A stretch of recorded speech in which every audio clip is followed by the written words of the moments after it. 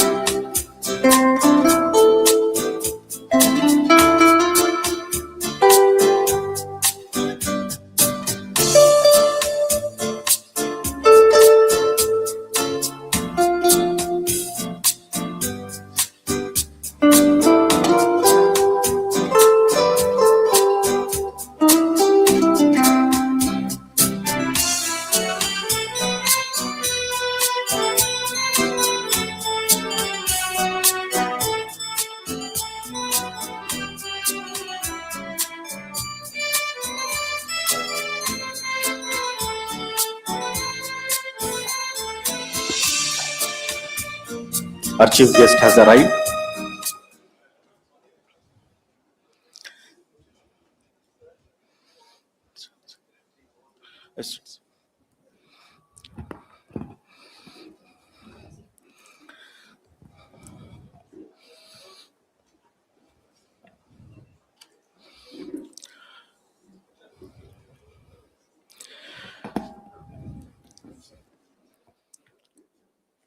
A very good morning, respected dignitaries, my dear colleagues. This is Dr. Mohammad Salahuddin, Principal, Al-Amin College of Pharmacy. Take great pleasure in welcoming you all to this unveiling of revised Pharm Syllabus as per NEP 2020 and this sensitization workshop conducted by the Rajiv Gandhi University of Health Sciences in association with Pharmacy Council of India, New Delhi. It is truly heartening to witness such an overwhelming and vibrant gathering of pharmacy professionals from across Karnataka.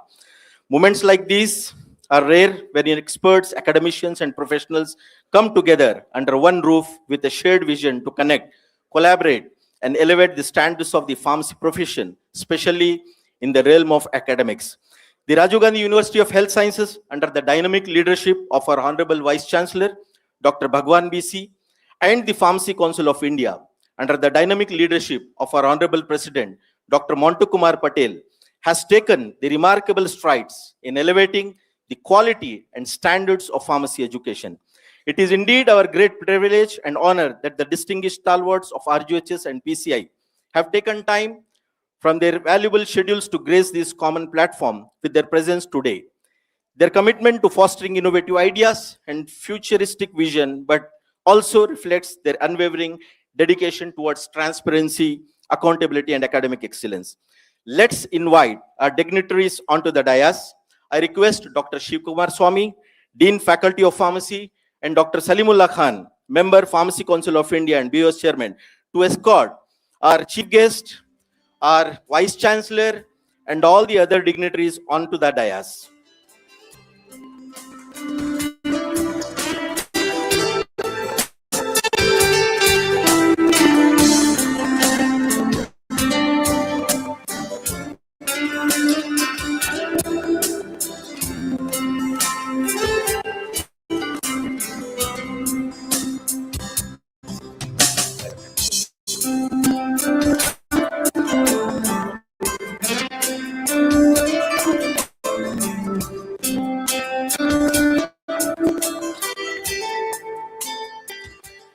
Ladies and gentlemen, please extend a big heartfelt round of applause to this united and action-oriented RGHS PCI team for their unwavering commitment to strengthening pharmacy education in our nation.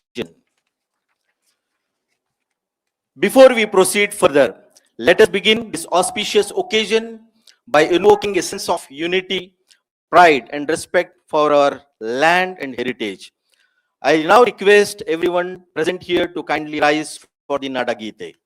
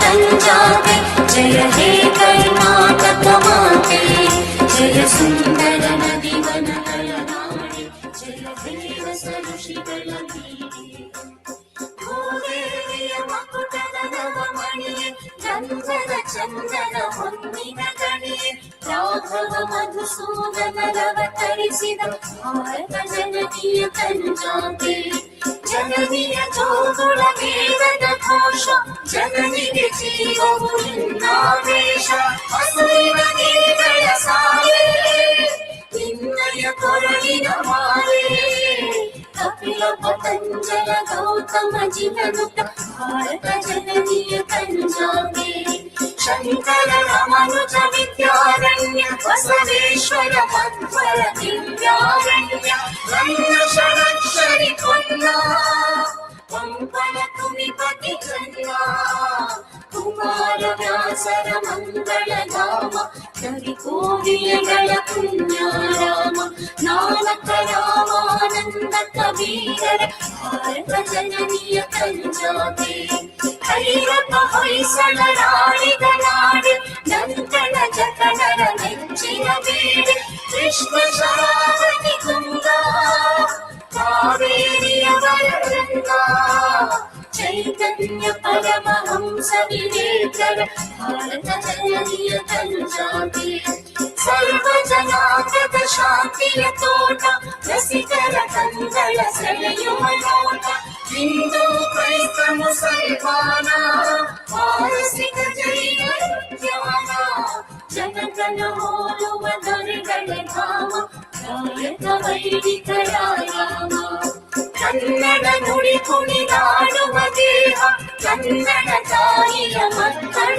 ದೇಹ ಭಾರತ ಜನನಿಯ ಕಂಜಾತೆ ಜಯ ಹೇ ಕರ್ನಾಟಕ ಮಾತೆ ಜಯ ಹೇ ಕರ್ನಾಟಕ ಮಾತೆ ಜಯ ಹೇ ಕರ್ನಾಟಕ ಮಾತೆ.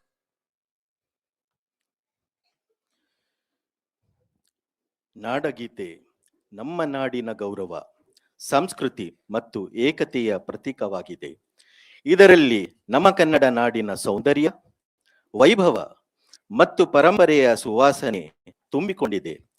ಈ ನಾಡಗೀತೆಯನ್ನು ಹಾಡುವ ಮೂಲಕ ನಾವು ನಮ್ಮ ಭೂಮಿಗೆ, ನಮ್ಮ ಸಂಸ್ಕೃತಿಗೆ ಮತ್ತು ನಮ್ಮ ಗುರುತಿಗೆ ಗೌರವ ಸಲ್ಲಿಸುತ್ತೇವೆ. ಇದರಿಂದ ನಮ್ಮೊಳಗೆ ದೇಶಭಕ್ತಿ, ಗೌರವ ಮತ್ತು ಒಗ್ಗಟ್ಟಿನ ಭಾವನೆ ಮತ್ತಷ್ಟು ಬಲವಾಗುತ್ತದೆ. Thank you, everyone.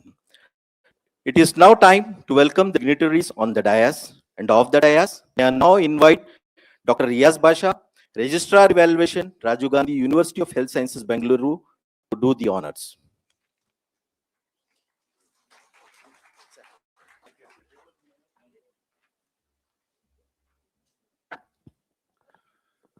Good morning, a very warm good morning to one and all. It's my honor and privilege to extend a heartfelt welcome to each one of you on this prestigious occasion, the unveiling of the revised Bachelor of Pharmacy syllabus in alignment with the National Education Policy 2020, jointly organized by the Pharmacy Council of India, the Karnataka Pharmacy Association, and Rajiv Gandhi University of Health Sciences. Today marks a historic milestone in the advancement of pharmacy education in India. The revised curriculum reflects our commitment to nurturing pharmacists who are academically competent, professionally skillful, ethically grounded, research-oriented, innovative, and globally competitive. On this prestigious occasion, we have a very important guest here today, who is our chief guest, Dr. Montu Kumar Patel, Honorable President of Pharmacy Council of India. We were just interacting with Sir's visionary leadership and unwavering commitment to strengthening pharmacy education and professional standards across the country have been truly inspirational. We are deeply honored by your gracious presence and your guidance for many activities through the RGHS, sir. Thank you, sir. Today we had few other dignitaries who were supposed to be here on stage. Due to political commitments, they could not come. Our Honorable Health Minister, Shri U.T. Khadar sir, Dr. Sharan Prakash Patil sir, and Shri Ritvik Kumar Pandey sir. I hereby welcome our beloved Vice Chancellor, Dr. B.C. Bhagwan, who is presiding over today's program. Sir has always been a visionary. All of us in the last 1.5 years, we have seen the university reach growing out and our outreach, lot of programs, including the students, the faculty, the teachers, every system he has tried to work on, be it the curriculum, be it academics, be it sports, be it cultural.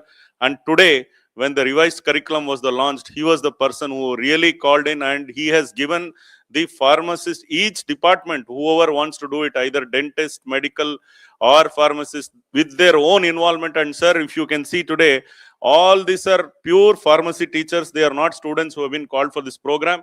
Around 150 colleges are there in pharmacy colleges. Each college is being represented here to attend this program. And this is the inclusiveness of our Honorable Vice Chancellor, who brings in all these people, sir. So I extend a warm welcome to Dr. B.C. Bhagwan for this program, sir.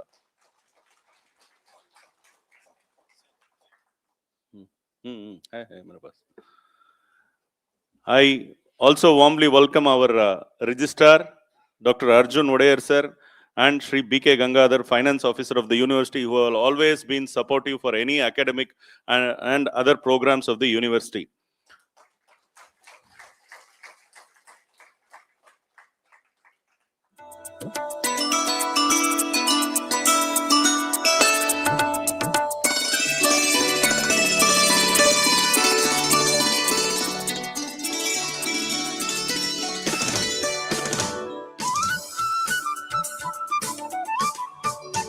I welcome our Dean, Dr. Shivkumar Swami, sir, who has taken the lead for organizing today's program, and he has been very vocal in carrying out the issues of the pharmacy colleges. I welcome Dr. Salimullah Khan, the Board of Studies Chairperson and the representative of Karnataka in Pharmacy Council of India. A warm welcome to you, sir, and he is spearheading the unveiling of the pharmacy syllabus.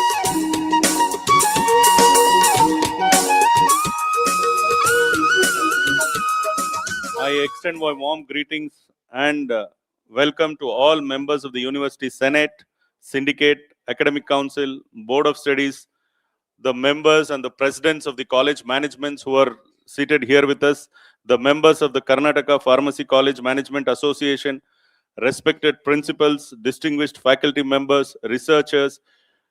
All your enthusiastic participation reflects the commitment of the academic fraternity towards excellence in pharmacy education. I also extend this opportunity to extend a warm welcome to all our invited guests, media representatives, officers and staff members of the university.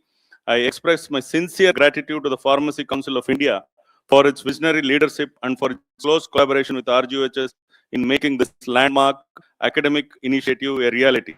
I once again extend my heartfelt welcome to each one of you. I wish today's program every success and sincerely hope that all the deliberations and decisions will pave for a brighter future for pharmacy education in India. Thank you, Ananda.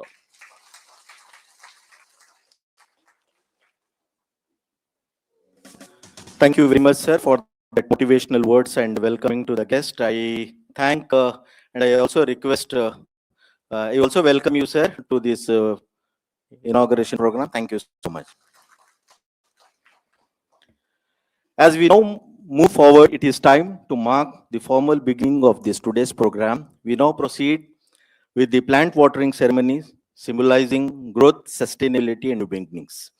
May I request our esteemed dignitaries to come forward and join us for watering the plant, signifying the commencement of today's program.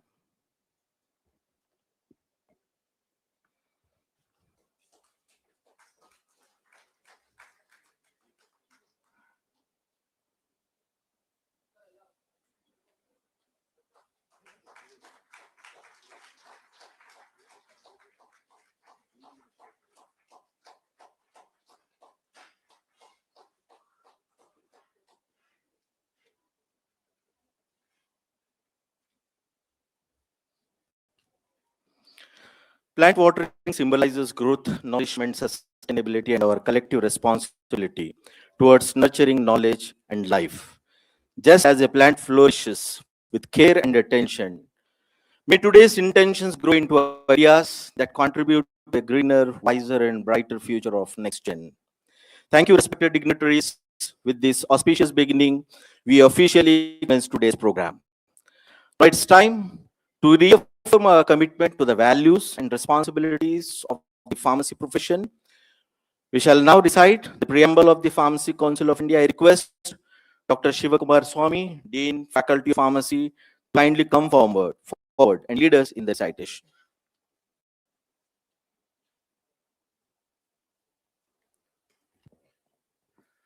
Good morning. Respected Chief Guest, Dr. Montu Kumar Patelji, Honorable Vice Chancellor, Dr. Bhagwan Sir, respected Registrar, Arjun Dear, Registrar Evaluation, Dr. Riaj Pasha Sir, Finance Officer, Gangadhar Sir, my colleague, Dr. Salimullah Khan, dignitaries of the management, officers of university, members of PCI, principals, staff, invitees, media person, and delegates. The Bachelor of Pharmacy program is designed to prepare competent pharmacy graduate capable of meeting the evolving healthcare, pharmaceutical, industrial, and research needs of the society. In alignment with national policy, the Pharmacy Council of India has revised the Pharm curriculum to promote the competency-based education, multidisciplinary learning, flexibility, innovation, entrepreneurship, and lifelong learning.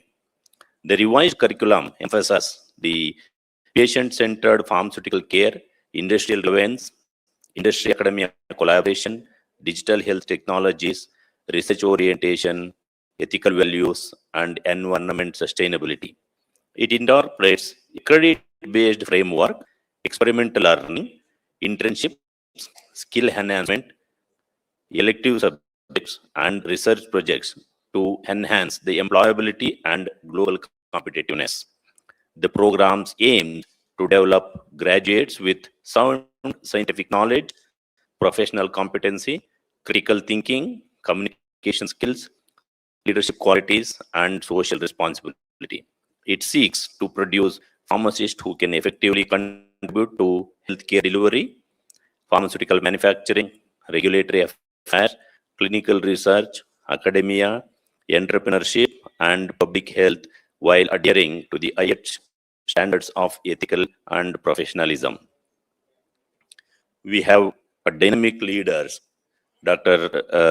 Montu Kumarji, who has taken all the efforts in revising the syllabus after the gap of 12 years. Earlier it was 2014, now 2026. Under his leadership, they have brought out a beautiful syllabus covering all the aspects of pharmacy, which is a revolutionary, including artificial intelligence, machine learning, sociology, communication skill, everything. And we also have with us Dr. Sharat Chandra, a member of PCI and policy head, who has also joined with our Montu Kumarji in framing this syllabus. We are happy to have Dr. Sharat and Montu Kumarji for unveiling this syllabus at our university. Rajiv Gandhi University of Health Sciences, Karnataka, largest health science university in India, having more than 1,700 affiliated institutions, has consistently endeavored to promote excellence in health science education through the adaptation of contemporary curricula that addresses evolving needs of healthcare, pharmaceutical sciences, and society.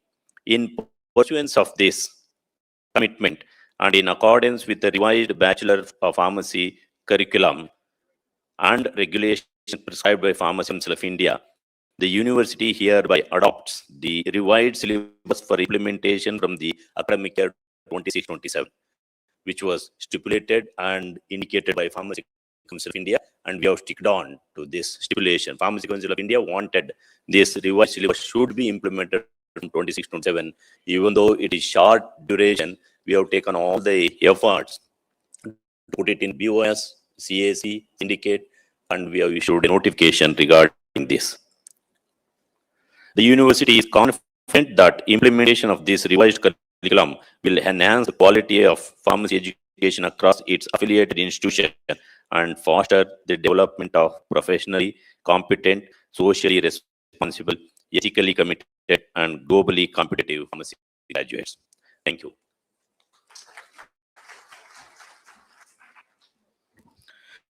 Thank you very much, Dr. Shivakumar Swami, for that inspiring and meaningful recitation. We beautifully reaffirm our commitment to the values and responsibilities of the pharmacy profession.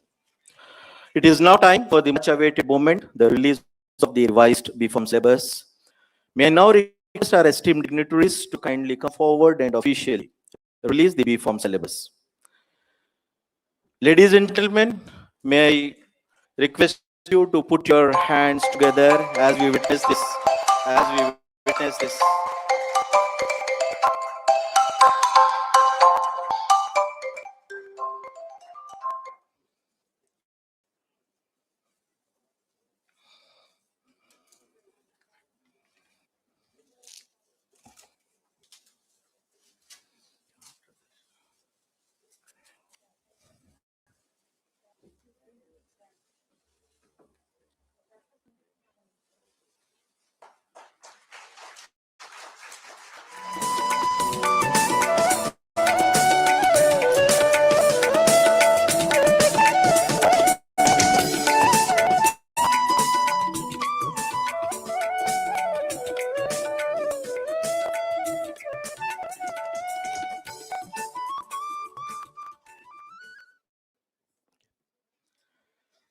Thank you very much, esteemed dignitaries, for the honors.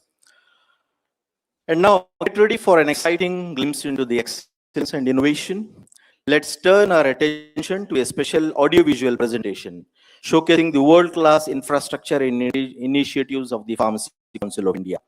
Sit back, relax, and enjoy the AV.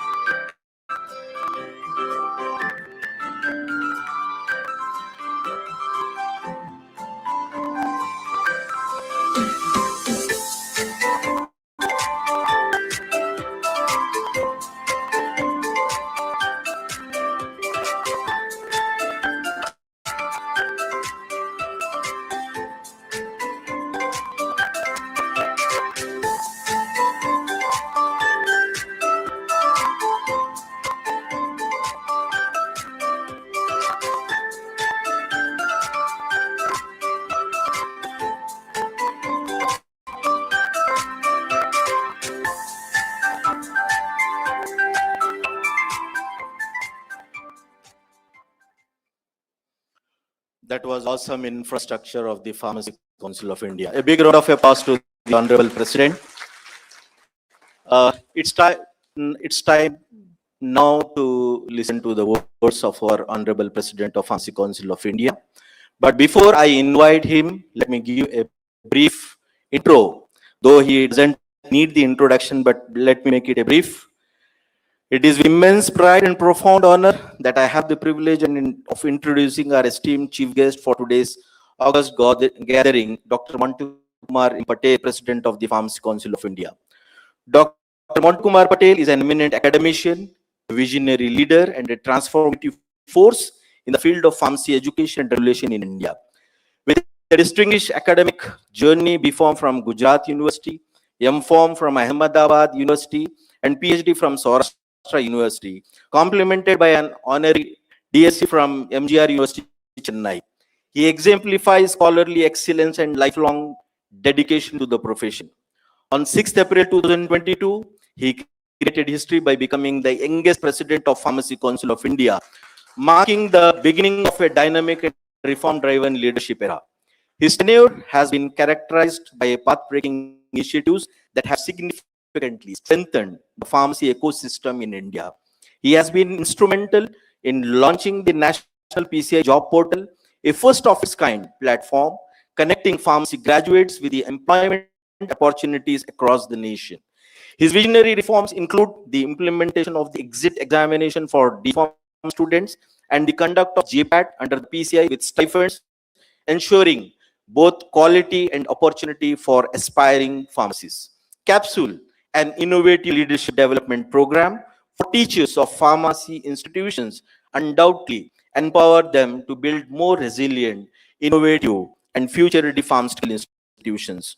Dr. Patel has further championed transformative systems such as the single window registration process and the introduction of a centralized registration number linked with Aadhaar, thereby fostering transparency, efficiency, and a unified professional identity across the country.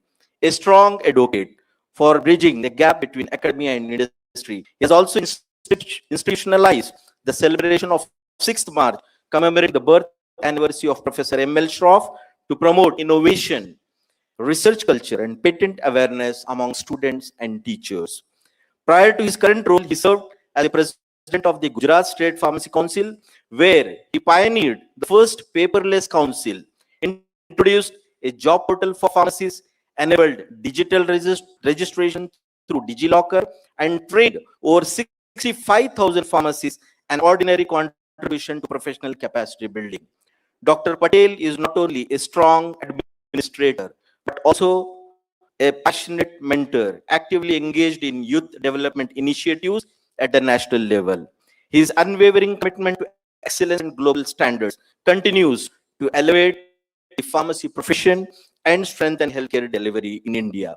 Today, as we gather for the unveiling of the revised B.Pharm syllabus as per national education policy, we are truly privileged to have such a dynamic and inspiring leader in our midst. Ladies and gentlemen, please put your hands together and join me in extending a warm and heartfelt welcome to our esteemed chief guest, Dr. Mantu Kumar Patel.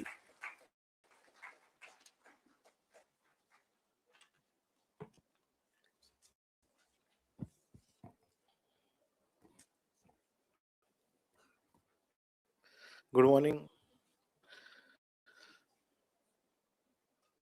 Rajiv Gandhi University of Health Science Karnataka Vice Chancellor Sri B.C. Bhagwan sir,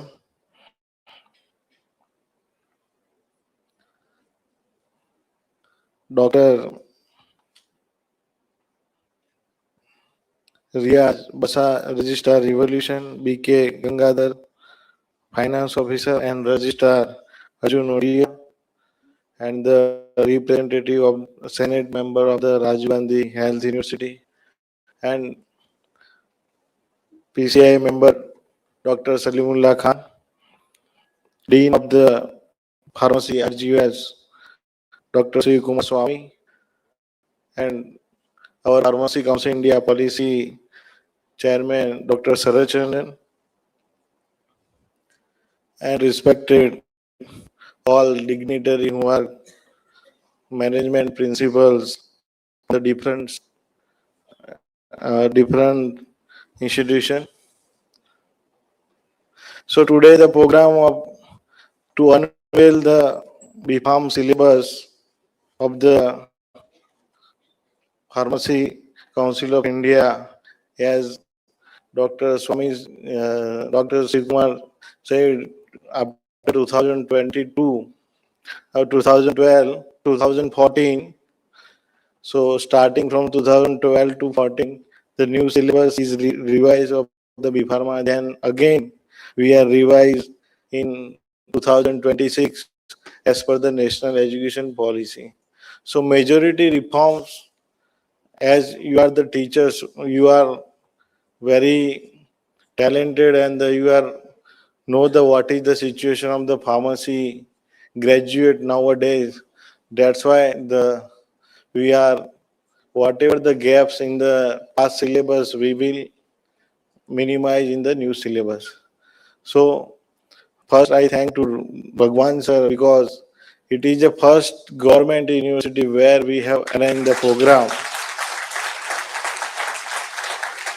because in all over India many state universities there, but I think for proactive role is a Rajasthan, Rajiv Gandhi University of Health Science, and another.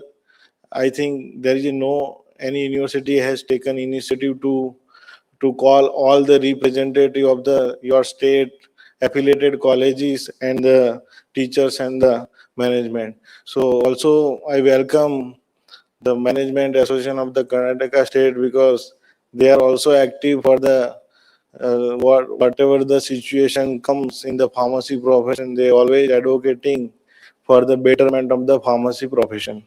So many teachers are very active of your Karnataka state. That's why the education in pharmacy profession in earlier stage there is only pharmacy colleges in Karnataka. That's why across the country all students came to here to study the pharmacy course in the Karnataka. Even Gujarat, Maharashtra, Uttar Pradesh, Bihar, and all the state. So always you are the front of the pharmacy profession. That's why the university is proactive for launching of new syllabus and the implementing of the new syllabus. And I am also thankful the board member of the Karnataka Rajiv Gandhi Health University who are taking initiative to implement the syllabus from this academic year. So I give the some uh, crunks of the new syllabus because many stakeholders are present here.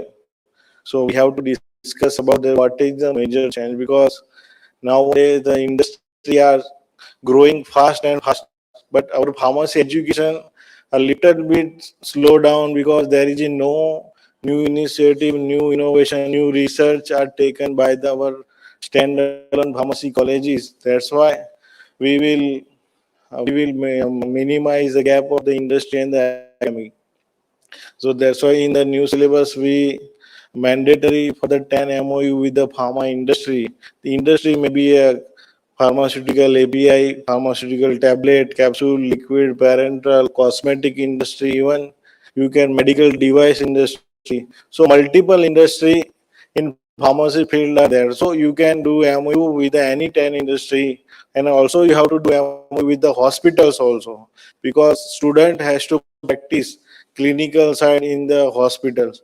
That's why we have mandatory requirement for the 10 MOU with the pharma industry as well as hospitals. So student can get knowledge of the current scenario of the pharma industry and the hospitals. So that's why we included in the new syllabus.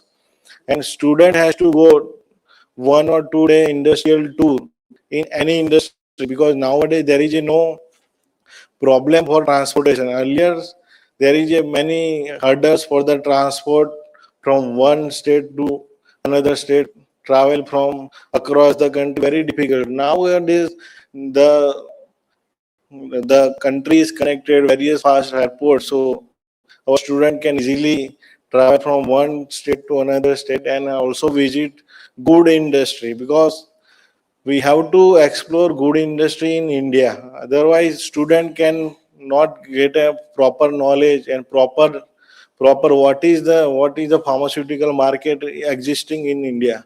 So if he visit good standard of industry, then he can take a knowledge and also interact with the good industry expert. So that's why we included in the syllabus for the pharmaceutical industry MOU, and also pharmacy industrial tour in hospital as well as pharma industry. So student and teacher can interact with the industrial expert and all other necessary, the whatever the expert have knowledge, they can transfer to each other.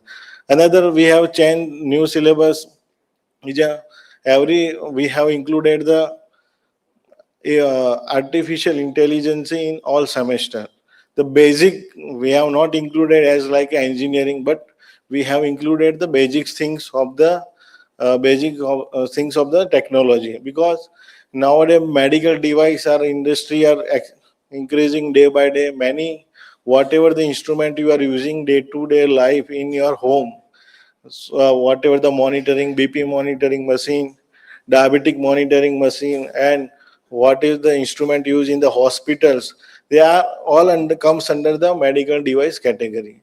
So our pharmacy students have to knowledge, otherwise they cannot get a benefit, and engineering student replace our pharmacy student. So that's why we included the artificial intelligence in the our pharmaceutical BPharm syllabus, because whatever the innovation research take place in the medical device industry, the engineering requirement is a must.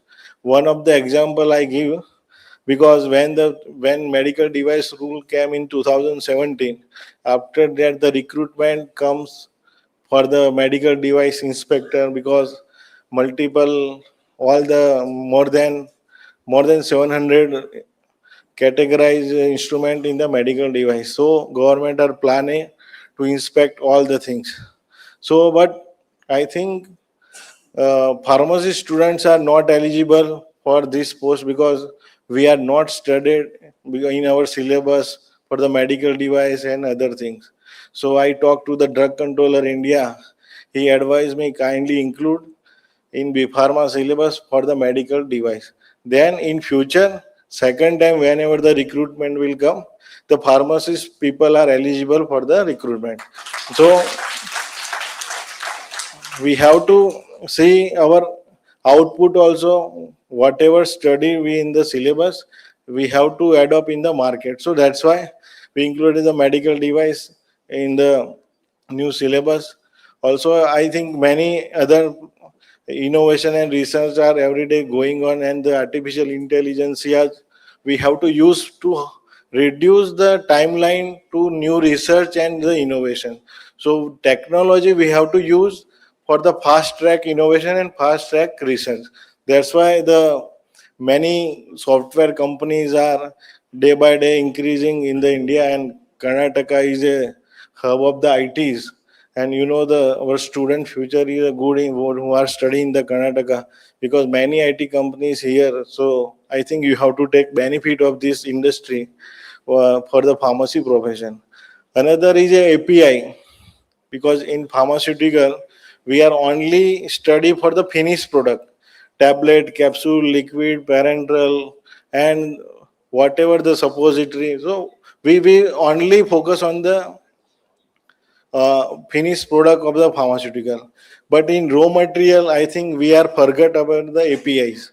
So BSc people are more active in the API industry. That's why in pharmaceutical company, the top position was taken by the BSc people only, because it is a gap. Why we are discussing? It is a gap between the academic and the industry.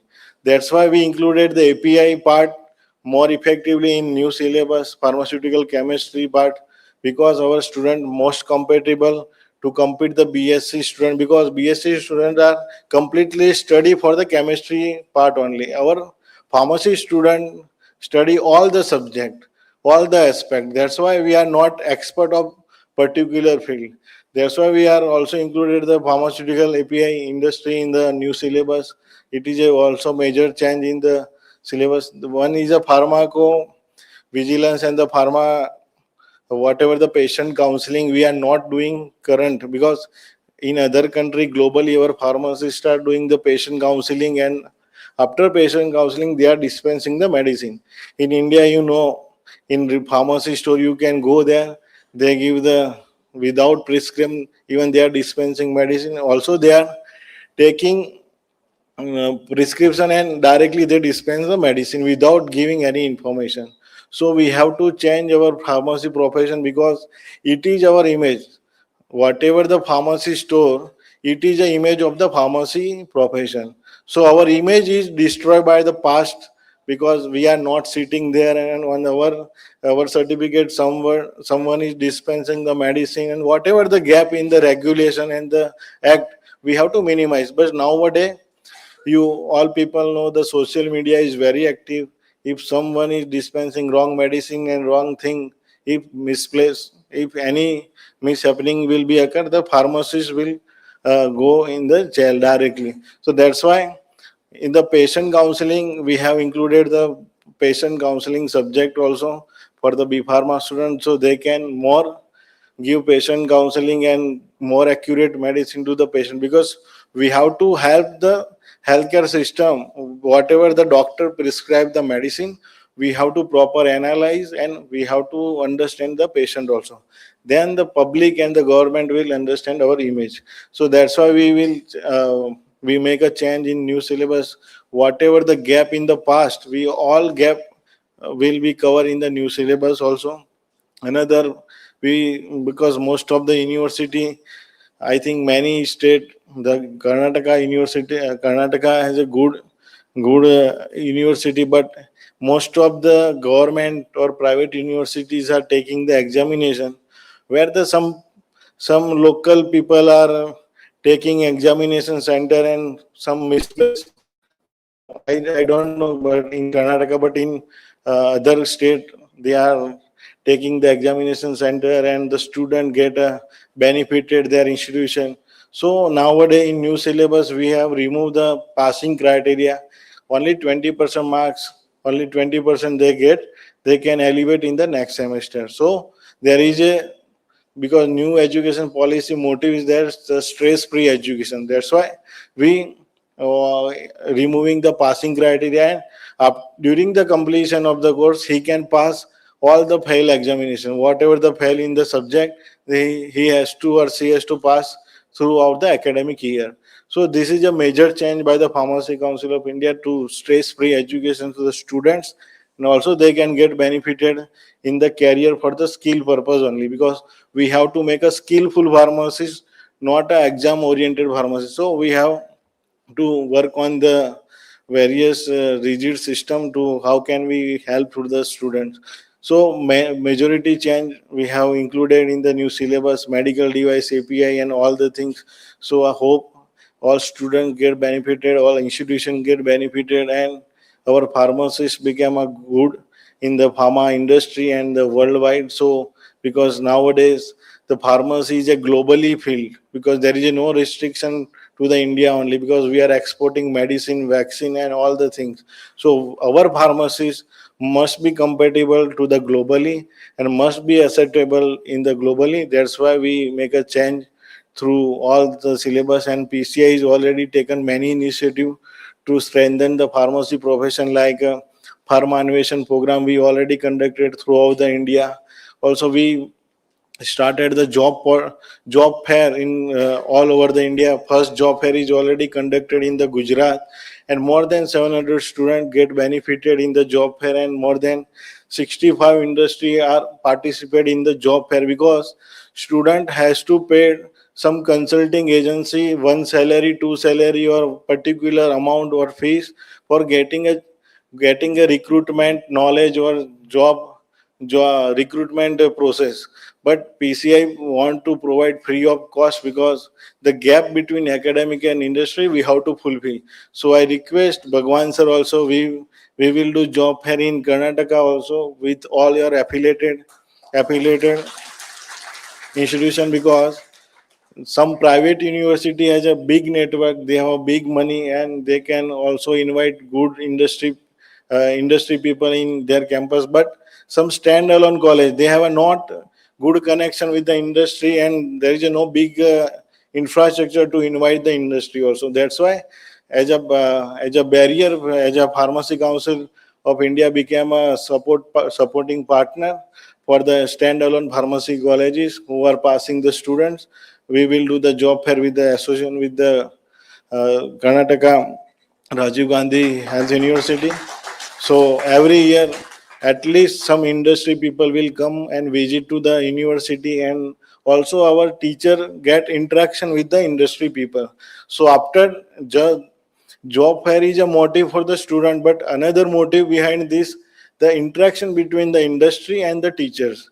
So because industry people will come, they will interact with our teachers and get some exchange some knowledge and exchange some information. So our teacher and as well as industry get benefited each other. So that type of program we have to conduct. So gap will be decreased between the industry and the academia.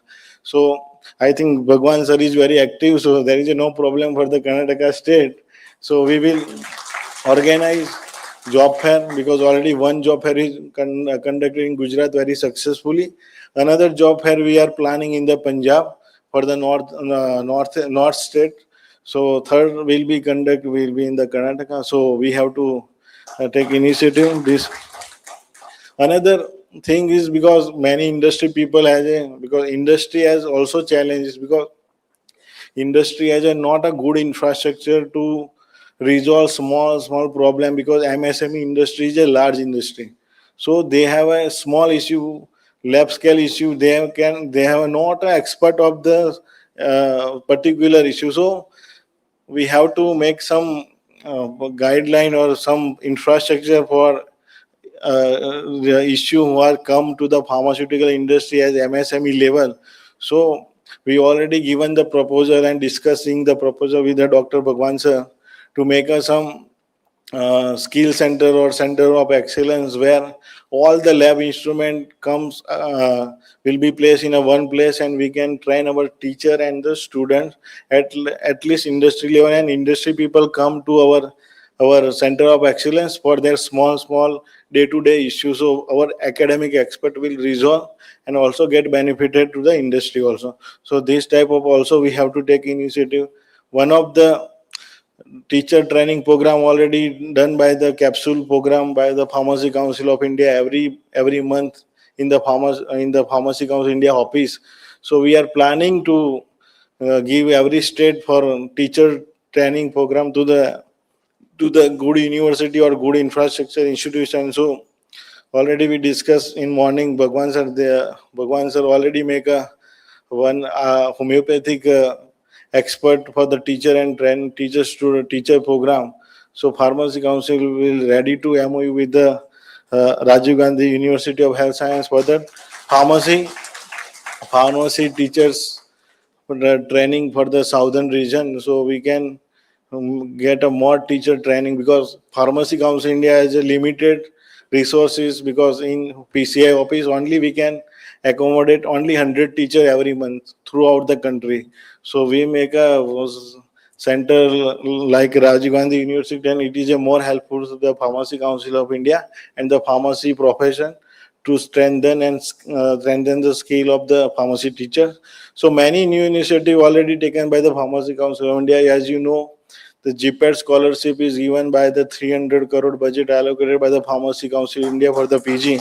So many now we are launching research promotion scheme within a 1 month for the teachers and the students who want to the research in the prominent research, because we are support to the all the pharmacy profession. So I request to all the teachers and the students get more benefited, because you have to participate in every program of the Pharmacy Council of India. So you can take a knowledge, and also you can upgrade your system of the institution, because nowadays if you not upgrade your education system, then you have to out from the competition. So I request to all kindly support to all the Pharmacy Council in the activity, and also whatever the benefit we have to take, we are ready to give to you for the pharmacy profession. And I think today the seminar for the new syllabus is very fruitful to you. And whatever the suggestion for the new syllabus, we are ready to accept it because we are now implementing phase. So maybe some small issue and some problem will be occur in every state, because every state has a different work pattern also. So kindly suggest, we can minimize and we can rectify the issue. So there is no issue, no problem for the Pharmacy Council of India. We please do not criticize but give the suggestion, so we can utilize your suggestion and we can correct the whatever the small issue remaining in the new syllabus. So we can always welcome your suggestion. And thank you for inviting me for the unveiling of the B Pharma syllabus of the Pharmacy Council of India. And thank you once again, Rajiv Gandhi University of Health Science. Especially thanks Bhagwan sir, because already I told the first university, government university who are like doing this type of the program. Thank you. And thank you, Bhagwan sir. And I always support Rajiv Gandhi Health University, whatever the support need from the Pharmacy Council of India for the development of the pharmacy education, we are ready to do it. Thank you. Jai Hind, Jai Bharat. Thank you very much, Dr. Montu Kumar Patel ji. He has been always vocal in many of Karnataka, Rajiv Gandhi University of Health Sciences, and Karnataka State Pharmacy Council. Standards that are been maintained, he has always been vocal to popularize that Karnataka stands for quality. Thank you so much. And we also appreciate for the syllabus which you have launched, which you have initiated and included the ability enhancement courses, skill enhancement courses, add-on courses in the syllabus. This will definitely make the next gen more competitive and the skilled. And it's time now to move on the felicitation of our esteemed chief guest, Dr. Montu Kumar Patel ji. May I now request our Honorable Vice Chancellor, Dr. B.C. Bhagwan, to kindly felicitate our chief guest. We have been you could see it, our felicitation is only with the memento, no bouquet, garland. This is the initiative been made by the Rajiv Gandhi University to prevent the resources, and a simple way of felicitation been carried out in every program that has been made by the Rajiv Gandhi University. Thank you so much. I also request the Management Association, Dr. Shivakumar, Secretary, Professor Baswaraj Ramnal, President, Dr. Sachindra L. Nargun, Secretary, Sanjay Chincholi Sahab, Dr. Narsima Raju, Shri Kiran Reddy, Shri Arif, Shri Rupesh Eklaskar, and Dr. B.K. Soni to please join to felicitation of our President of Pharmacy Council of India.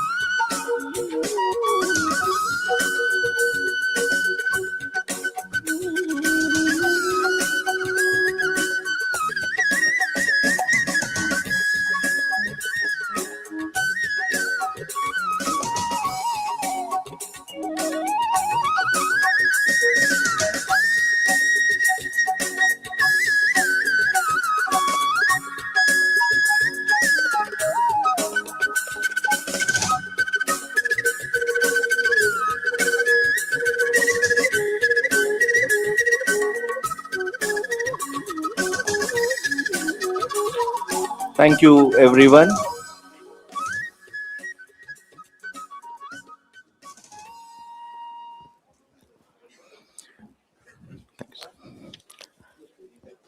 It's time now to listen to the words of our Board of Studies Chairman, Dr. Salimullah Khan, who has been the leading inspiration in organizing this event through Rajiv Gandhi University of Health Sciences in association with Pharmacy Council of India.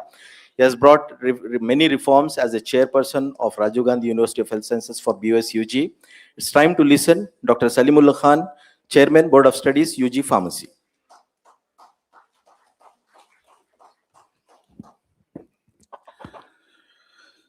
Honorable Chief Guest of the Day, Dr. Montu Kumar Patel ji,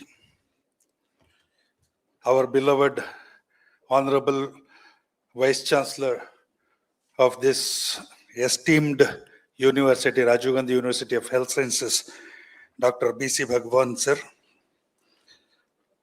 respected Registrar Sri Arjun Odair sir, respected Registrar Evaluation Dr. Riaz Basha sir,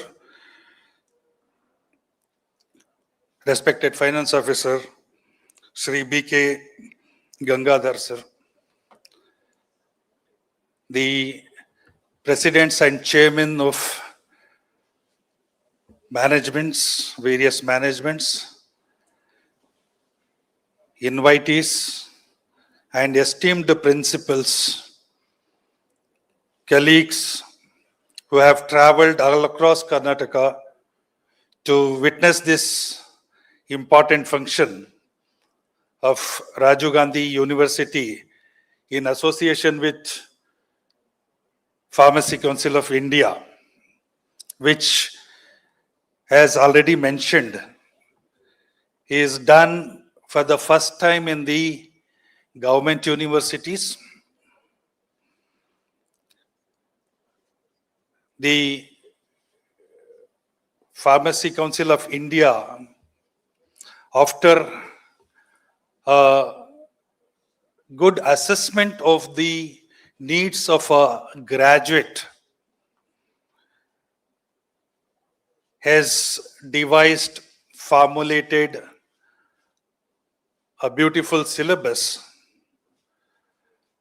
which has been went through a long journey for about 2.5 years, underwent various scrutinies, incorporated various suggestions made by the faculty members, and finally came to the light of the day in this year, 2026. All of us know it is a very beautiful syllabus. It is worthwhile to put so much of hard effort behind preparing such beautiful syllabus. Now, Rajiv Gandhi University is Asia's largest, one of the largest universities, which is well respected all across the globe, not only in India. And the respect for the university is not because of its size and volume, but because of the quality of the students, which university has consistently maintained, which is respected all across the globe. Looking at the quality of our university, when the Pharmacy Council of India issued a circular for implementation and a BOS meeting was held, and during the meeting and the post meeting, we had several rounds of discussion with the CDC chairman, our dean sir, and myself. We have spent days together discussing every single clause of the syllabus, its relevance, its importance, and then was recommended to the CSE. And it is approved in CSE, thereafter Senate and Syndicate. Now it has come to the light of the day. The Board of Studies has made various efforts to bring uniformity and a good examination pattern in the university, and has been instrumental in providing right time results. To the knowledge of our President Montu Kumar ji, our examinations are conducted and monitored physically by the observer, and also online monitoring system where every single examination center is monitored. And we do the double evaluation system for a uniform evaluation to make sure that there is no injustices done to the student. And we declare results immediately after the practical examination, the day the practical examination ends, or very next day of the practical examination ends. So this is the Rajiv Gandhi University, and that is why we have been able to maintain our, the standards globally. Coming to the syllabus, we have one of the key architect of the syllabus, Dr. Sharat Chandra. He will give you a brief overview, followed by which I will once again take you through the syllabus in detail.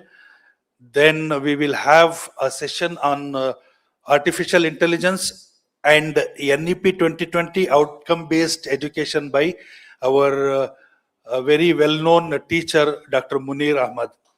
So this is how the sessions are planned. I am very much thankful when this syllabus was ready and approved.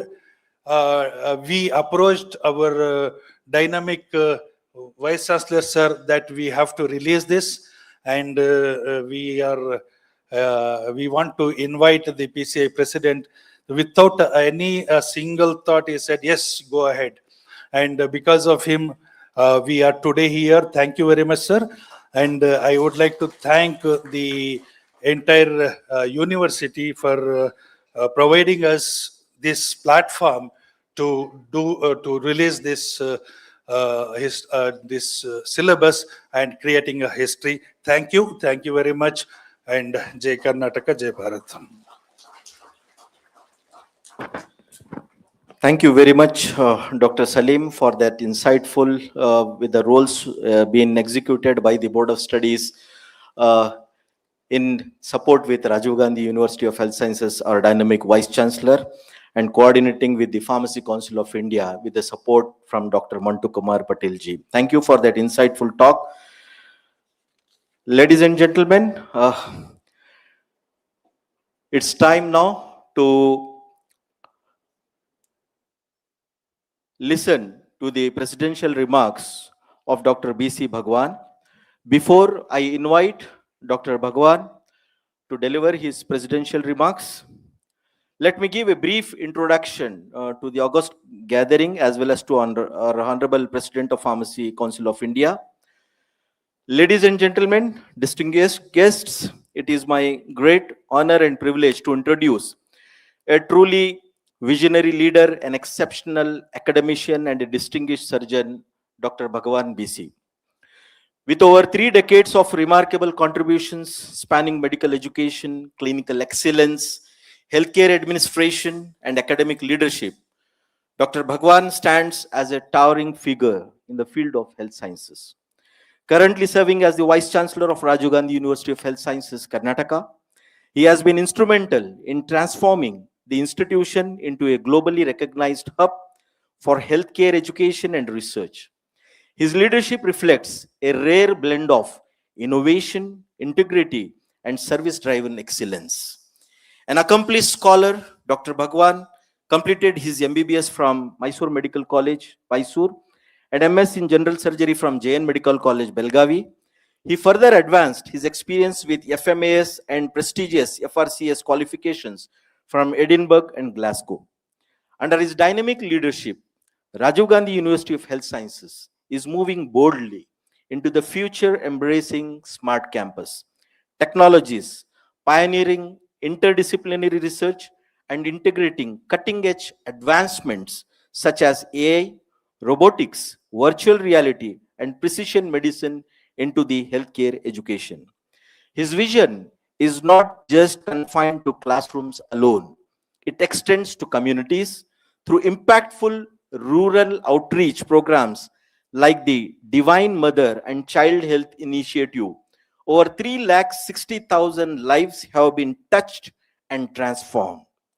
Under his forward-thinking leadership, RGHS has witnessed a series of impactful and transformative initiatives, championing health and sustainability campaigns, promoting drug-free, tobacco-free, and plastic-free campuses, driving academic expansion through advanced fellowship and degree programs in emerging disciplines, revitalizing faculty and student development through RATI with hybrid learning and digital platforms, establishing a centralized placement cell opening doors to global internships and enhanced career readiness, fostering research and innovation with annual funding exceeding rupees 5 crore and the creation of incubation and advanced research centers, promoting holistic student development through initiatives in wellness, financial literacy, and self-defense.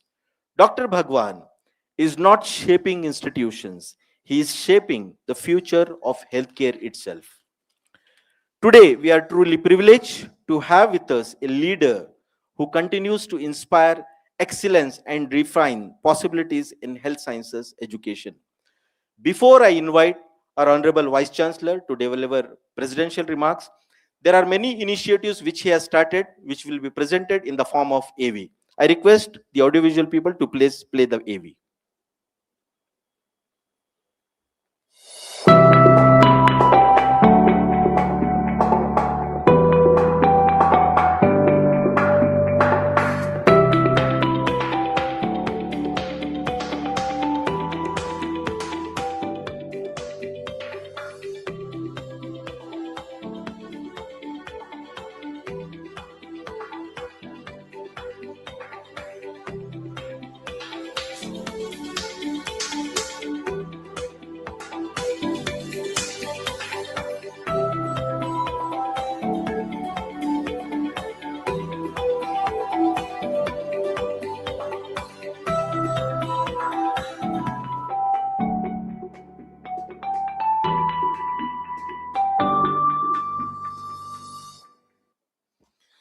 A big round of applause to the visionary leader.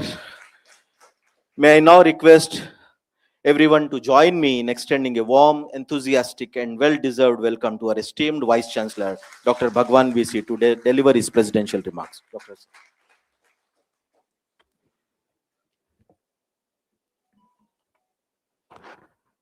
Thank you very much for the introduction and welcome. Good afternoon to everyone, and very warm welcome to Rajiv Gandhi University of Health Sciences. Today it's a very pleasant academic feast and a truly auspicious occasion for the university, as our Mantu Patel ji put it right away, that this is the first government university in the whole country to stand up to the reforms being done by the Pharmacy Council of India. We are truly honored to hear from him, and with all our interactions since last few months, and especially today in the morning hours before even we started this program, PCI and Montu Kumar Patel ji has truly aligned with our university, and he feels it's one of his own and PCI's universities, and I'm very, very happy about it. And he is ready to launch many programs with Rajiv Gandhi University of Health Sciences. Today, friends, we should have had our two honorable ministers and also our secretary for health. Unfortunately, some of the political developments and visit of our honorable Prime Minister of India, the government missionaries are quite busy and they couldn't attend the program personally, but they have conveyed to me to convey to all that whatever syllabus, new syllabus or modified syllabus being unveiled today, they are very happy and they have appreciated the initiatives of both PCI and Rajiv Gandhi University of Health Sciences.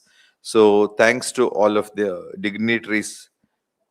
And today we have Senate and syndicate members,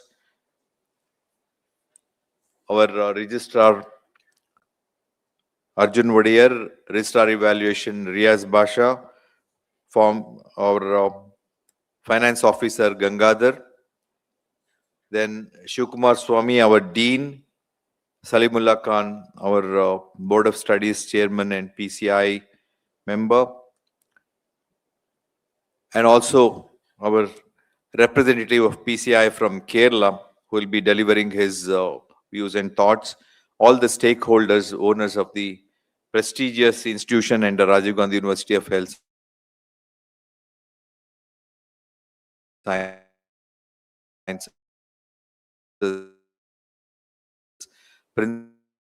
principals, teachers, academic members of university.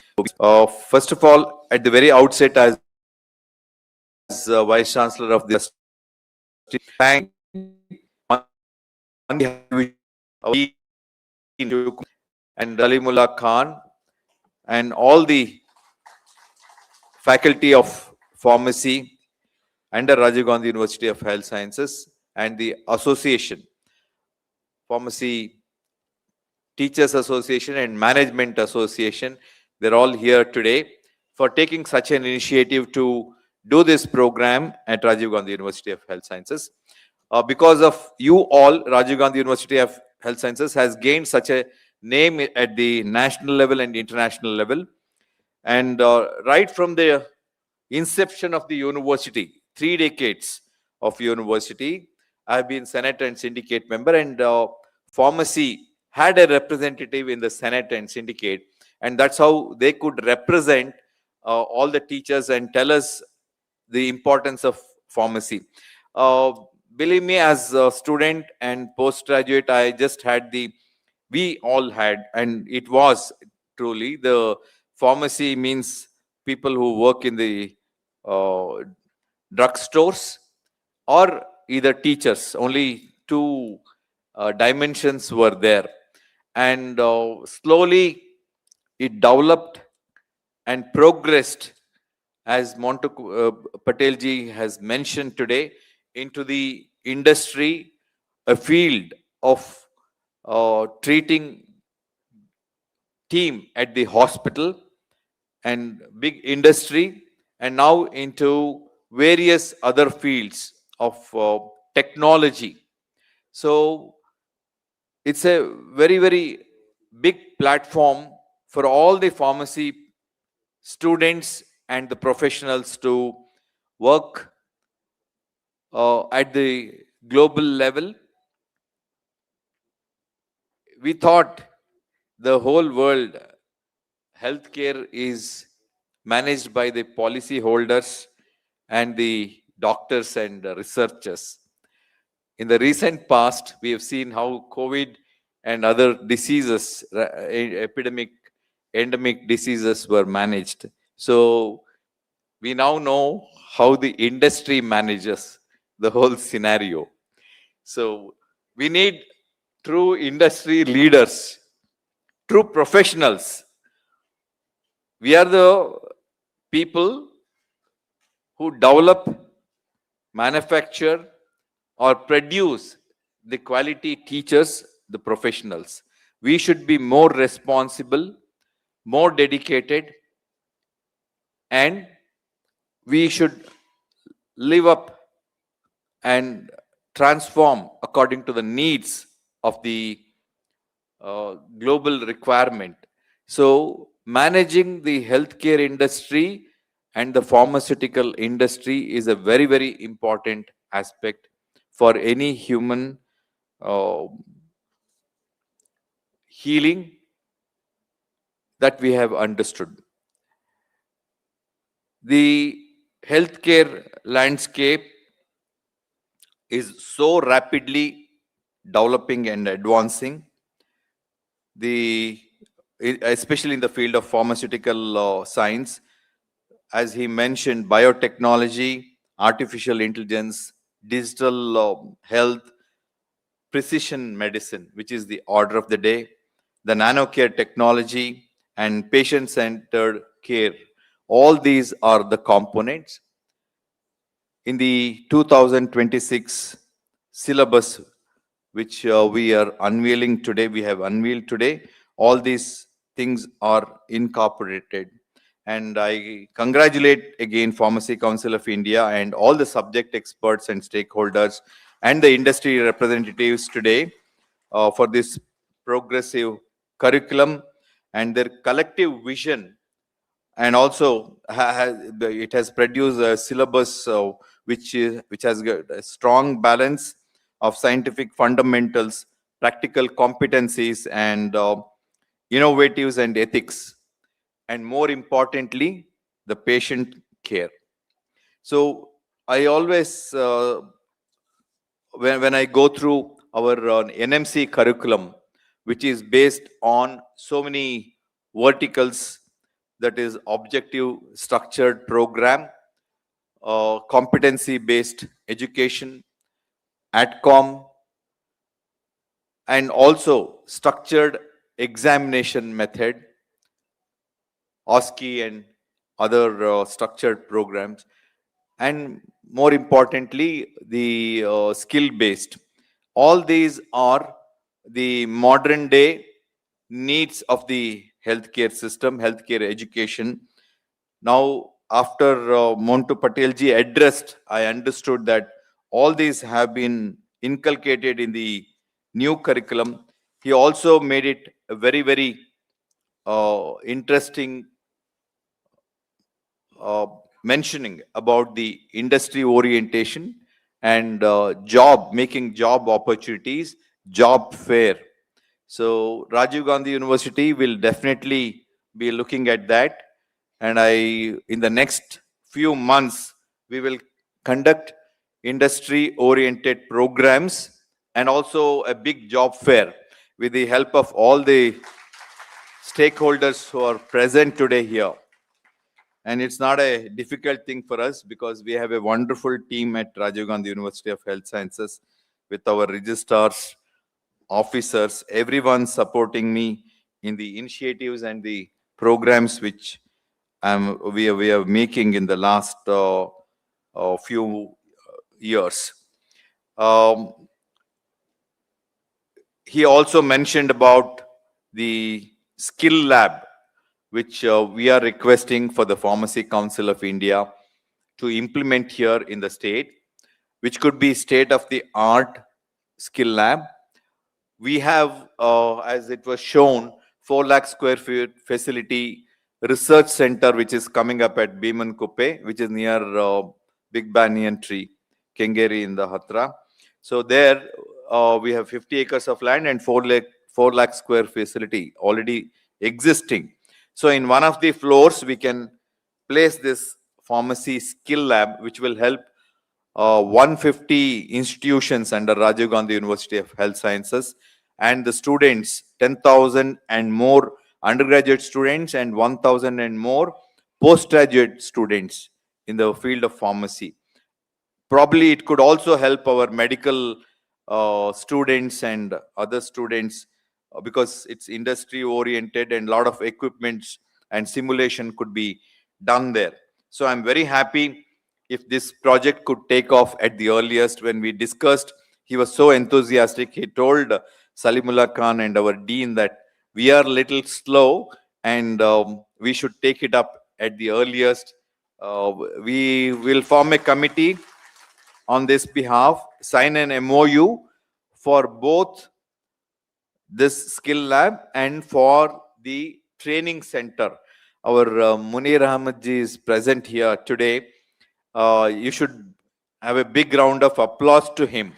He is the man who really gave a wonderful place for the Rati, Rajiv Gandhi administrative and academic training.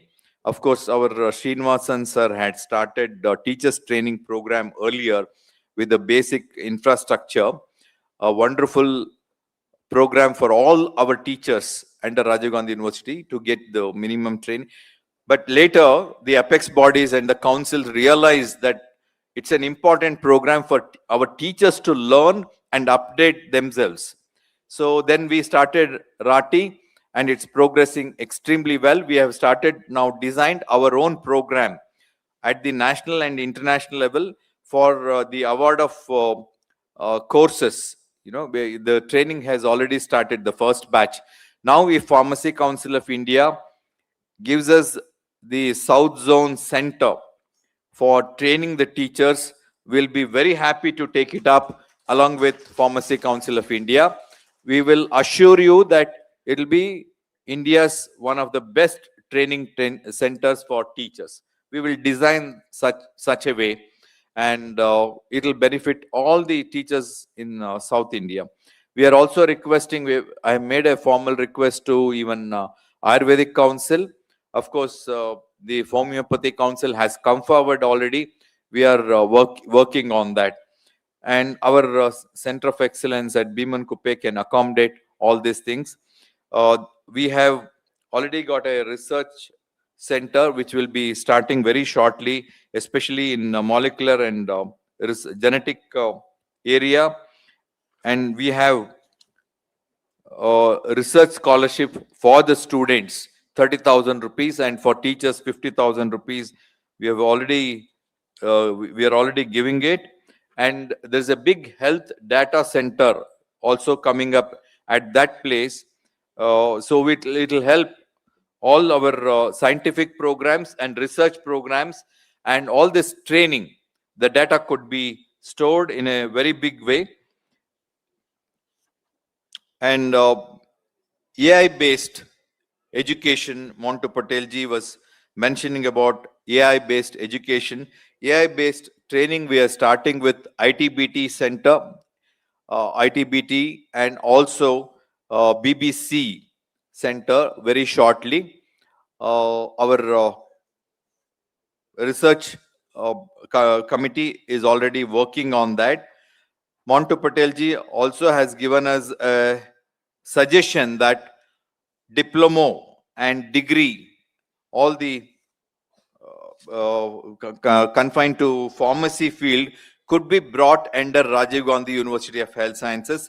Our act has to be amended for that, but it'll be a great initiative if we could do that. We will definitely look forward to doing that, because we are already conducting examination. He had concern about few states wherein the examination system is completely diluted, and concern about the efficiency of the departments in conducting, and also the monitoring system to conduct this examination. Rajiv Gandhi University of Health Sciences is the first university in healthcare that started online QP, question paper transmission, digital valuation, peripheral scanning. We are the pioneers and leaders in the country. And even today, we are being appreciated by every university, other university, and even by commissions for our activities in the field of examination. So I would request the PCI president to have a look at our facility after this program. And I'm too happy that today we have discussed so many issues, and this is the best opportunity when we invite physically and have an interaction with people at the national level and the state level. So many things could be collaborated and exchanged, the programs. We continue to have this kind of interaction with Pharmacy Council of India and other councils too at Delhi. and we will take our common agenda forward in the days to come. I sincerely thank all of you for having participated in this program, and I hope you will continue these initiatives and take our programs, whatever we have discussed, to the next level, so that it will help not only our state of Karnataka, but also our country to progress in the field of pharmaceutical pharmacy, and help our teachers and students alike. Thank you very much for giving me this opportunity. I again thank all the stakeholders. Tomorrow, I have to mention, I've made it a mandatory thing to talk about it in every program, wherever they invite me, whether it's in a wedding or a program, to make our country, our state, Nasha Mukt. And we should shun drug abuse and keep our lifestyle very, very healthy, especially our students and younger generation. Tomorrow, Honorable Prime Minister of India is addressing our nation, especially youths, and we have organized this online program at 10 places in the medical colleges across the state. And also link has been shared with all the teachers and principals of the various colleges. Please log on to that link, open that link and watch the program. Our country needs the better lifestyle and Nashamukt campus among our all our colleges. Thank you very much again for giving me this opportunity. I wish you all the best. An academic feast in the next presentation. Thank you.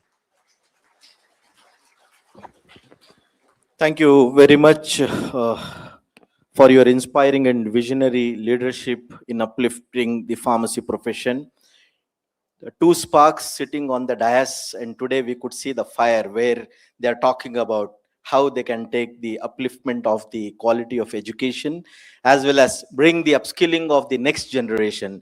This is quite first time happening in India, and a big round of applause to the initiatives that are going to happen and that has been taken. Thank you so much, sir. It's time to felicitate our Honorable Vice Chancellor, Dr. Bhagwan BC, and I request the Management Association members to please join in on the dais and felicitate our Honorable Vice Chancellor, Dr. Bhagwan BC.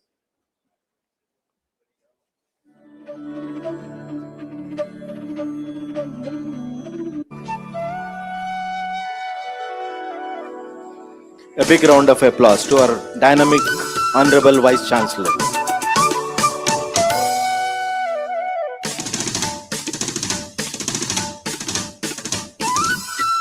I also request management members to please felicitate our Honorable Registrar, Shri Arjun Odeer.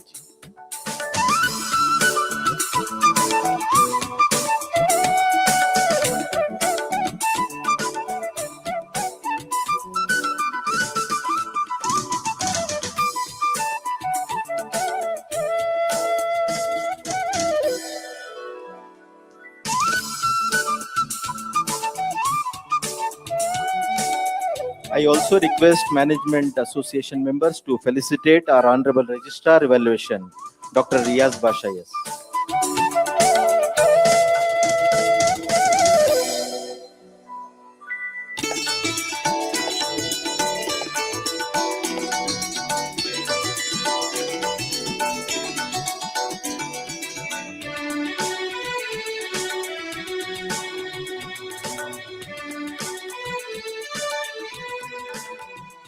I also request our management members to felicitate our Finance Officer, Shri B.K. Gangadhar.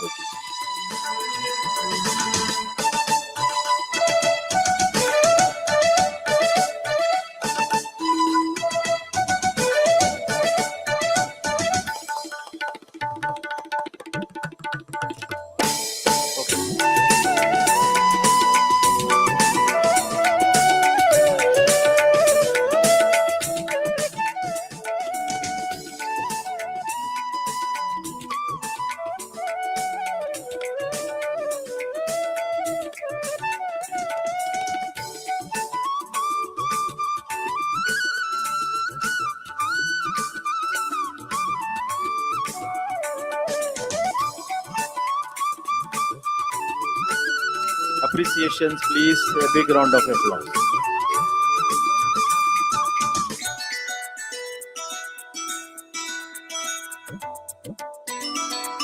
Thank you to the management associations.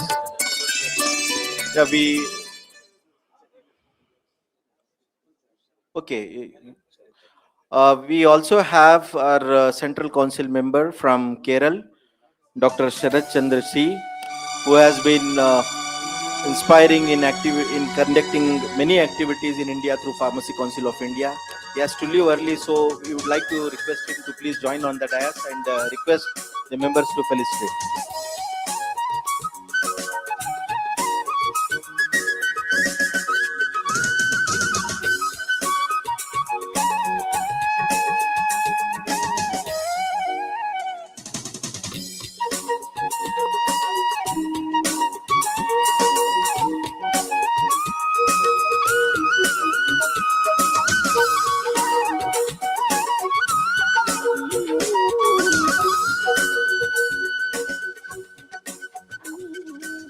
Thank you to the dignitaries, Management Association.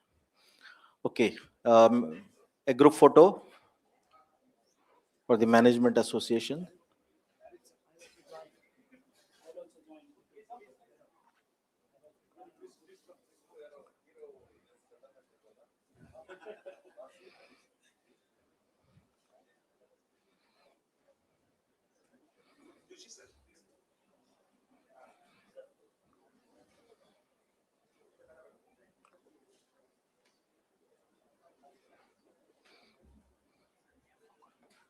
Got it.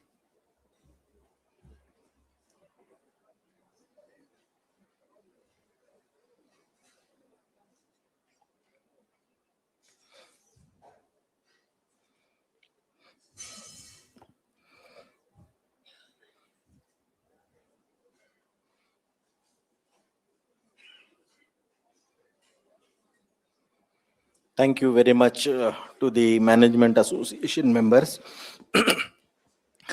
We have come to the conclusion of this program. Before that, I would like to invite Dr. Sachindra L. Nargun, the Secretary of the Karnataka Pharmacy Colleges Management Association, to propose the vote of thanks. Dr. Sachindra L. Nargun.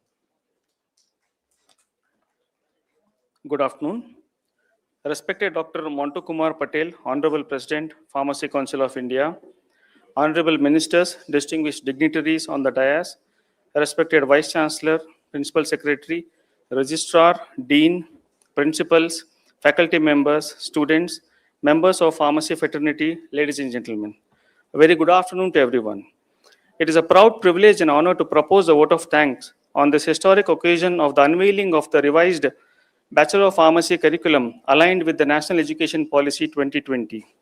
Today marks a significant milestone in the evolution of pharmacy education in Karnataka and our nation, reflecting our collective commitment to nurturing competent, innovative, ethical, and globally competitive pharmacy professionals.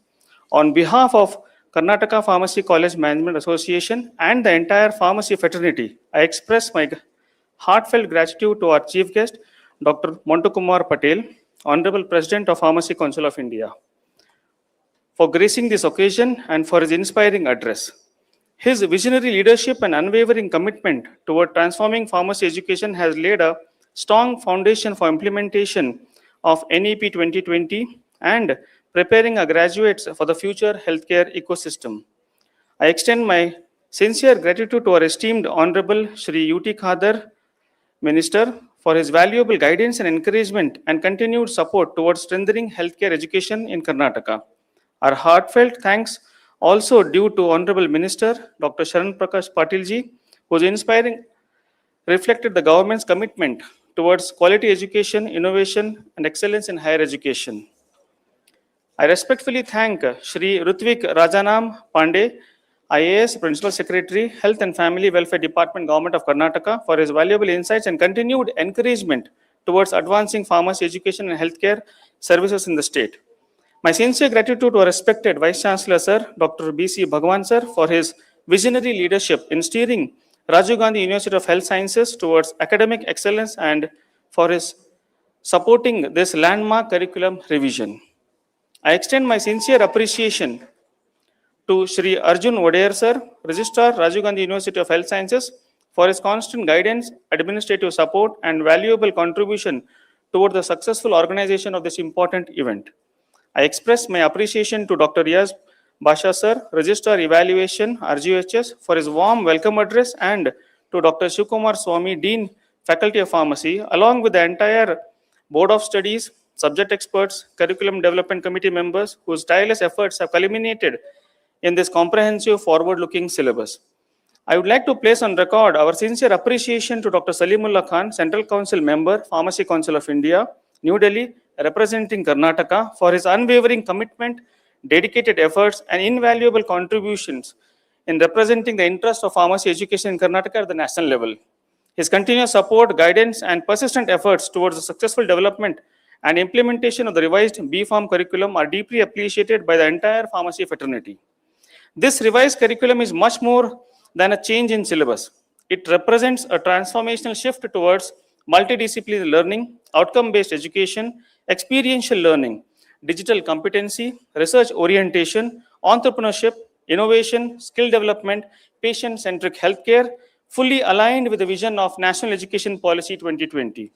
I would like to acknowledge the dedicated efforts of officers and staff of Rajiv Gandhi University of Health Sciences, the Pharmacy Council of India, the Karnataka Pharmacy College Management Association, members of Board of Studies, Curriculum Committee, Organizing Committee, faculty members, volunteers, and every individual who has worked tirelessly behind the scenes to make this event a grand success. Goes to all researchers, and students joined us today and towards strengthening facilitation and health of nation. And new curriculum.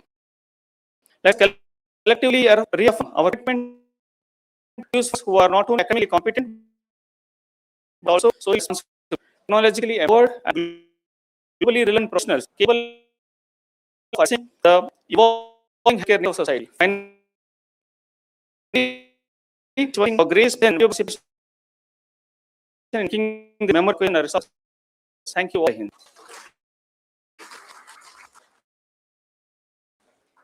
Very much, Dr. Session, for doing so.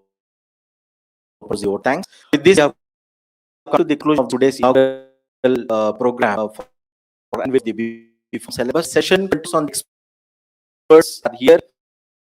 University will be seated.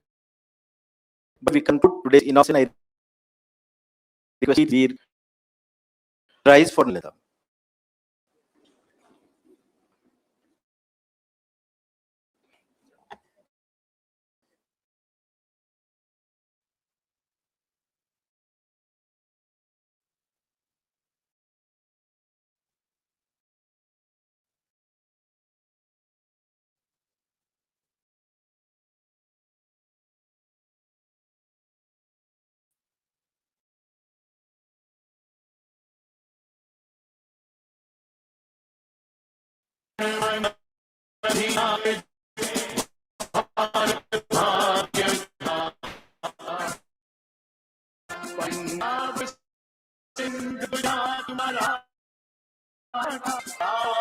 Utkal बंगा विंध्य हिमाचल यमुना गंगा उच्छल जलधि तरंगा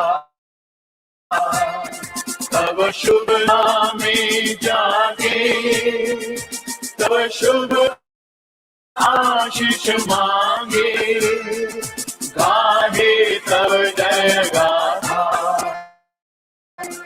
जन गण मंगलदायक जय हे भारत भाग्य विधाता जय हे जय हे जय हे जय जय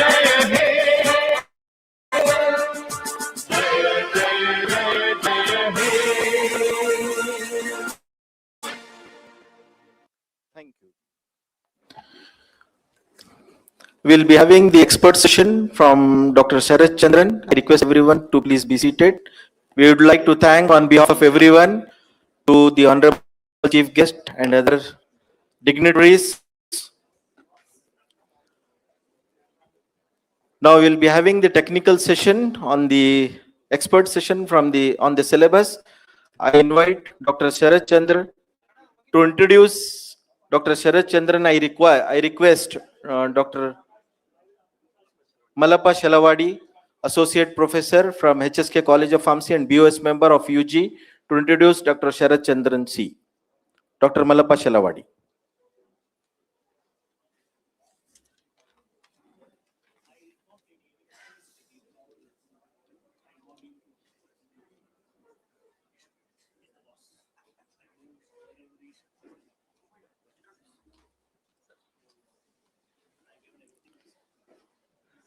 Good afternoon, dignitaries on the dais and off the dais, and all invitees. Let me introduce to Dr. Sharad Chandra C. Is a distinguished academician and pharmaceutical scientist with over 2 decades of experience in teaching, research, and professional development in pharmaceutical sciences. He currently serves as an assistant professor in the Department of Pharmaceutics at the Government Medical College, Kannur. And he is a member of Central Council of Pharmacy Council of India. And he is a vice president of APTI from the Kerala State branch for the period of 2022-2027. Sir, contributing to the national level policy and academic development in the pharmacy education. He completed his B Pharma and M Pharma from NGSM, Institute of Pharmaceutical Sciences, under the Rajiv Gandhi University of Health Sciences, and PhD in Pharmaceutical Sciences from the Kannur University Academy of Medical Sciences, Periyaram. And Sir also completed his specialized international training under the prestigious FIFE Pharma Bridge Fellowship in the year 2016 at the University of Southern California, strengthening his global academic exposure. Sir has in his credit various awards and recognition, out of which he got the Best Research Award in the year 2014 from Alumni Association, Academy of Pharmaceutical Sciences, Periyaram, FIFE Pharma Bridge Fellowship in the year 2016 from the University of Southern California, USA. And Sir got the Best Teacher Award in 2021 from the Kerala University of Health Sciences, and Best Teacher Award from the Kerala State Pharmacy Council in the year 2022. Dr. Sharad Chandra career reflects academic excellence, research commitment, international exposure, and dedicated service towards the strengthening the pharmacy education and professional standards. Today, he will speaking brief on revised B Pharma syllabus. Ladies and gentlemen, please put together your hand to welcome Dr. Sharad Chandra ji to address the gathering. Please, sir. Thank you, sir. Good morning, my dear respected colleagues.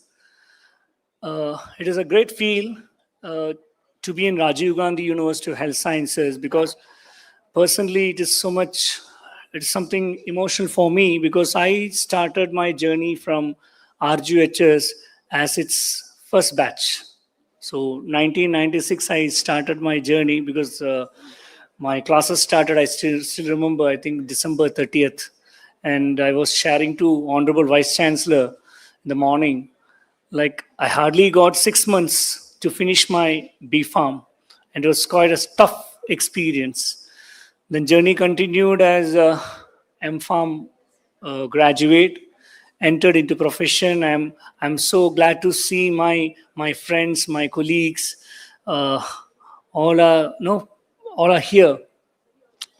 Anyway, I'm not here to make any formal presentation.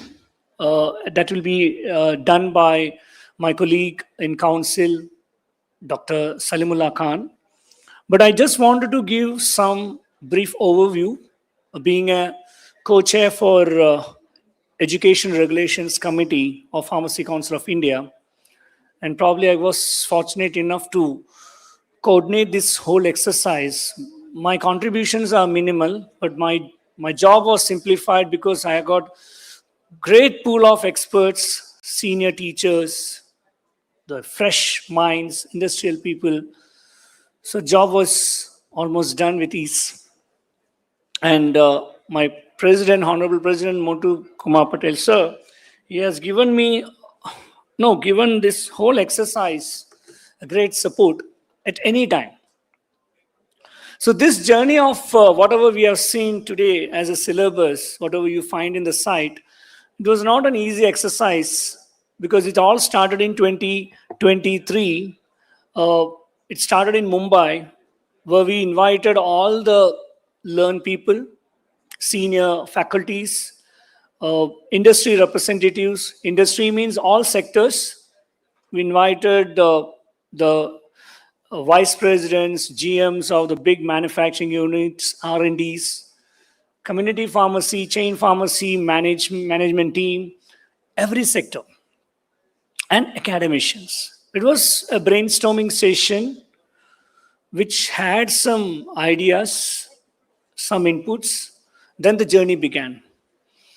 It traveled probably one syllabus in the history of Pharmacy Council of India, which was taken across the country, let it be north, east, west, northeast, south, hundreds or thousands, hundreds of online discussions and deliberations.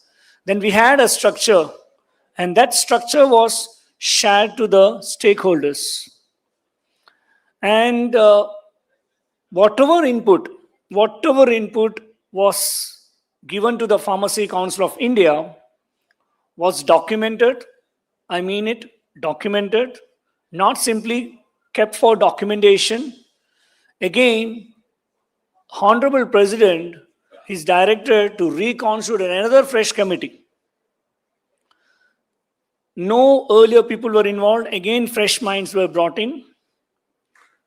The entire document was screened, and whatever is maybe relevant or which can be incorporated was taken into consideration and handed over to a fresh team.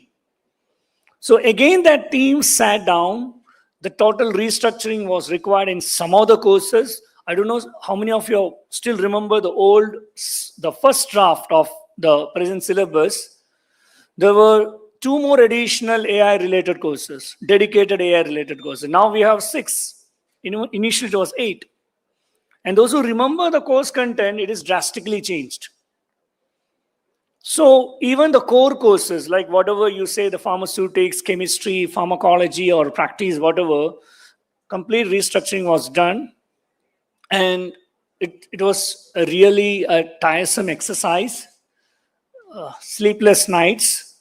And though President always says that he's not an academician, but I'll say he's the mastermind or architect for many of the courses. I don't mind revealing it. Whatever the medical devices or whatever API or whatever the technology inculcated into the content, he's the mastermind. He will just make a call. You may be somewhere, he may be in a discussion, he will give a call. He will just share the idea, and then he will direct, get a team, make a draft, and it is not easy to get a team within a short period, and it is not easy to make a draft. Okay, we can get the draft done, but getting it fitted into the right semester was a headache. It was a big challenge. But again, as I said, the team of great faculties like you made it easy. So what I mean to say, this syllabus is not belonging to the PCI. This syllabus is our syllabus. Maybe your comment may be included there. The changes may be included, or you might have directly participated in this exercise, because I know many faces who directly involved in the syllabus drafting. So this is our syllabus. Now, as Sir was talking about so much of advancement in the syllabus, which anyway Dr. Salimullah Khan will be discussing. But it had all the core principles of best possible principles of NEP 2020. Though we could not, I will openly say, could not afford to offer the multiple entry, multiple exit because it will completely destabilize the situation. But we made sure the option for the students, plenty of options. If you list out the electives, there are almost 33 electives in different domains. And if you see the academic flexibility to be offered, that is incorporated. Need of the hour, the technology, though everybody talks about 6 semesters dedicated AI, let me make it very clear. There is technology everywhere. You check the core courses, there is technology integrated. There is simulation-based labs integrated. There is so much of emphasis given for skill. Some person was asking me, like, how can you teach Python in theory? You may be considering as a theory course, but because we have certain limitation to restrict our credits to 193, we cannot go simply extend the credits. Fact is, we don't expect the conventional passive classroom anymore. We just expect complete transformation, as Salahuddin sir was referring, or Nargun sir was referring, because they were all part of this exercise. We expect a complete transformation. Your classroom may turn into lab may turn into classroom. We don't expect the conventional, chalk and board kind of a teaching for Python. It may be that your student may be sitting with the laps or the tabs or mobiles. So probably the institutions has to make a big policy changes, because in my state, I know the many institutions don't permit the use of gadgets and internets in the campuses. Now, you can't say no, you have to accept it. Probably you need to make fresh policies in the institution, because you cannot say no to technology. Now, regarding the syllabus, as I was meaning, NEP was aligned, NSQF framework is inculcated into the syllabus, the course content, more emphasis given to the skill. But the major attraction and the major challenge for this syllabus is too much of electives, 33 electives. Now, having something so much in offer to pick, it's quite confusing. So I was, as a person who was fortunate enough to work on this, I always consider this is a great challenge. It is something like a burger, Subway burger. I hope many of you know about the Subway burger. The Subway burger, the uniqueness of Subway burgers is choice. In the sense, if you go to the counter, he will ask you which type of bread you need. It starts from there. You want wheat, atta, multigrain. Off late they introduced multigrain, and Italian loaf or French loaf. Basically, I don't know the difference between Italian loaf and French loaf, even now. Maybe some difference. Then once I pick the bread out of nowhere, then he'll ask which kind of filling you want, which kind of salads you want, which kind of vegetable you want, which type of sauce you want to put it. So virtually what happens whenever I go to Subway burger, I totally mess it up. Even very recently, I was in Delhi airport, so I was so hungry, so I just went down. Again, I messed it up. Then I tried with the person who is sitting in the counter and who's preparing the burger. I told you prepare the burger and get me the burger, your choice. Again, he went according to his taste and choice, which I did not enjoy.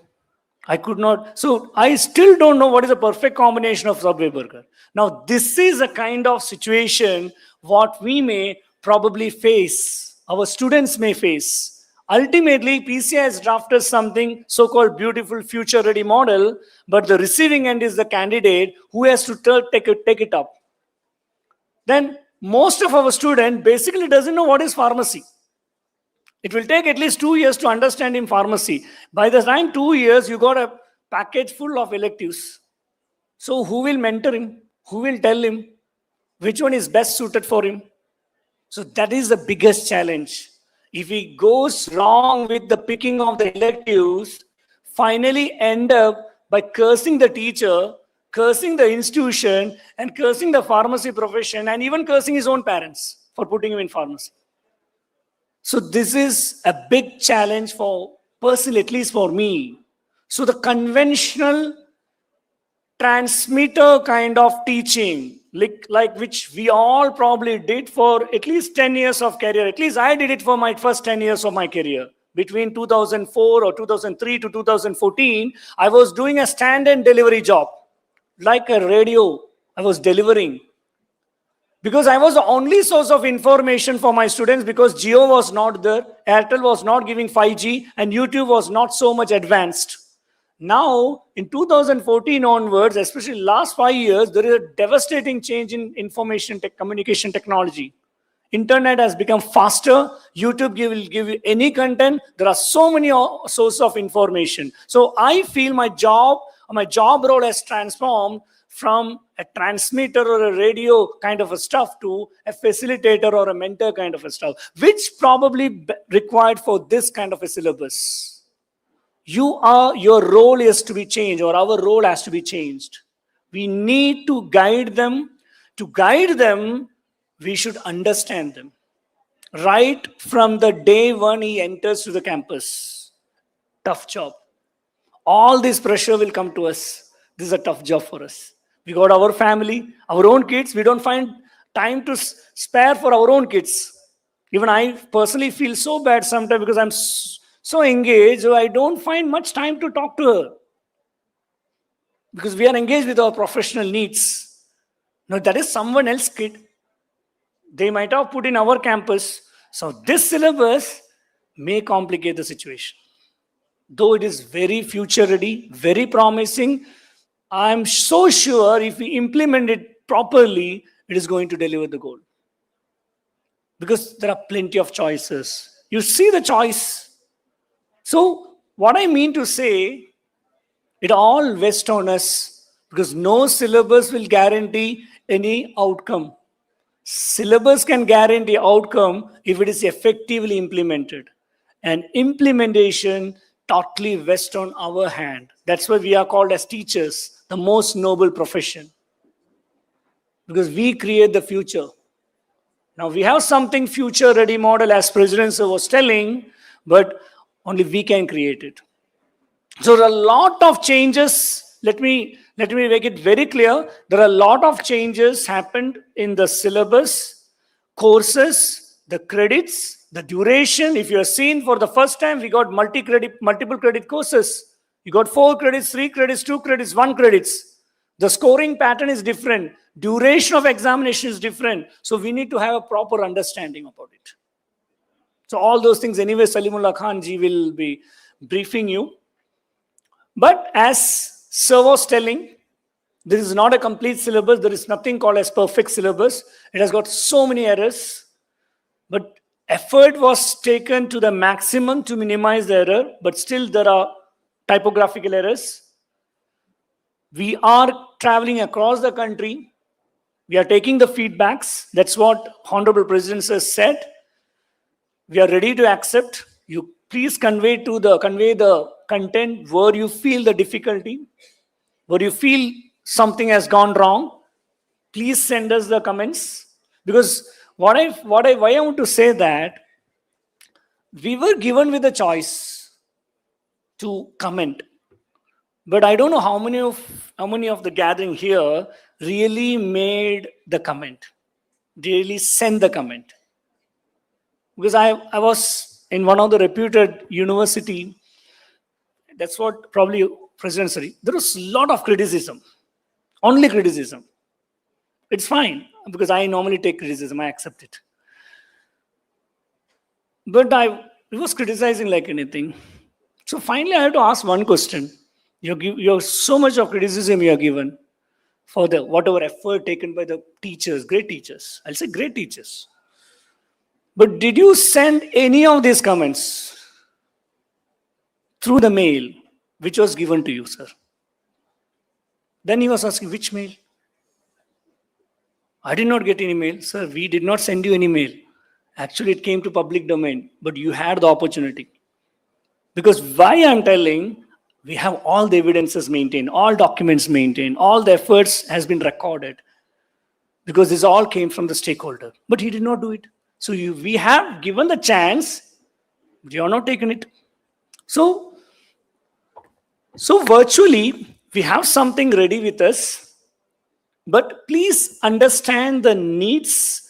We need to upskill, because when these discussions were happening, I'm not so tech savvy person like Dr. Akrash. I have got my limited capacity in tech. My first botheration was, how can I teach the course, and what course my HOD is going to give to me? If he's going to give me the first semester Python, how I'm going to deal with that Python? That was a stress first came to me, because I'm coming from a government organization. I don't have any liberty. Whatever is assigned, I have to take it up. So I was more bothered about it. Now, let me tell you one more story behind it. You don't think that there are only 6 courses which is purely tech. That's what I repeat again.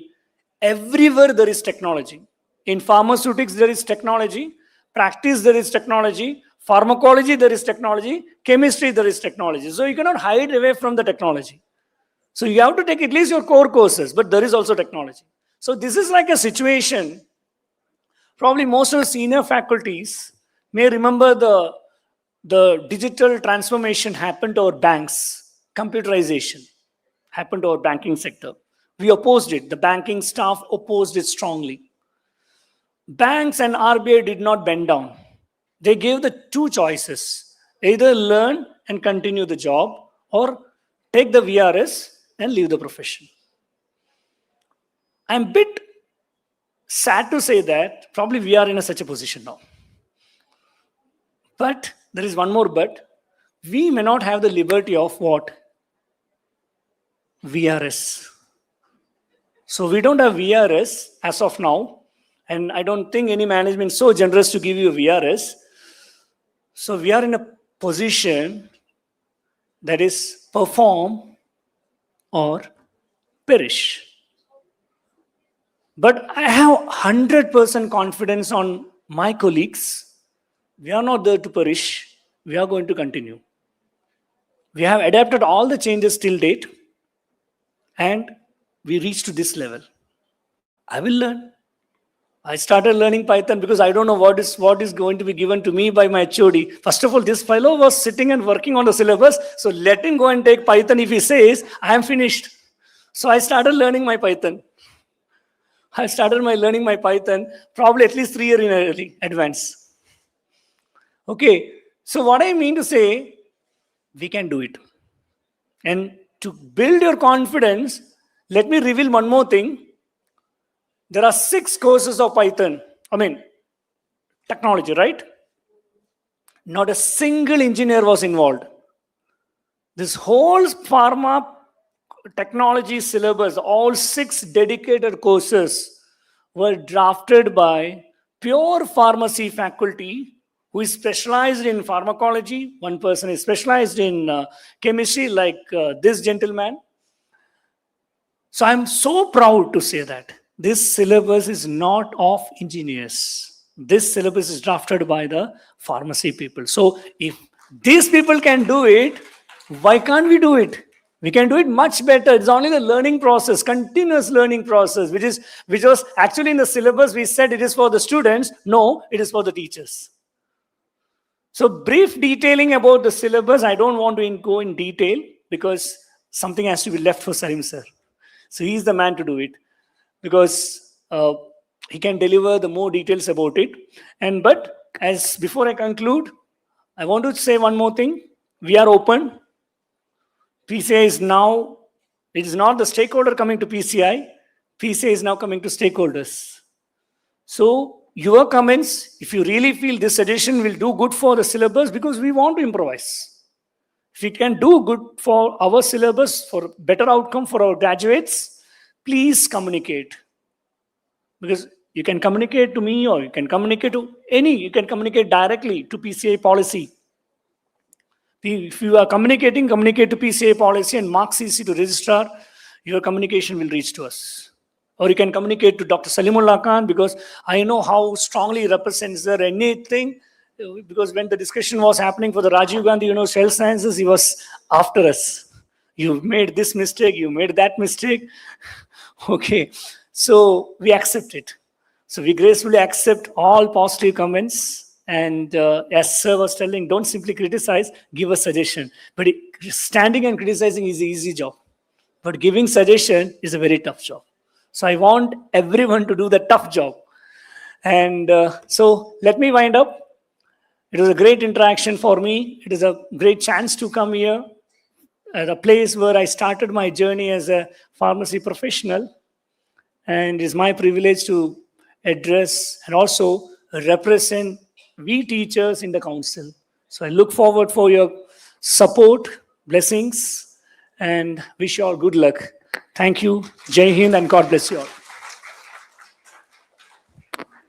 Thank you very much, Dr. Sharath, for that insightful. He is the one who has been involved as, the co-chairperson for the drafting of the syllabus. And what he said is true. Until and unless the teacher understands the syllabus, how the effective implementation can happen. So nothing is impossible when we are talking about technology. It is a time everyone should get involved and learn. So the insightful session 1 is completed now.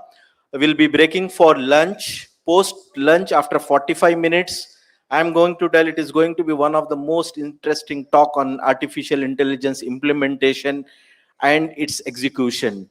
So please do join after 45 minutes after the post lunch. Dr. Akash from the Kerala is going to take the session.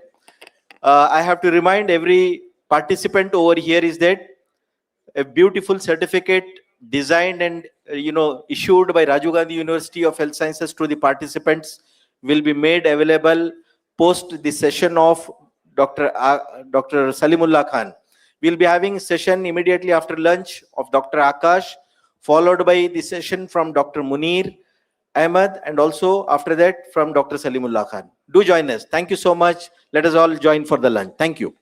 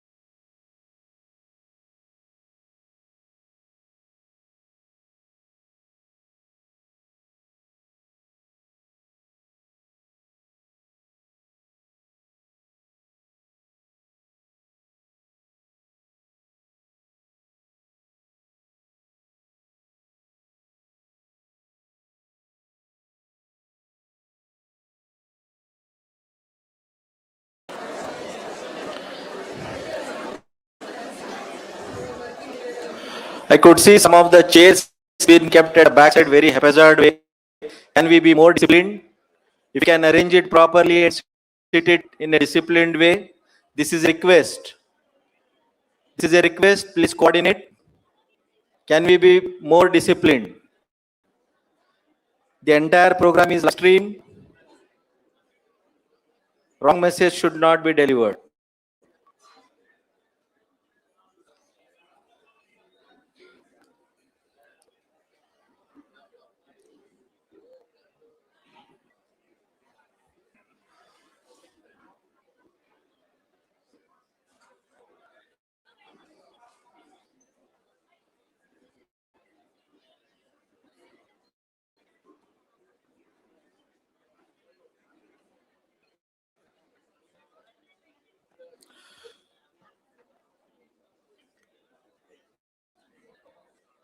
Yes, can I see people be, sir, please, please. I think we are running short of time.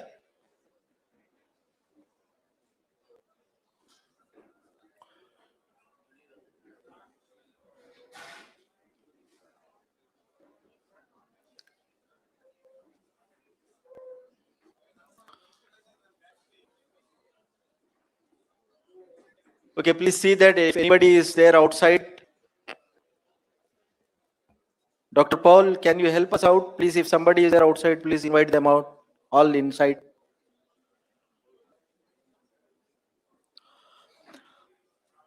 Okay, welcome back. Post-lunch session, we are going to have 3 more sessions. Please have patience. These are very important, insightful topics where the resource persons are from the different states. They have come all the way only to make simple, understandable to you people, the syllabus how can be implemented at institutional level. Everything looks challenging, as one of our resource person, Dr. Sharath, was telling, until and unless we do not get trained, uplift, understand, it's very difficult to bring up the outcome of this implementation of the syllabus. We have already listened from the Honorable Vice Chancellor as well as from the President of Pharmacy Council of India that Rajiv Gandhi University is always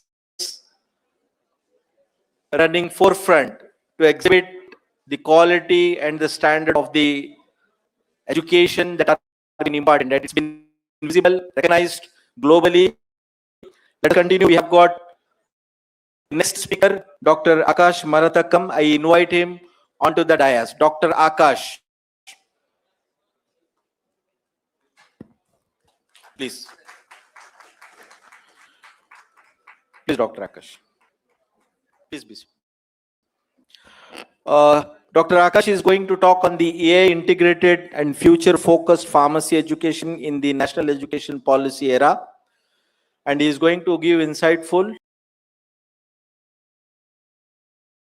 Dr. Mamta, the principal of the Harsha College of Pharmacy and academic council member of Rajiv Gandhi University of Health Sciences, to introduce our speaker. Over to you, madam.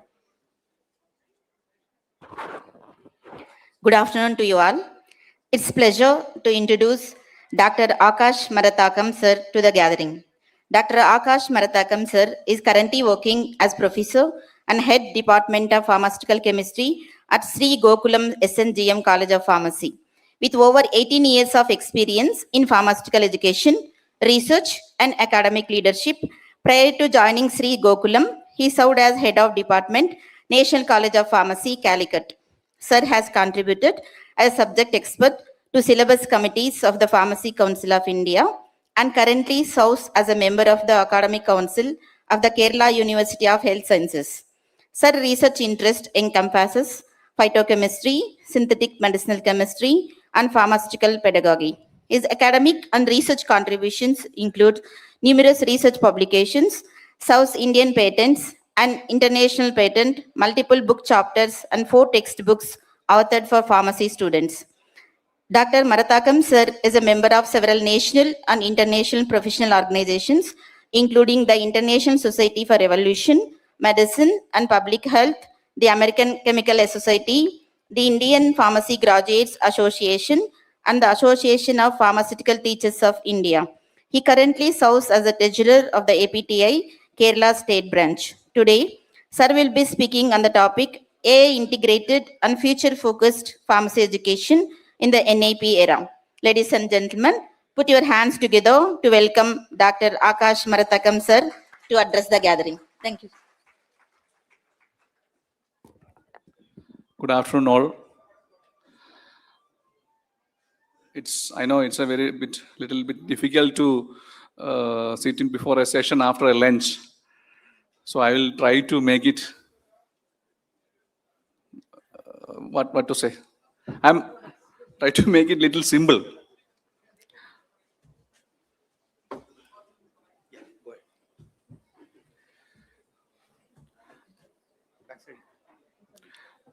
So let me take this opportunity to thank the organizers of this event for giving me an opportunity. So before I move into the session, I will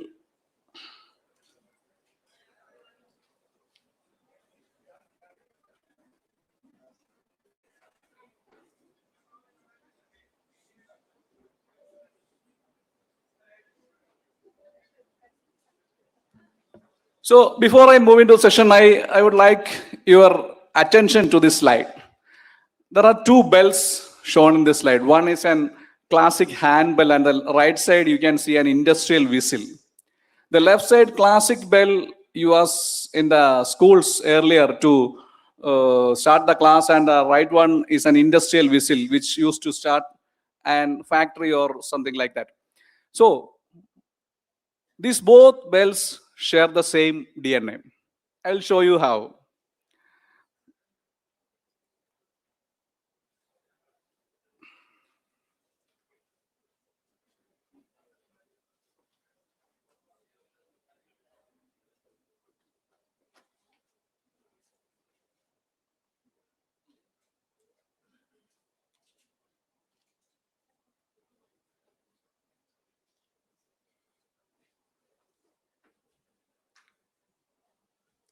So I will tell you some historical examples. In 1803, there was a war between Prussia and Napoleon Bonaparte.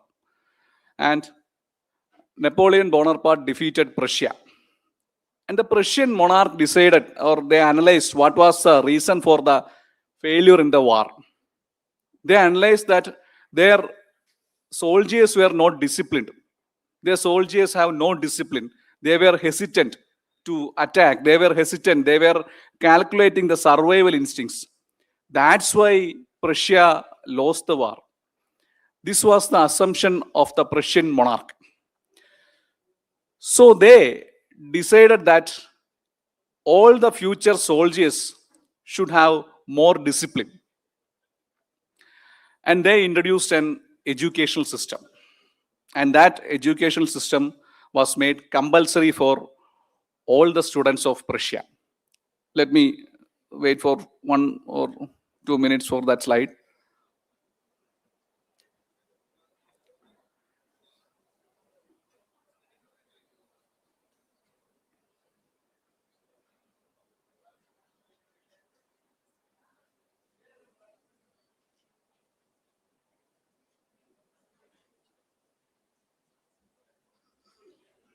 The modern school system, as we know, was never designed to produce thinkers. Hello?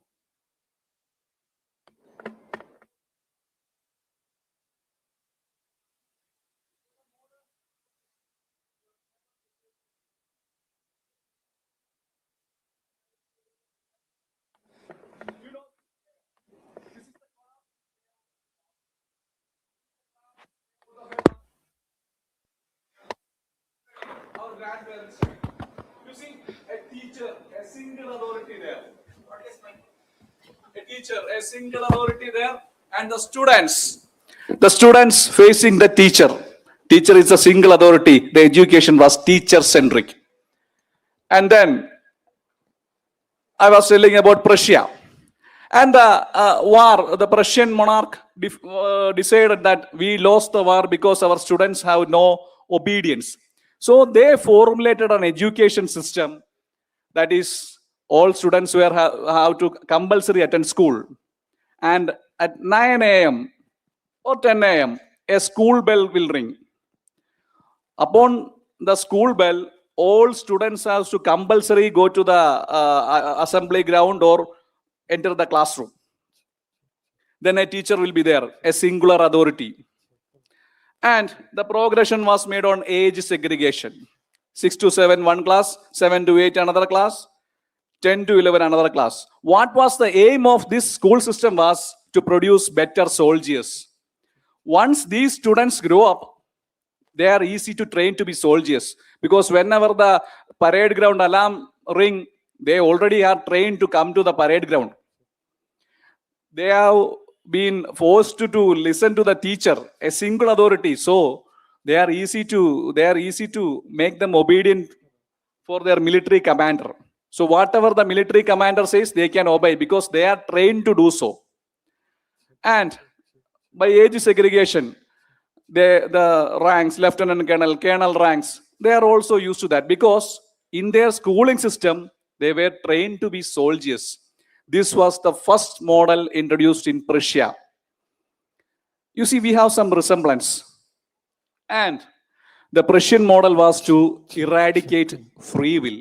It was just designed to produce soldiers. 9 a.m. school bell, a singular teacher authority, class age-wise class segregation. Then we will see India in 1835. Prussia was in 1803. Now India in 1835.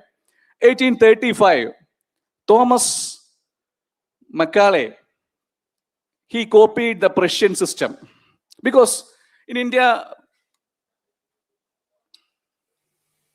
because in India, British has to make the administration more easier. Indians don't know English. How to communicate with them? In Northeast alone, they are having around 1,000 languages. How to communicate with these Indians? We need to educate them. So he copied the Prussian system and he formulated another schooling system. That is,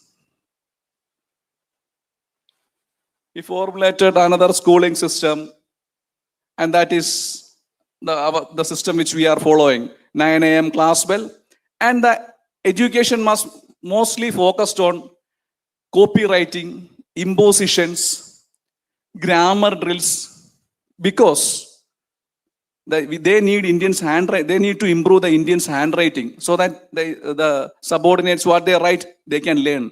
They improved the grammar skills. This was the education system introduced by Macaulay in 1835. And previously, in India, we have Gurukula system, Madrasa, the residential education system, all were broken. And we have seen Prussia, we have seen India. Going back to America in 1903, Rockefeller and Henry Ford, they were starting industrial revolutions. They need good workers for their factories. They don't get nice workers. The workers doesn't know how to work. So Rockefeller funded $180 million to General Education Board of USA. $180 million to General Education Board, and he formulated another education system which was copied from Prussia and from India. The same system, morning school bell will ring, and morning school bell will ring. 1 hour, another bell will ring. For example, 9 to 10, English class is there. 10, another bell will ring, English class stops, maths teacher will come. This type of education was introduced in the 1903 by Rockefeller. The aim was to produce workers. When these students grow up and they went to work for factories, it will be easier for them, because 9 a.m. alarm will ring, they can go to the factories.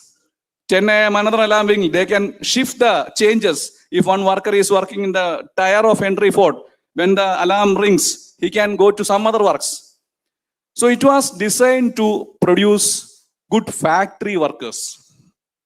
And America was considered to be the superpower, and almost all countries followed this kind of education, which was really designed to produce workers, factory workers. Where did Rockefeller copy this? From Prussia and from India.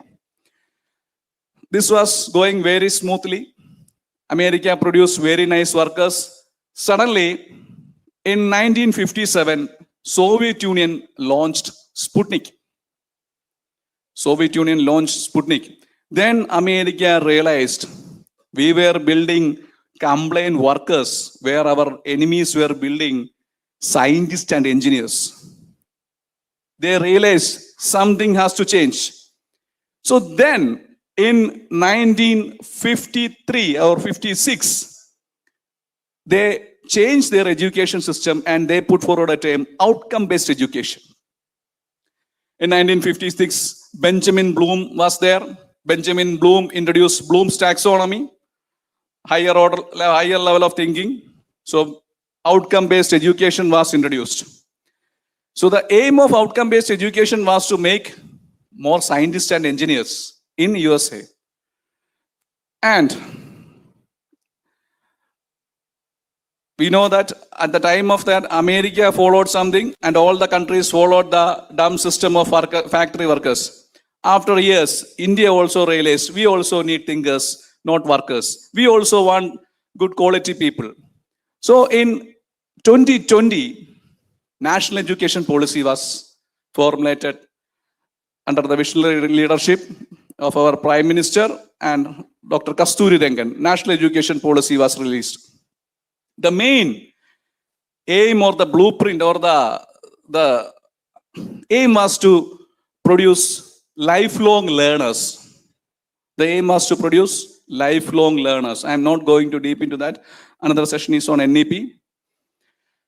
The main hurdle of the implementation of national education policy was the psychological inertia. National education policy was introduced in 2020. Still, it is 2026. We are not able to implement it just because of the psychological inertia. We are reluctant to change. We studied the old system. Our parents studied the old system. Our grandparents studied the old system. Their parents studied the old system. Why should we change? The psychological inertia has to change. When pharmacy, and at that time of in the pharmacy education, our old syllabus was mainly focused on the rote memorization. And AI came, the era of AI, Gemini came, Claude came, Meta came. So it was no point in this rote memorization. So we also need some change. Something has to evolve in the pharmacy education also. And recently in 2026, a new syllabus, maximum NEP implements has been tried to incorporate. A new syllabus on pharmacy education was implemented or released. See, the main thing is, in this syllabus, it's completely outcome-based. So we know that BPharm is a program and subjects are, we call the subject as courses. We all know that. So each courses we have defined perfect outcomes. We have defined clear outcomes for each courses and we have formulated, the Pharmacy Council of India have formulated clear 11 program outcomes. Previously, there was no defined program outcomes for pharmacy education. We simply copied the program outcomes formulated by National Board of Accreditation. Council or any other, or the colleges themselves have formulated some program outcomes. So this time, Pharmacy Council has clearly formulated 11 program outcomes. Some changes. In previously, the NBA formulated program outcomes, there was no modern tools and there was no interpersonal skills and communication this much. So new 11 program outcomes were formulated by the council. And today I am going to talk more about the fourth program outcome, modern tools, AI and digital competence. I hope I don't want you to, you don't want me to explain more about the mapping and all.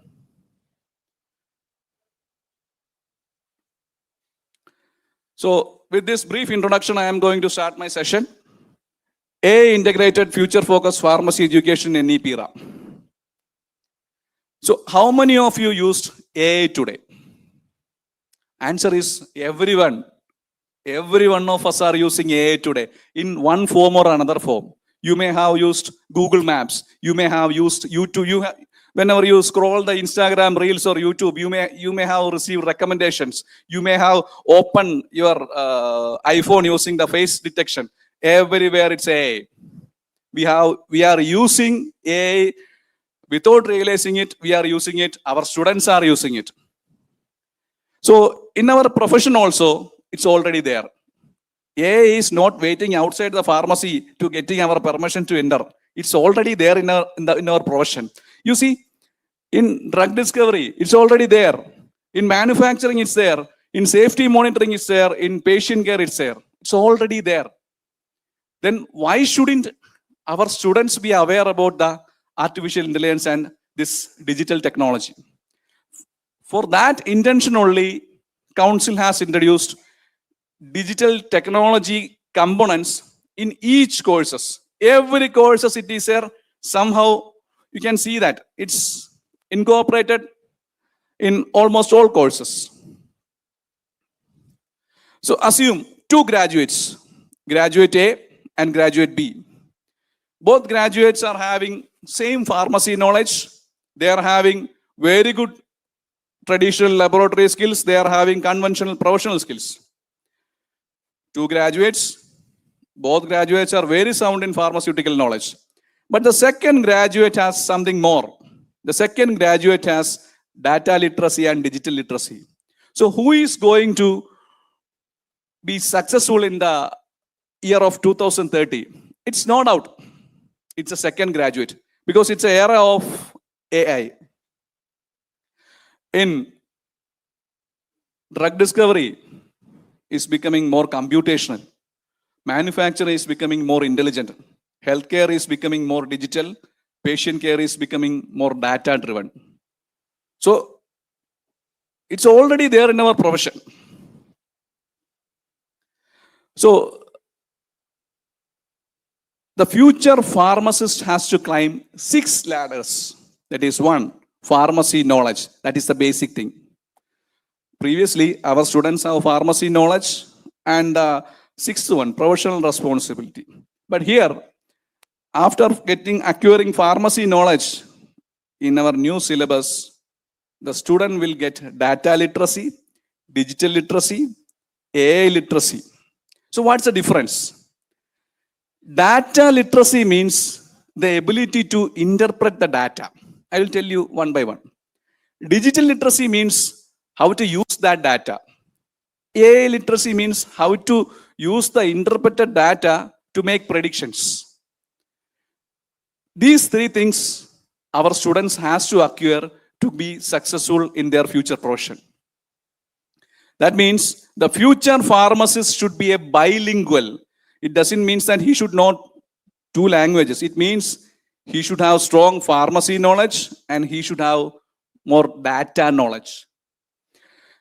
These are the 6 components. That is, in first semester, we have Python. In second semester, we have data analytics, that is biostatics, which we are already dealing. And in semester 3, we have machine learning. In semester 6, we have pharmaceutical applications of AI. In semester 7, we have clinical applications of AI. In semester 8, we have responsible AI, ethical and translational AI. So these are the new courses. These are the new components which we really don't deal with in 6 semesters. Actually, not only in 6 semesters, in all 8 semesters, we have somehow incorporated some data elements, some digital elements. So let us see what is. So first semester it's Python. We don't know Python. So why should a pharmacy student learn Python? Do we want to make our students a programmer? No. Do we want our students to become a software engineer? No. We just want our students to work intelligently with pharmaceutical data.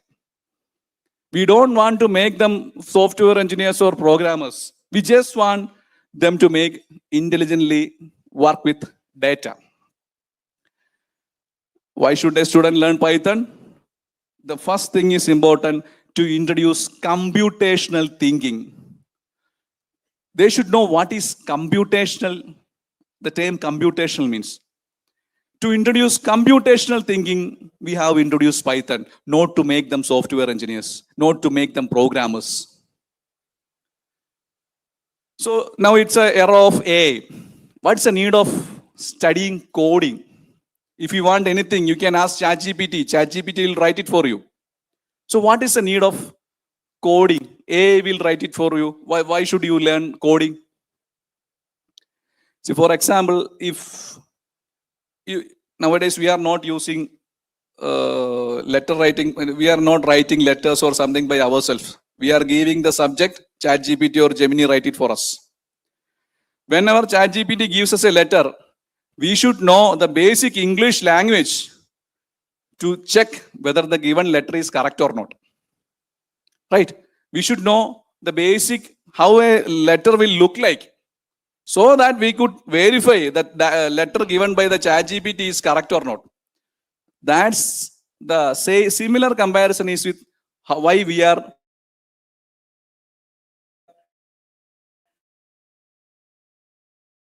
studying. The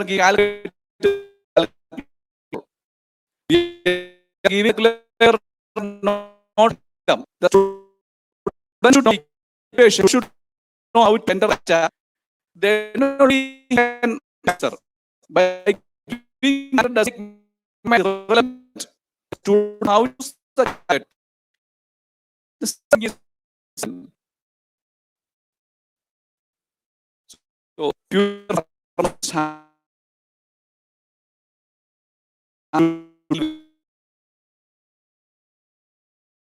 in deal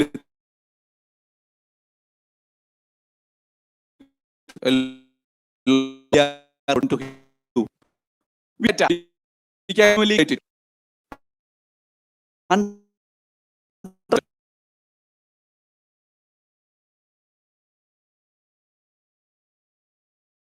that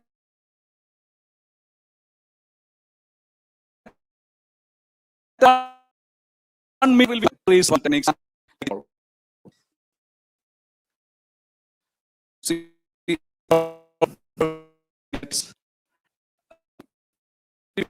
what's the difference between machine? Follow rules.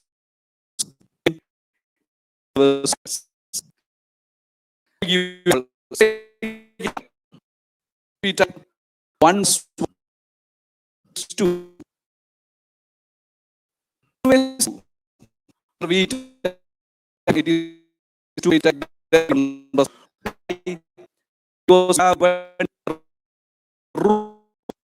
if I was to be now according to the rule we will give a data, we will give a rule. According to the rule, the answer will come. That is programming. Say, for example, a patient. We will have some columns in Python like this to enter. Name. We will say Arun, age 55, BP 150. See the third line. If BP is greater than 140, print hypertensive. That is the rule. See, I am teaching you Python and you are already learned it. See, 3 lines are there. We have to enter name, we have to enter age, we have to enter BP.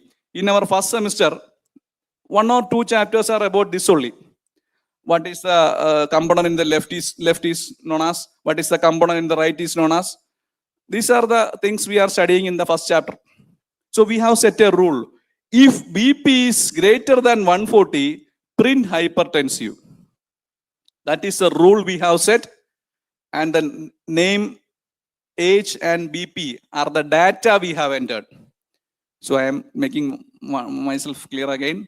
We have entered data, that is 150. We have set a rule, more than 140, hypertensive. We have given data, we have given rule.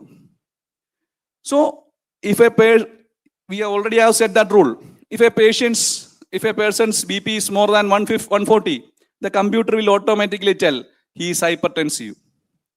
This is programming. This is Python. Nothing else is there in Python. The simple principle is we have to enter data, we have to set rules, computer will give answer according to the rules only. In this simple command, I have given only one rule. If a patient's BP is entered, if it is more than 150, 140, just display hypertensive. This is Python. So you have completed first semester Python. Congratulations. I am seriously, this is only thing we have to study, but little bit elaborately. Little bit elaborately we need to study. This is the whole concept of first year Python. But in first chapter, we will see what is the left side component is, what is the right side component is. Main core concept is this. This is Python. And some people will ask, who will teach Python? Actually, in our university, no, in every universities, this is a non-university, there is no university examinations are there. All subjects, all courses are conducted, examinations are conducted by the university. So if we are inviting another person to teach this Python, maybe for first year or something we can do. If we are doing that, we are giving the remuneration to another person, which is rightfully ours. Seriously, I'm telling. Why should we allow others to enter our profession?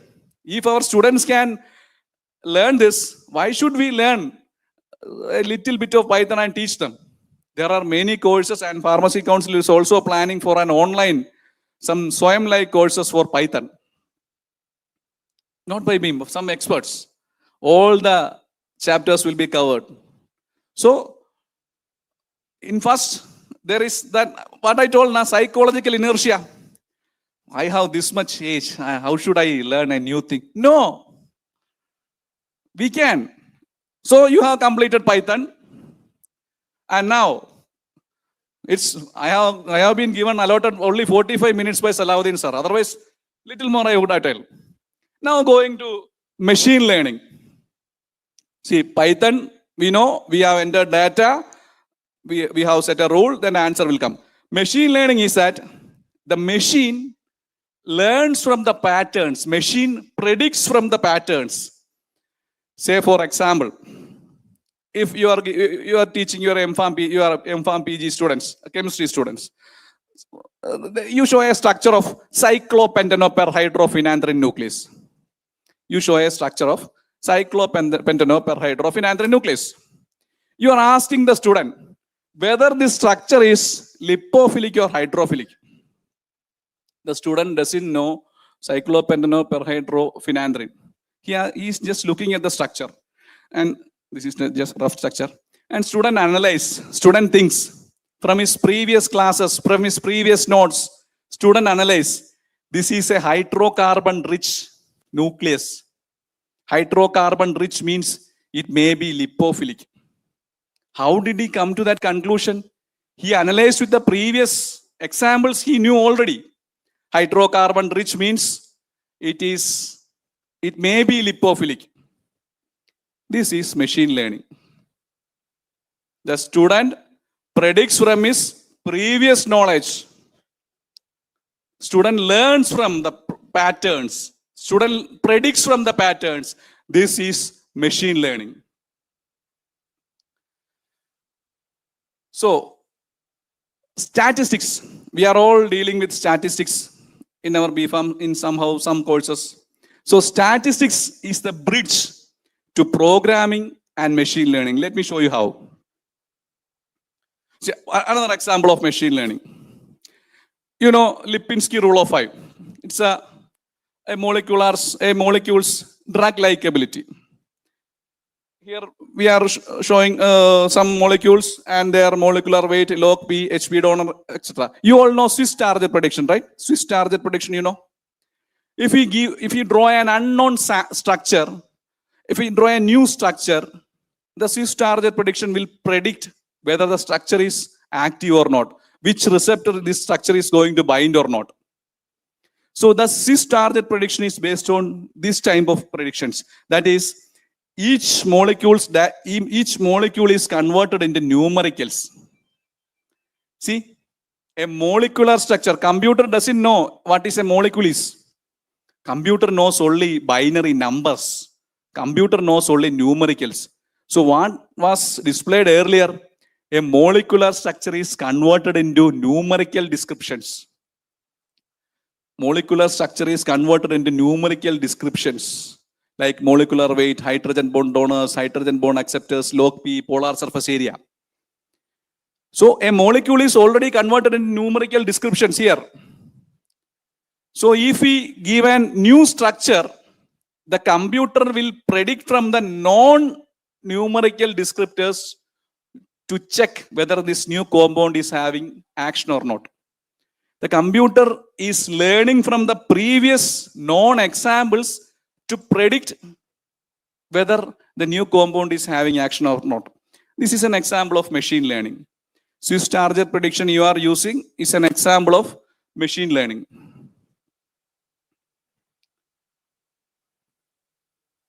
So linear regression, we all know. Say for example, compression force. In compression force, say for example, XY, we will put a scatter plot, right? Scatter plot. It's a linear regression. We are doing this in the UV absorbance of paracetamol, something like that we are doing. So in this linear regression graph, if you need to predict the unknown disintegration time at 3.5, what we will do? We will draw a line and it predicts the unknown thing, right? This predicts the unknown disintegration time. This is what we are using, we are doing now. This is machine learning. And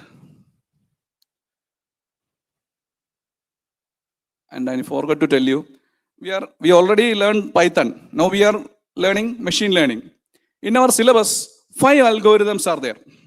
We need to learn 5 algorithms. No, we need to teach 5 algorithms. First algorithm is linear regression. That you already knew. This is linear regression. This is one algorithm which you are already teaching in the present syllabus, in the current syllabus, which we are dealing with this linear regression. And this is the first algorithm, which is in the new syllabus. In machine learning, that is in the 3rd semester, machine learning, we have to learn 5 algorithms, out of which 5. First one is linear regression, which we are already dealing in the current syllabus. And another algorithm is decision tree. I will make it very simple. Decision tree, an example of decision tree is displayed here. A question, are you alive? Yes or no question. If the answer is no, then you are not probably reading it. If the answer is yes, are your feet cold? Put on a socks. Something like that. A tree will come. This is known as a decision tree. Before taking a decision, a lot of yes or no questions will come. We will see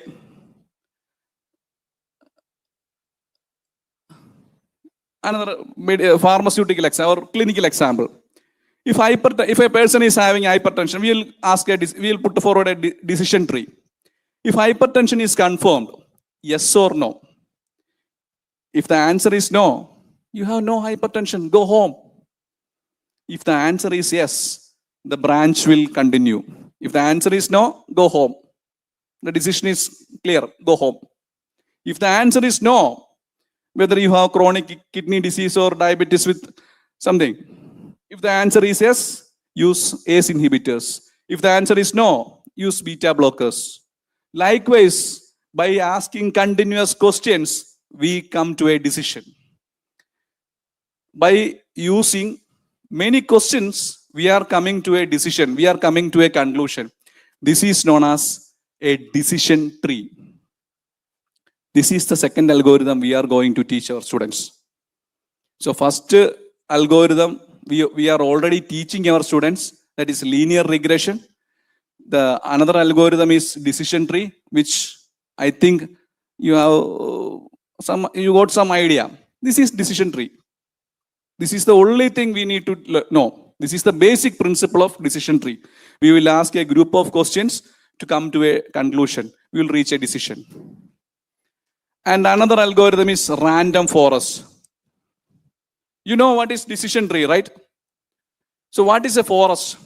A group of trees combined together in a place. If a group of trees are there, that place is known as a forest. The same thing. A group of decision trees join together to form a forest. And that algorithm is known as random forest. See, the third algorithm's name is random forest. It's an algorithm which we need to teach our students.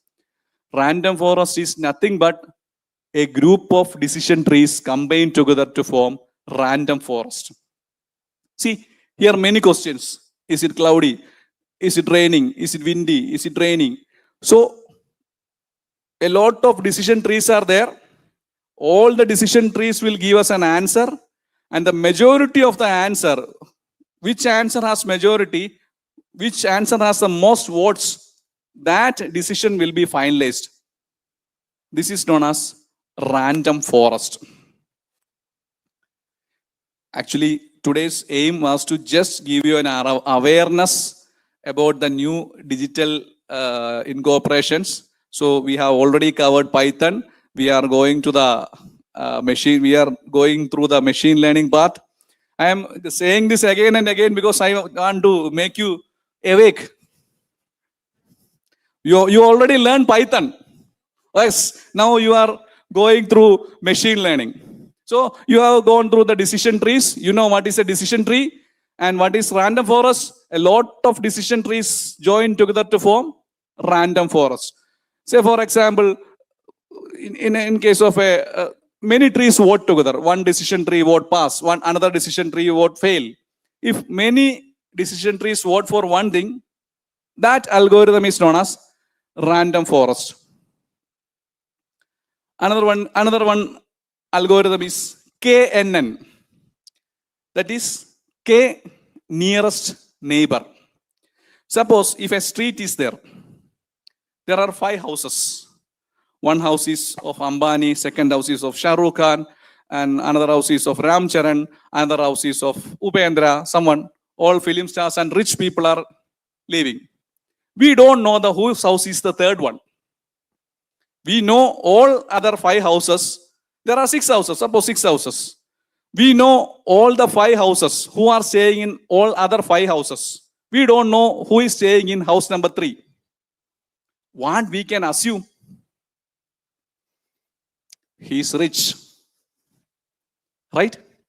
Otherwise, he cannot afford to live in that street where film stars and industrialists are living. That is KNN. Predict your character from your nearest neighbors. K, nearest neighbors. Congratulations, you have studied the 4th algorithm. No, I am not joking. You have finished your 4th algorithm. This is K, nearest neighbor. Little bit more is there in the syllabus. Likewise, this is the basic principle of K, nearest neighbor. Yeah, sir gave only 45 minutes. I have to run fast. So, likewise, K, nearest neighbor. See, for example, we have 3 batches. We don't know what the 4th batch is. Outcome is not known. So, these 2 results are passed. So, we predict from the neighbors. 2 results are passed. Then the neighbor will also pass. Likewise, we are predicting the pass or fail outcome from the nearest neighbors. So, these are the machine learning algorithms. Linear regression, logistic regression. Logistic regression is the same thing as linear regression. Just yes or no outcome. So linear regression, logistic regression, decision tree, random forest, KNN. You have completed third semester machine learning. Seriously, you have completed third semester machine learning. Just to tell you, this is not a big thing. You have completed Python. This is the only thing you have to teach your students. You have completed Python. That is the basic concept. Just go through it. That's the only thing you have to teach. Now, machine learning. See, 5 algorithms. These are the main thing to teach in machine learning. You have already completed it. You have completed it in 10 minutes. Suppose what happens if you get 19 days of workshop? You will become masters. So it's so simple. Nothing wrong in it. Why these PCA people has introduced Python into a syllabus? See, so simple. And these are some programming languages: Python, R, MATLAB, Julia, and we are dealing with Python only. Statistics. We already know what is statistics. We are already teaching our students statistics. We know what is programming. That's machine learning. So you have already covered Python, statistics, and machine learning. Now, somewhat it's okay. New syllabus is not so tough, right? The data part is not tough. So you already know what is inside the new syllabus, right, sir? So it's clear. It's not that a Herculean task to teach our students this new syllabus. We don't want to invite our engineering colleagues to teach Python. We just need to undergo a 1 week some training or online thing to teach Python. For the first time, it will be little difficult, but second time, we can get the remuneration of valuation. No, I am seriously telling, we get the remuneration of valuation. Oh yeah, sure, sir, sure.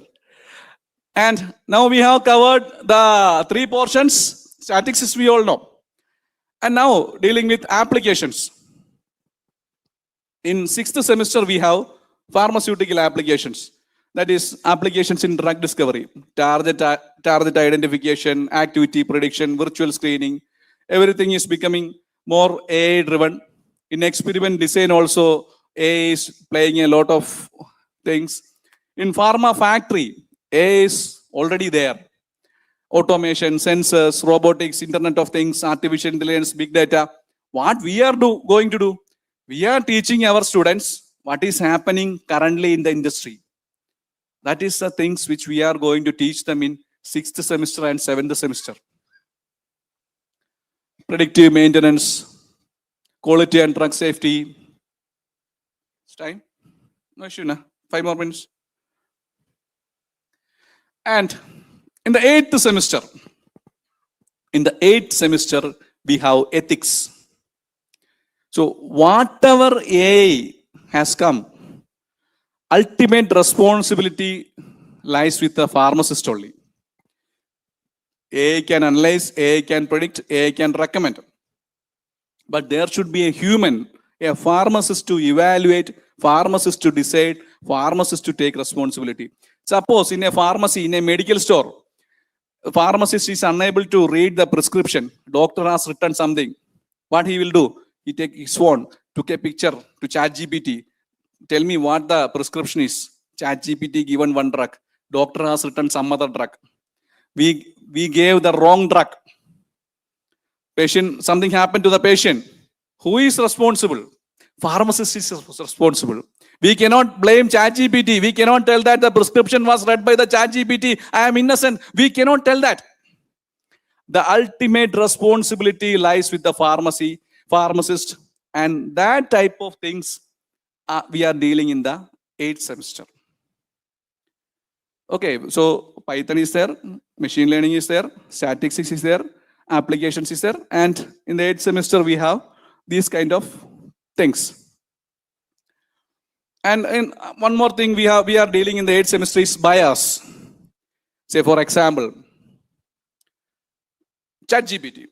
You ask ChatGPT to draw a caricature making fun of Indian flag or India. It will do. If it is paid version, it will do. Suppose you ask ChatGPT to draw something fun about Israel, it won't do because it's from Israel. You ask DeepSeek to make fun of China, it won't do. DeepSeek is from China and we don't have anything. We are using other things. So that is bias. That is always there. In some, there will be, in some algorithms will show bias to some type of peoples, some race of people, some ethnicity of peoples. That we should be aware of, we should evaluate that. That bias should not be there. Privacy, our patients' data should be protected. Hallucination. This is an important term. A hallucination, which we are teaching our students in 8th semester.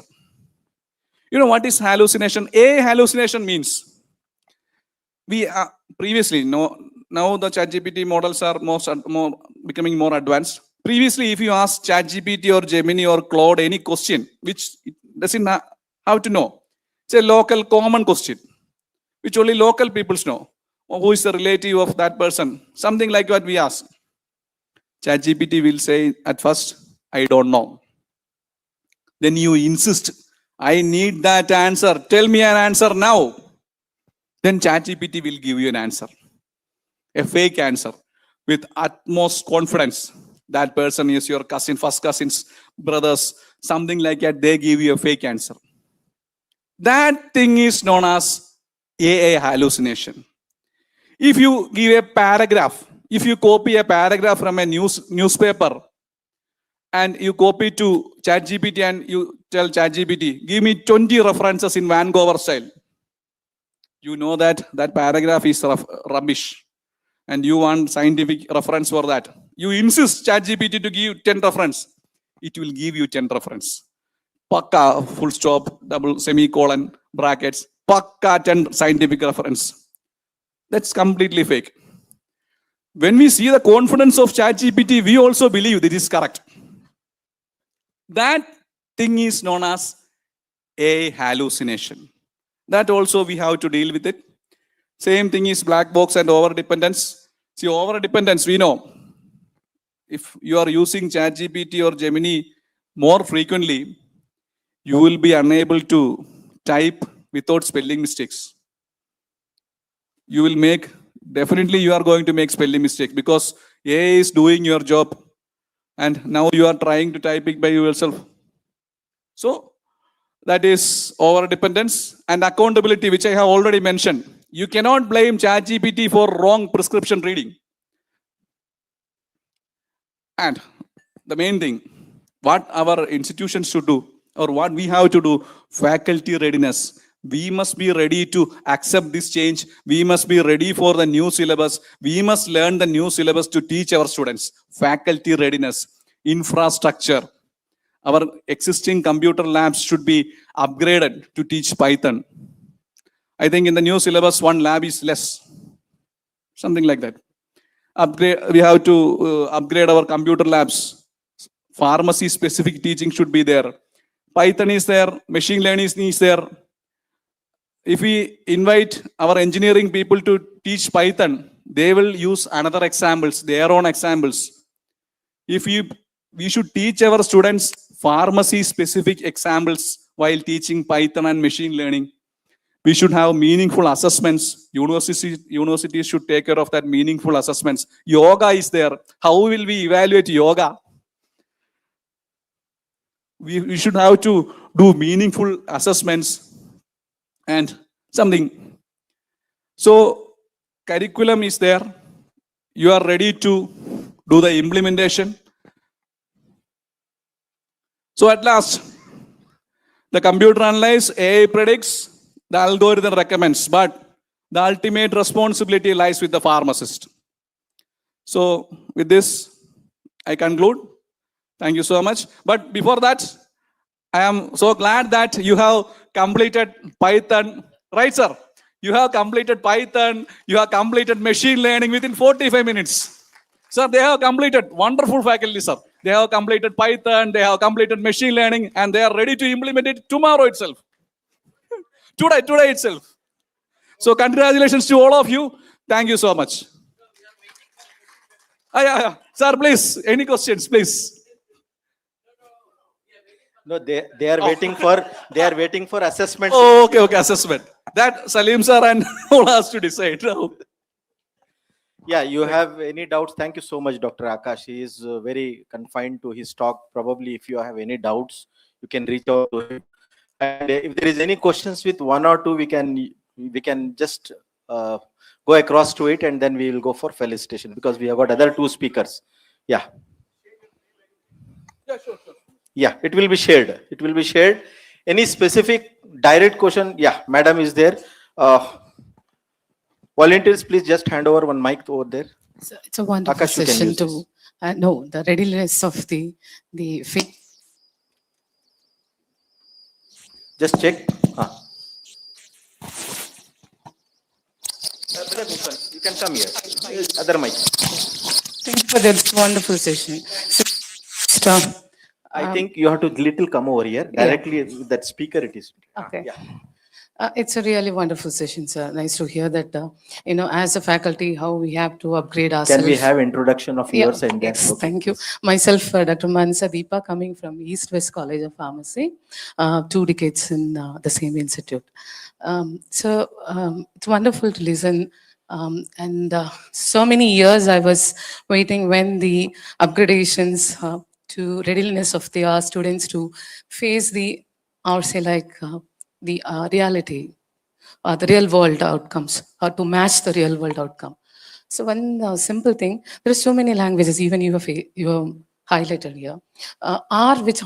Because I'm from past. Ma'am, it's now the curriculum is focusing on the UG level. Yeah. So we are using the basic programming language. So since it's a domain specific, if it's why can't we? Because since we have focused this all these language systems to the domain specific every semester, the subject and correlating with the learning. You are telling this for making this much, all of them are cursing PCI. Why are they introducing? So you want to introduce? No.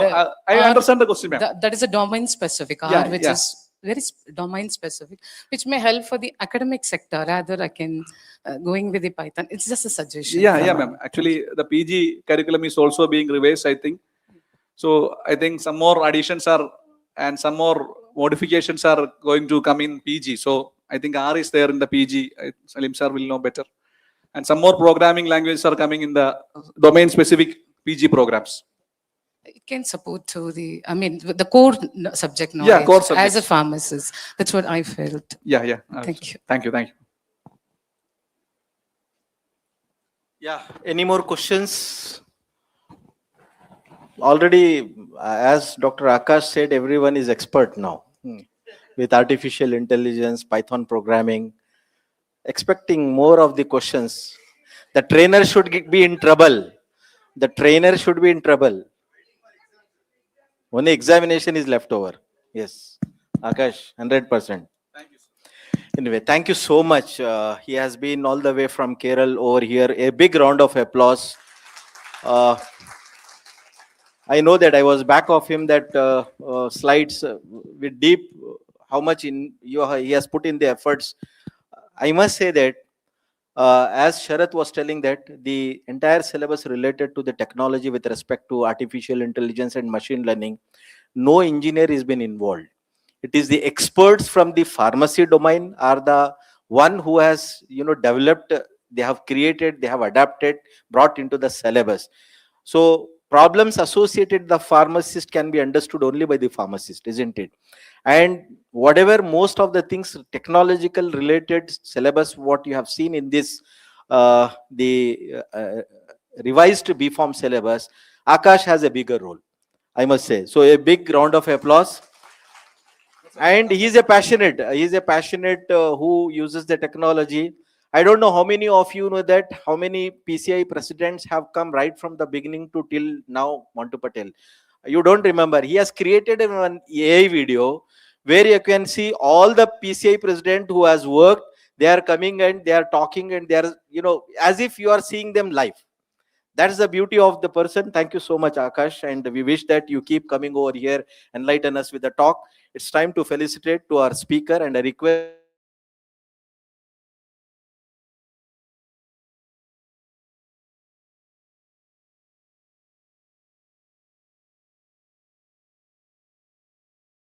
to come on.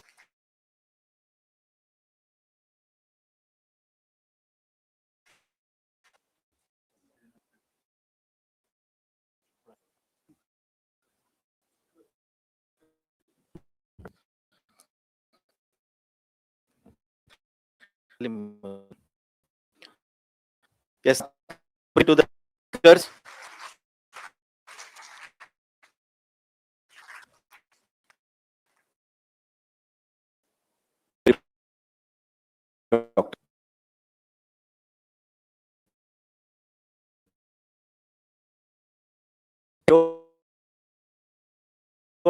He is the best to play dice. Uh,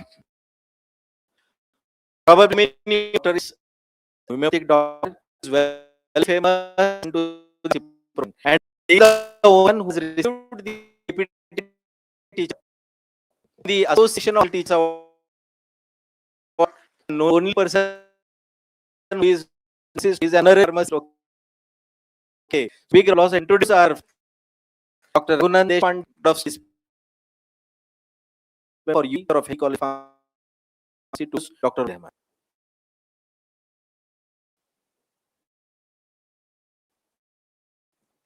Good afternoon. Dr. Deshpande. You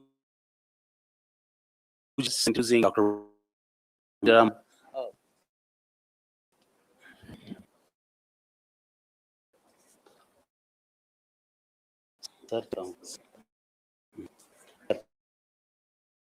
sir आपके लिए ठीक है हाँ मुनि direct of City of at professor of at postgraduate part preparatory to the Medical College Bangalore has been leveraging the applications of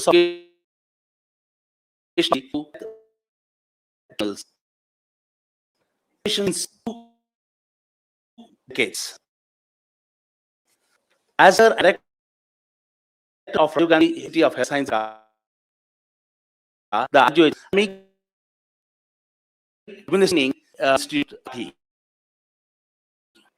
He is in the field of learning and the conceptual for students, teach and administrators in its domain. These are the design of templates curriculum delivery that are developed for undergraduate course and which have been based of Gandhi's designs. In fact, express for design software from India and other countries.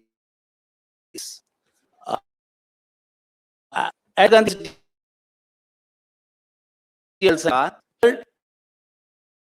the package of pharmacy, physiotherapy, Ayurveda, United license and the elements of curriculum using innovative and in-house designing models with the aim of curriculum pieces. We have been teachers areas of learning methods in India to align methods including research scientific accounts, etc. Has designed and innovative education a theme distance learning based program. He 18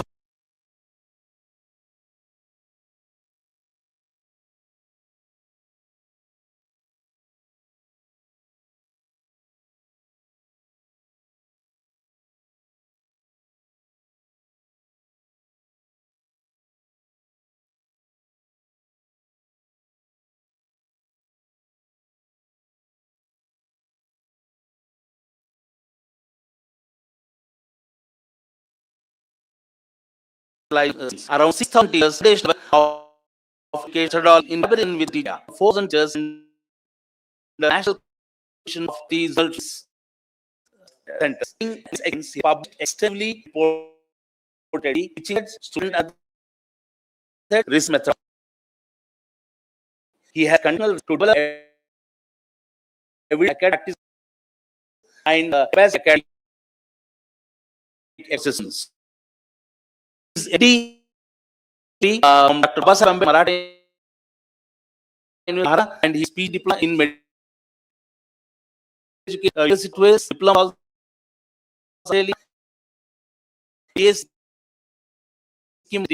he has almost around years of experience and station and all time and has naming a teacher award and the University of Karnataka for profils. 2009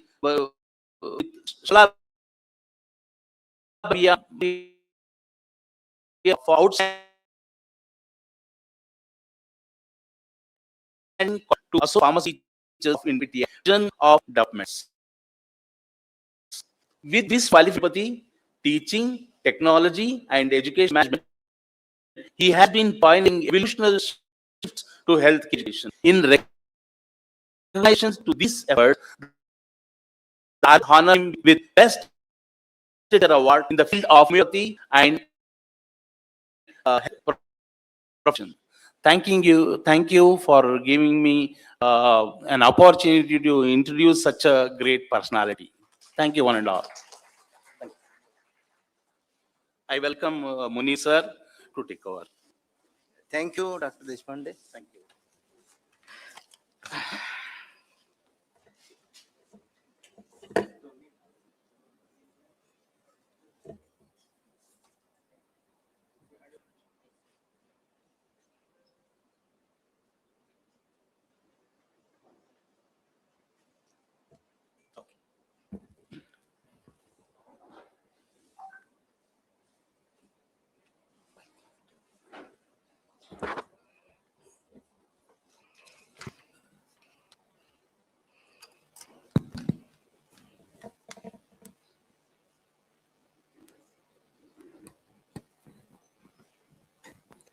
Thank you.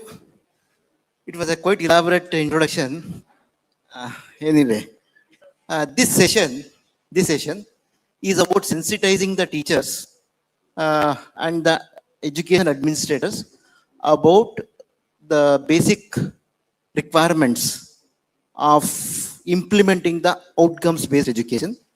In this session, I'll be speaking, because it's only 45 minutes, I'll be discussing about the basic principles of outcomes-based education and what are the tools and preparations that the institutions and the teachers will have to make for making a success of this implementation.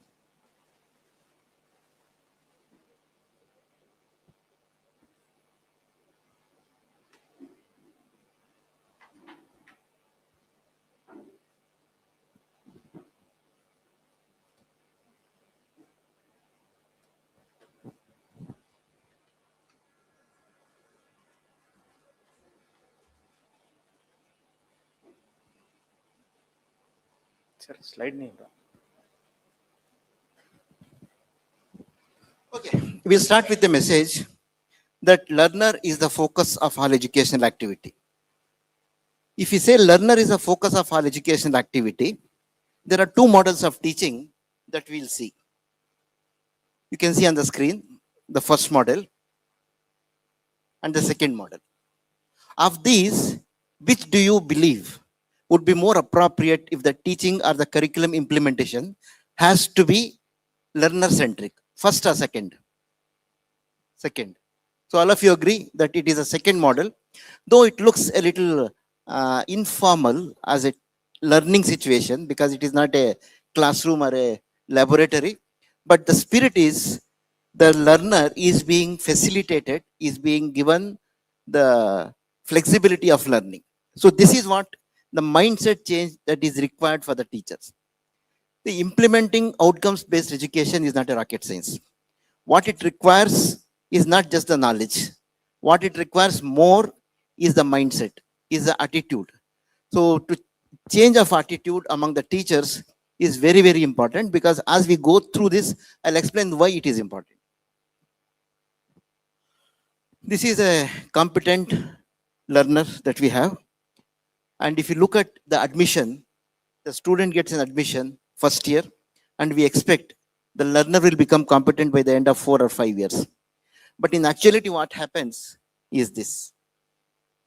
As the student starts his or her journey, there's a lot of confusion. In fact, most of the teachers also know have a lot of confusion about what is outcomes-based education. So that is what the first phase is. And as the time passes and we start learning more, understanding more, it becomes clear and the bulb lights up. Only then we become competent. So there is a timeline which is required of learning, a continuous learning, not only for the students, but also for us to be able to implement this competency-based education. This is implementing outcomes-based education in pharmacy, a kind of sensitization.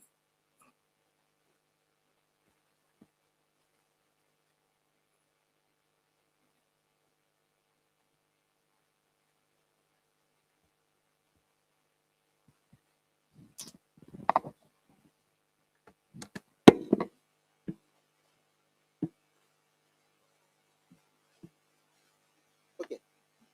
By the end of this session, you should be able to discuss the principles of outcomes-based education,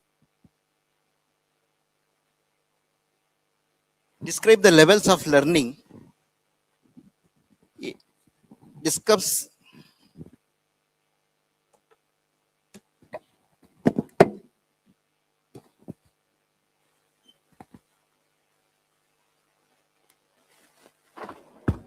okay. So this is what the technology does. Discuss the principles of outcomes-based education, describe the levels of learning outcomes in pharmacy curriculum, organize teaching learning activities that are aligned to program and course outcomes, design relevant assessment tools for theory and practicals, identify institutional and faculty level changes for effective implementation, and manage curriculum implementation plan and a continuous assessment model. These are the outcomes that we have for this session. Now, when you look at these outcomes, there are two things which strike very prominently. The structuring of these sentences. The first feature is that each of these statements tell what you will do by the end of the session, what you will be able to do by the end of the session. They don't tell what I will do. And this is what is the outcomes-based education. These are the outcomes. The outcomes are when we are in the classroom, whether in the laboratory, whether in the hospital, or in the community, we write the outcomes. This is what we expect the students who are there in the learning session to be able to perform. It could be at the end of the session, it could be end of the seminar, it could be end of the course. So this is what is the outcomes-based education. The second thing that you can see here is the first word in each of the statement. The first word is a verb, and to qualify it more, it is an active verb. It's not a passive verb. So when you say an active verb, you can see the activity happening. You can measure the activity happening. Suppose in the state, instead of discuss or describe, I had used the word understand or know. My assessment would be, do you know the principles of outcomes-based education? The student would say, yes, I know. Matter ends there. I don't know whether he knows, she knows, or doesn't know. But when it comes to discuss or describe, say discuss or describe, the output which happens is something which is structured. So these are the two learnings from whatever we see in the slide. In action for outcomes-based education, the outcome-based education is written as what is the expected outcome from the learners. And second feature is the outcomes are written in a clear language which is comprehensible for the teacher, for the student, and for the assessor. With this, let us go further. Outcomes-based education, it's an educational approach.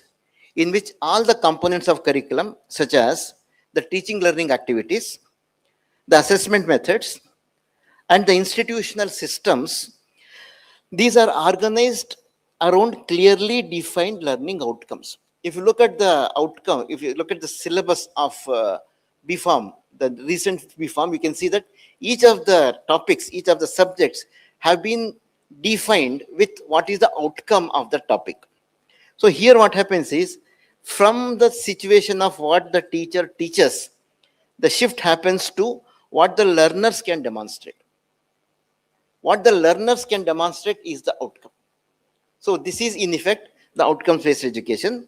Going further, there are 4 core principles of outcomes-based education. And if we understand this, it becomes easier for us to implement and also to have a change of mindset. The first core principle is the clarity of focus. The clarity of focus is what is that the student will be able to perform. This is what I said in the first slide. You write the outcome, and you write the outcome with the clarity using a proper active verb. So that gives the clarity of focus, not only for assessment, but also for, yes, madam, hello. You want to ask any question, you can ask me instead of discussing. Because not only you will be distracted, you will be distracting the others also. So if you have any doubt which you want to discuss with your neighbor, you can take them out and discuss. Please don't do this inside.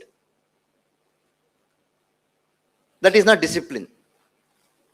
The first thing I expect in any session, any classroom, any learning situation is discipline. If you want to discuss among yourselves, it means you are disrespecting that session. You are disrespecting the persons who are sitting around. And that is what you don't expect from your students. If you don't expect from your students, don't do it yourself. First learning principle of discipline. You don't have discipline, you can't achieve anything. So the first is clarity of focus. Clarity of focus, what is that we expect the students to perform. The second is designing backward. You say the outcome. This is the outcome. Once you state the outcome, what are the activities, what are the requirements to achieve that outcome will fall in place. You don't say that these are the activities we have. Let us see what will happen. That was what's happening earlier. Now, in the context of outcome-based education, you say, this is what I expect my students to perform. Like the earlier speaker was saying that these are the outcomes we expect from the students, to be able to write a decision tree, to be able to form a forest, something. So when you say this is what I expect, then it becomes clear how do you enable those students to perform that. What is the activity that I will have to do as a teacher to make them perform that, to achieve those objectives. The third feature is high expectation. High expectation means expectation is from everybody. Generally, what used to happen is, I have a class of say 100. In that 100, about 80 to 90 students are doing very well. They answer everything and they pass. I'm happy. But what about the others 10 people or 20 people who are not able to perform? These are also the people who will go into the society, into the healthcare pool, and who will be taking care of the healthcare of many people, including maybe you. So can you tell this is fine when people are not performing? That is what the high expectations mean, which says each and every person in the session, in the course, is able to perform that baseline. Everybody is competent to perform that particular activity. You certify that. That is a quality check. So that is what is the high expectation. High expectation from everybody. And the fourth is very important. It gives expanded opportunities. What happened earlier was that there was an opportunity to learn in the classroom. The teacher is giving a lecture and we are learning. But here, for the outcome-based education, lecture is not the only solution. There are many other solutions. What are those solutions? How do the students learn? Not everybody learns the same way. There are some students who are said to be, say, auditory learners. There are some said to be who are visual learners. There are some who are said to be kinesthetic learners. But in the classroom, what happens is it is only audio visual. There's no kinesthetic. There could be some person who learns by doing. Are we giving an opportunity for a person who is differently abled, who learns by doing, apart from the classroom experience? That is what happens in expanded opportunities in the outcomes-based education. Here, outcome is important. What are the facilities that are being given can expand. So these are the four core principles for outcome-based education. One is the focus is very clear. You design backwards. You have expectations from every learner, and the opportunities for learning are expanded. The whole curriculum is said to be constructively aligned. Constructively aligned means there are three components of curriculum. One is the outcome that you expect. Second is the instructional activities. And third is the assessment activities.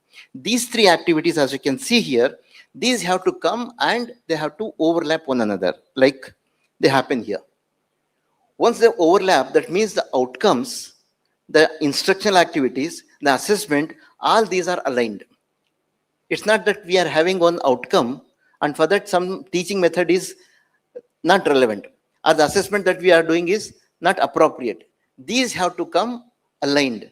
And how do we make this alignment is what is the whole crux of implementing this outcome-based curriculum, which we will be exploring in the next few slides. So why this has happened, why this outcome-based education has come is because there is a global shift in the understanding of education. The first model that I would like to present to you that we have been practicing is called a transmission model. What happens in a transmission model of teaching is that the teacher is there and there is some resource, could be in the form of a book, could be in the form of whatever literature, and the teacher transmits it to the students. Whether the students receive it, they don't receive it, it's not the teacher's problem. It is similar to your mobile tower. Mobile tower is there, it is receiving the signal and transmitting. Suppose the mobile tower is 5G and my handset is 4G. If it doesn't receive, the mobile tower doesn't say your handset is not compatible, you change it. Or if my handset is switched off, it doesn't say your handset is switched off, to switch it on. It doesn't say it, then transmits. You receive it, you don't receive it, don't receive. Same thing happens with the teachers. In a traditional model of transmission model of curriculum teaching, the teacher is only trying to cover the syllabus. Meaning syllabus is there, you put a blanket on that. It is covered. Right. So the second model is interesting. It is called as the banking model. What happens in a bank? You deposit money and when you want the money, you take it back from the bank. What happens in the education model of banking? You deposit knowledge into the student. During exam, you take it out. What remains? Right. So these were the models which were kind of not learner-centric. These were establishment-centric. These are teacher-centric, which were there. And what the global shift has happened for various reasons, sociological reasons, anthropological reasons, economic, political, all those things, is that there is a shift towards competency. And in the competency-based education, what happens is, there is an assessment what is the requirement of the society from a particular scope of profession, and from there you write the competencies, the graduate competencies, the POs that you call. These are written and these are further deconstructed into the outcomes, and from the outcomes you also state what is the assessment, and finally this cycle of outcomes, assessment, teaching, this runs through. That is what is called as transformational learning. From transmission, it has come to transformation now. What do you transform? You transform a person from a raw entity to a professional. That is what is happening in the transformation. And this competency-based education brings about two major changes. One is the identity formation. Second is like lifelong learning. Identity as a professional, identity as an ethical person, identity as an ethical professional. And second is it commits you to lifelong learning because you cannot stop with one particular degree, with one particular thing. As the competencies grow, as the requirements of the society grow, we need to upgrade ourselves. And that is what happens with the lifelong learning. This is the basic philosophy behind competency-based education, which the National Education Policy has adopted as outcomes-based education. In this, the shift is happening from a system that measures what the students are taught. Please mark the word taught. When you say the students are taught, that means that it is teacher-directed learning from what the students are taught to a system where it measures what the students are able to do, know, and become. do, know, and become. These are some of the expectations you have from the identity formation. In fact, if you get into the UNESCO model of learning, there are four areas: to know, to do, to be, and to be with others. What it adapts is from that UNESCO model, so that the emphasis shifts from content delivery to competency development.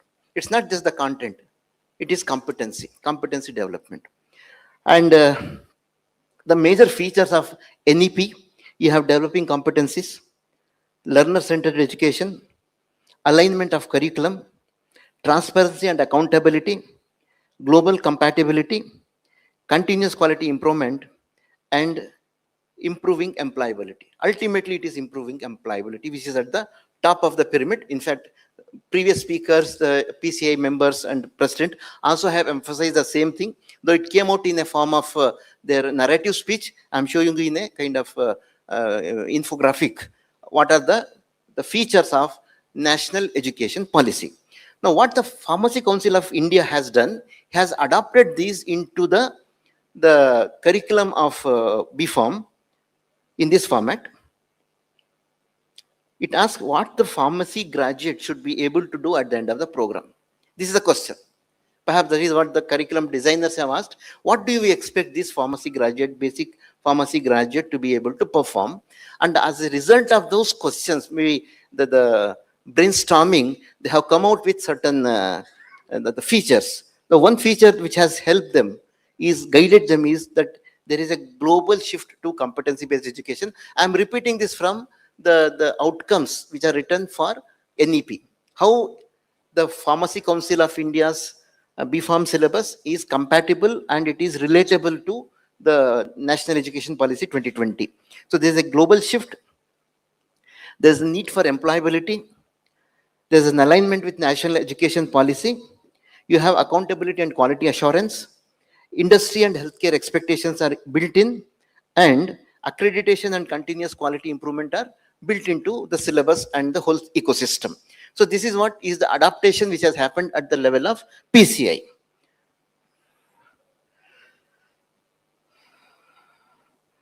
And as a result of that, the PCI has listed 11 domains of performance. 11 domains. So this is very important. I'll spend maybe 2-3 minutes on understanding this. You can see here there are 11 areas which are listed, which already you have read in your syllabus. There is pharmacy knowledge, there is pharmaceutical skills, there is systems thinking, modern tools, research innovations, all these are there. Now, why these are important is, when you have designed the syllabus, when the content is there, when the outcomes are written, how these outcomes are relating to these domains. So which of these domains is represented in the outcome that we are expecting the student to perform. So what happens here is it creates a clarity. The clarity of focus that this is what is the requirement of a graduate pharmacist. These are the 11 areas in which the performance will be done. And this activity matches either very high intensity or low intensity or medium intensity to this particular domain. And that is what is the COPO mapping, which we'll have to do. We'll just look at those COPO mapping. So what happens in the shift of education from the previous to the present is, you have the traditional curriculum and you have an outcome-based curriculum. If you look at the comparison, traditional is teacher-centric, outcome is learner-centered. In traditional, there is content coverage. In the outcome-based, there is competency achievement. Traditional is time-based progression. Outcome-based is outcome achievement. So this is very important. So when we say outcome achievement, and it is not time-based progression, we have a 4-year course. So do we expand this 4 years to 5 years or 6 years because the student has not attained the competency? We say that every student has to attain the competency. This is where the understanding of educational methodology comes into picture. In the lesson planning, there are some areas called as differentiated learning. Suppose the student, 70 to 90% of the students can learn in whatever is the formal interaction. There are some students who may not be able to learn in that particular formal situation. So what are the informal or non-formal areas or approaches which the teacher has to adopt? These are called as differentiated learning. Sometimes some areas they also call them as non-lecture hours, NHL they call it, or we can call any other name. So what are the differentiated learning? If you adapt differentiated learning, the student would be able to complete those the entire course and competency within those 4 years. Please also remember here, the student is not part-time. Part-time means it is not 9 to 4 job for the student. The student is a learner for the entire course 24 hours. We're not saying that you have to say 72 hours in a week. I'm not talking of that thing. It's that for every effort that you make as a teacher, for every 1 hour, we have to make a matching 1 hour from the student at least 1 hour from the student. How else will the student engage? If we are giving everything spoon-fed, how does the student engage and how does the student gain competency? So this is where the differentiated learning comes, where you can achieve the competency of the course within the time frame. What it means here is 1 year is completed, 4 years is completed, the course is over, we give a course completion certificate. It doesn't happen like that. We give a competency completion certificate, not a course completion certificate. Then the dominance of lecture is there. Here it is the dominance of student engagement. Then you have marks oriented, that this many marks you have to score. Here you have performance oriented. Marks become secondary, perform becomes important. Then you have a summative focus. Here you have a formative or continuous assessment. And finally, the teaching is planned first. I will teach this. Whereas in the outcome-based education, outcomes are planned first. So that's why we say it is backward learning. A similar model is there in medical education. It is called a SPICES model. I can show you the contrast between what we call a flexnerian model, which is a traditional model. On the left side, you can see, and this is what you see as a student-centered SPICES model. You can see the SPICES as acronym which is coming there. You can take a photo, or I'll share this. The presentation I'll share with Dr. Salimullah. He will share with all of you. Not an issue with that. So this is only sensitization. I'm not teaching everything here. Then the hierarchy of outcomes we have here is, first we have to have your institutional vision. That is what differentiates your institution. You are adopting the PCI syllabus, you are adopting the RGHS syllabus. But what is that your institution stands out for? That has to be there, and that runs through the entire curriculum of implementation. From there we have what we call the program education objectives. Now, program education objectives are not assessed during the course. These are assessed after the course is over, after the student is working in a particular area, how much they are able to perform, what is the quality of their performance. By the employer, you will get the feedback. That is what is program education objective. Then whatever we do in the classrooms, in the institutions, are the program outcomes. Then you have the course outcomes and the specific learning outcomes. These are facilitated by the teaching learning activities and the assessment. Now, I'll only give you some examples of program outcomes, course outcomes, and specific learning outcome. You can see this is a program outcome for a particular subject, for the B Pharm. For the B Pharm, with the background of healthcare communication. Healthcare communication. Now we come to the course outcome. It is specifically about that subject, healthcare communication. And within healthcare communication, there is a particular specific learning objective, outcome. This is the outcome. So this is the hierarchy of outcomes. You can see here on the left side, you have 11 dimensions, which are the POs. And on the right side, you have 5 COs for the subject healthcare communication. I'm stressing on healthcare communication for a particular purpose, which I will share with you at the end of this session. So these are the outcomes which are there for the PO, for the CO. And then how do you map this? This is what is activity that you will have to do. You write all the COs at the column, and on the row, top row, you write PO1, PO2, PO3. Then you write what is the intensity of this CO in relation to that PO. This is the first exercise you will have to do as a part of your curriculum implementation plan. So once that is done, you will understand further that the whole outcomes can be further classified on the basis of priority into must know, which is 70%. Then you have desirable to know, which is 20%, and nice to know, which is 10%. So these are some of the examples taken from healthcare psychology. So what are the requirements of institution to implement the OBE, outcomes based education? First thing is you need to have a planning of curriculum. You have to understand what is curriculum, in what semester, what is there, what are the outcomes, what are the subjects, subject spread is there. That matrix you need to understand the curriculum and then plan. Curriculum planning, I'll come to, I have a 12 phase implementation plan. I'll show you that a little later. Then you have academic coordination, because the subjects are there across different subjects, different departments. There has to be coordination within the institution among the teachers, among the different departments.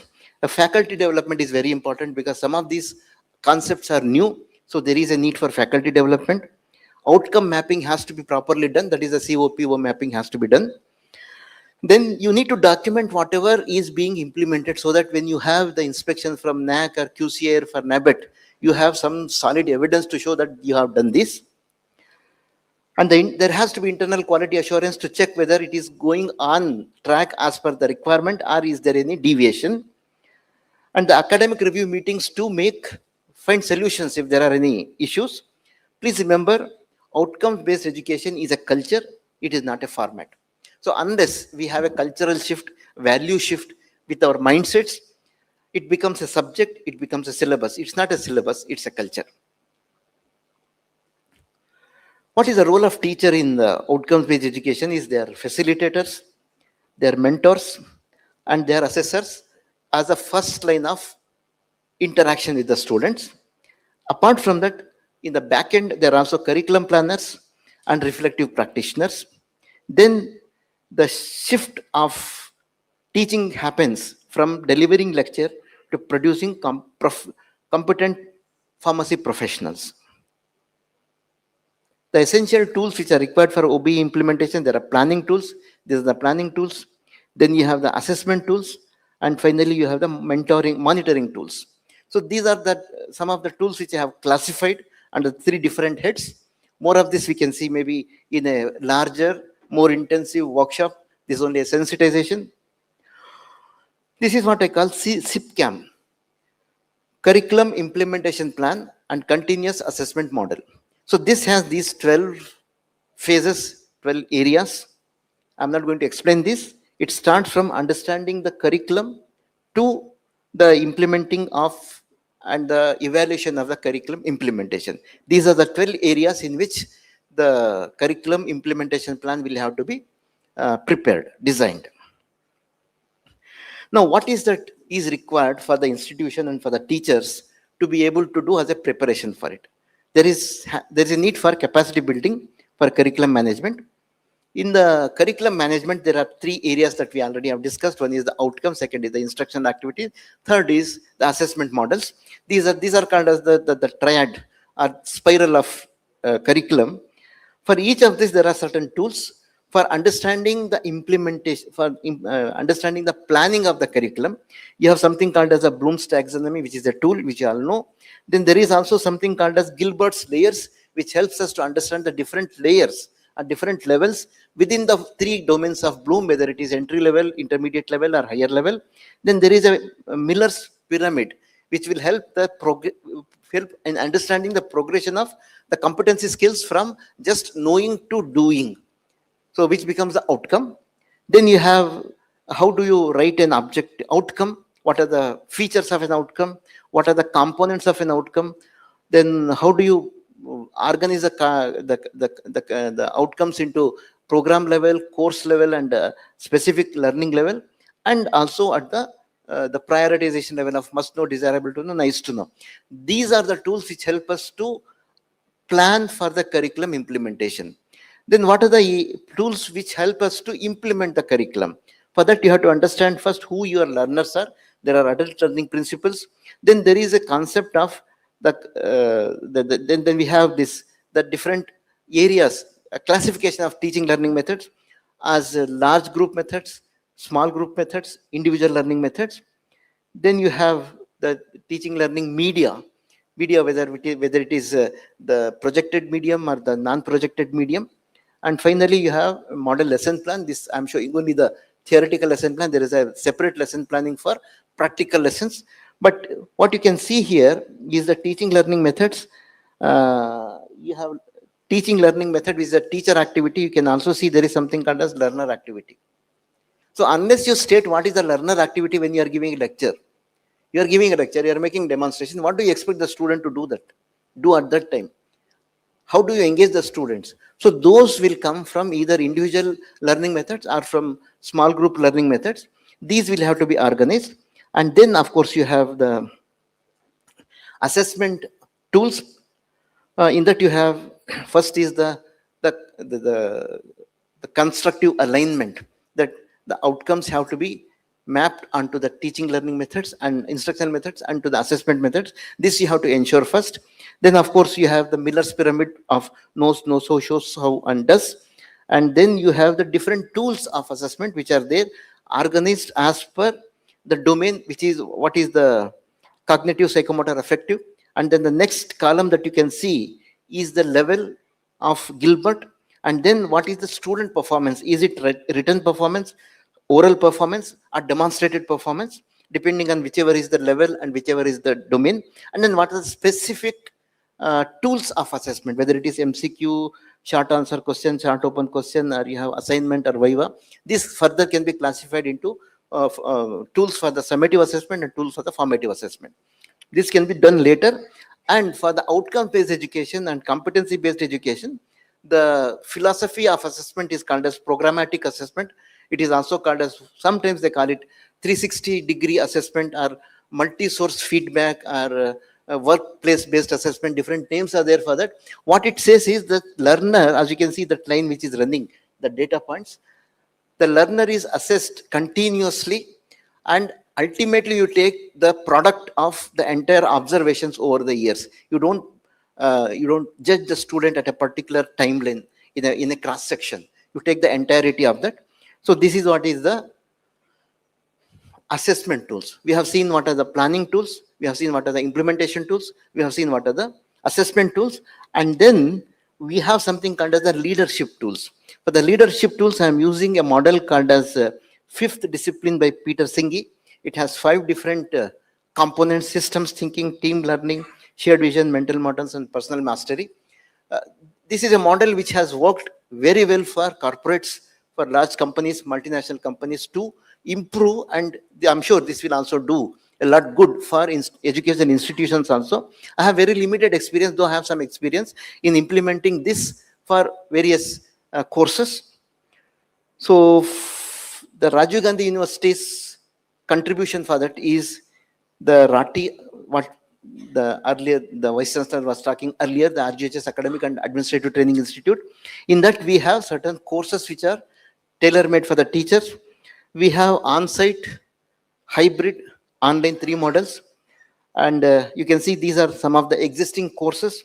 And on the other side, you can see these are the proposed courses which are there, which could be of use for teachers and for the students. If there are any questions, I'll take. Otherwise, what I was talking was, at the end of this discussion, if you are able to discuss the principles of outcomes-based education as 4 principles, describe the levels of learning in outcomes, learning outcomes in pharmacy education. We have at the course level, at the program level, at the course level, at the specific learning level.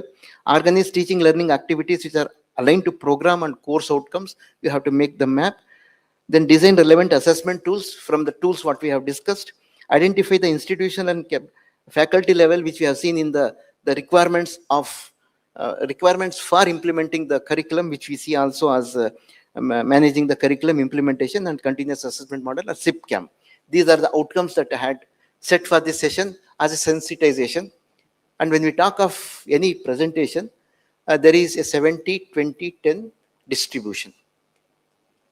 This is true for your B.Pharm course also. If you are only teaching the classrooms and you take them to the laboratory and teach what is this formal teaching, the student will be 10% ready. But if you provide them an opportunity for interacting among themselves informally with the teacher, another 20% will add to that. And 70% is when they engage themselves into the activity. So this is what is called as the outcomes-based education. And these are some of the 2 books which I was talking of earlier. One which would help you to understand what are the principles of competency-based education or outcomes-based education. And the second, what you see here is a kind of translation of outcomes-based policies into one of the subjects of your BPharm curriculum. This is not to promote any book. This is only to show that there is a possibility for you to take it forward into the designing of implementation plan. Thank you all.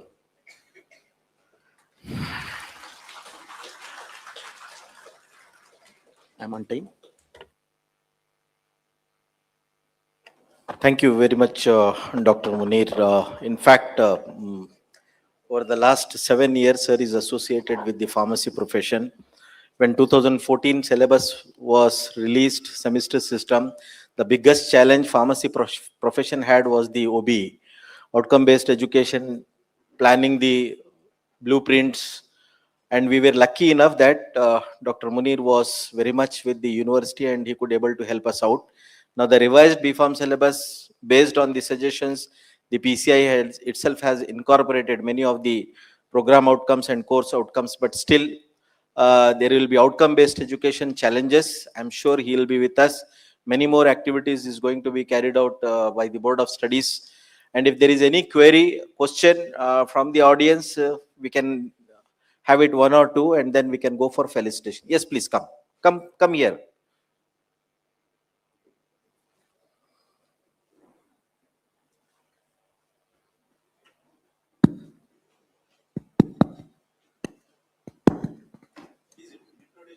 Thank you, sir. My name is Dr. Pramod Gadad. I'm principal for KLE College of Pharmacy, Nipani. Sir, it was a wonderful talk by you. I'm really appreciate your talk. I have one questions, or two sub questions. So when the POs are written already, and course outcomes are also written by the syllabus copy, and why the mapping has to be COPO mapping has to be left to the teachers, because it introduces a lot of variability, individual to individual. One question, sir. So Okay, just along with that, okay. one more question is, so in your slide, you showed that one CO mapped with multiple POs. So, but some of the engineering colleges where I had a chance to look at the documentation, so they usually prefer one CO mapped with only one of the POs of 11, so that it brings out the very focused outcome. So your comments, please, sir. Yeah, sure. Thank you. Good question.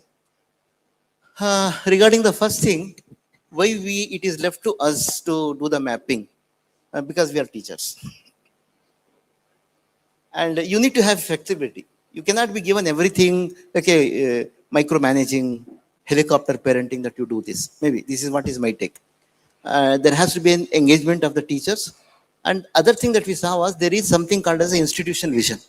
So this institutional vision also will contribute when we are doing the COPO mapping, because your kind of whatever you say, your institutional ethics, your institutional ecosystem, that also may get into the mapping of it. And that we have to use it very, very cautiously and judiciously, because it should not become something which is totally or significantly diverging from the PCI syllabus. The maximum that you have the liberty is in the area of nice to know. This is where the organizing of content into must know, desirable to know, nice to know comes in.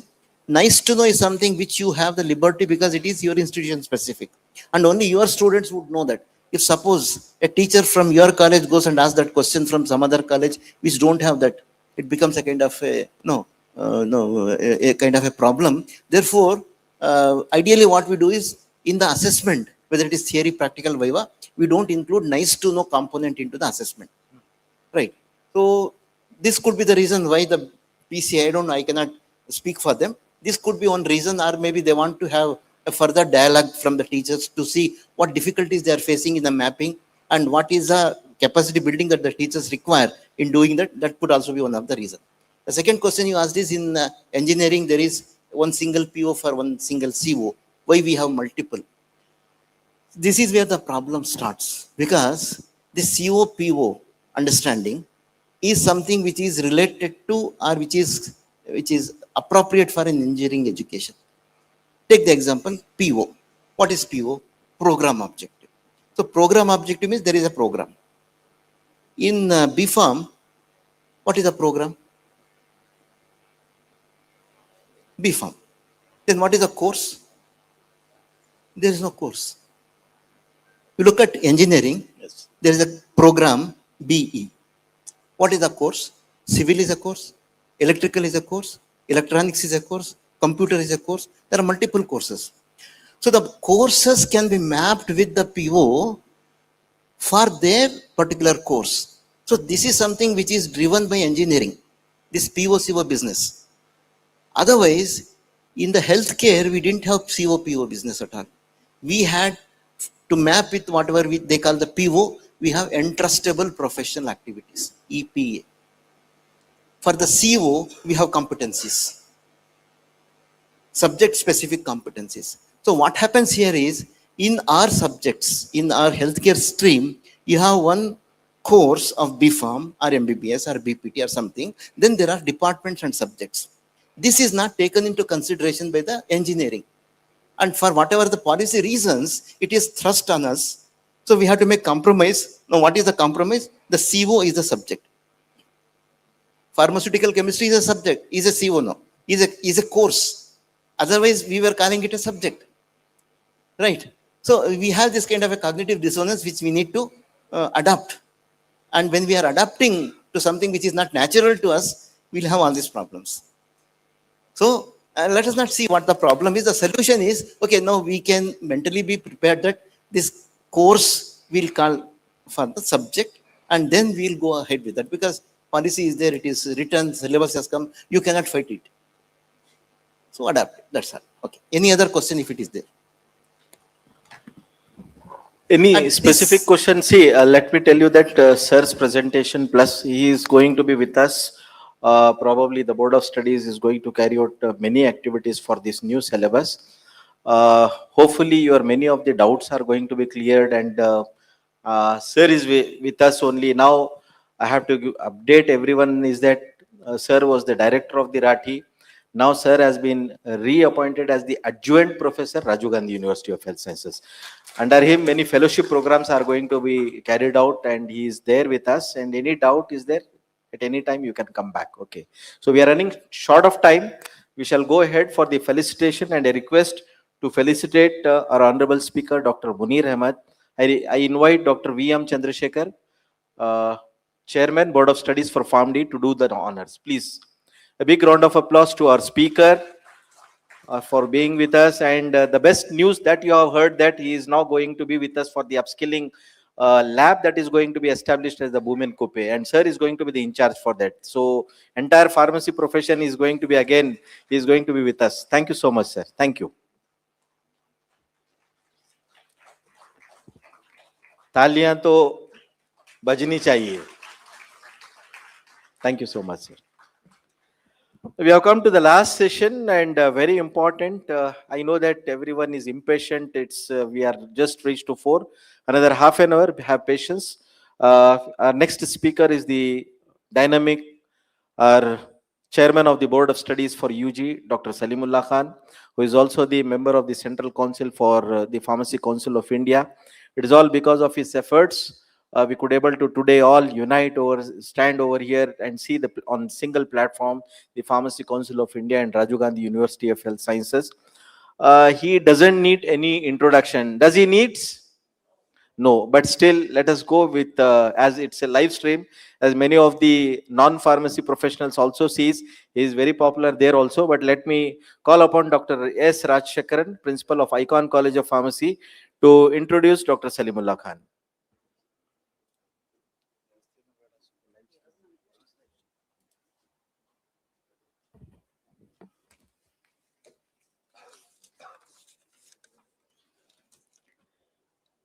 Good evening, ladies and gentlemen. Let me take the opportunity of introducing Dr. Salimullah Khan. Dr. Salimullah Khan is a distinguished academician, accomplished administrator, and an inspiring leader in the profession of pharmacy.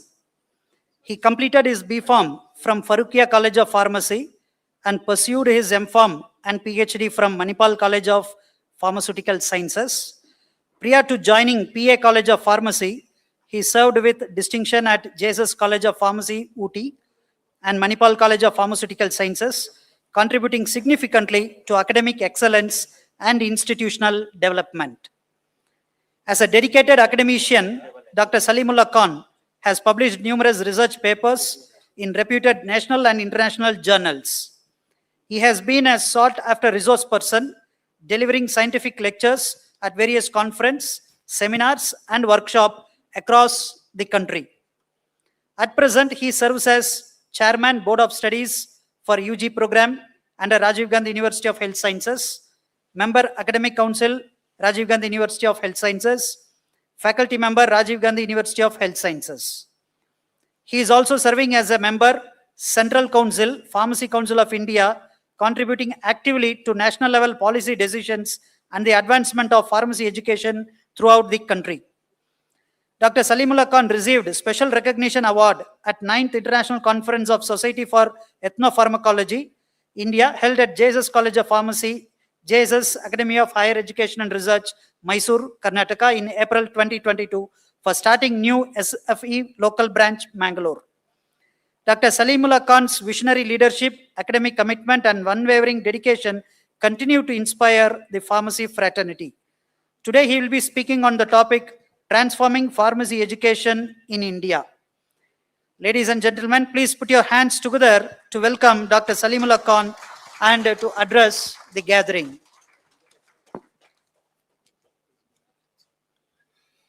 Thank you, Dr. Rajshekhar, and good evening to all of you.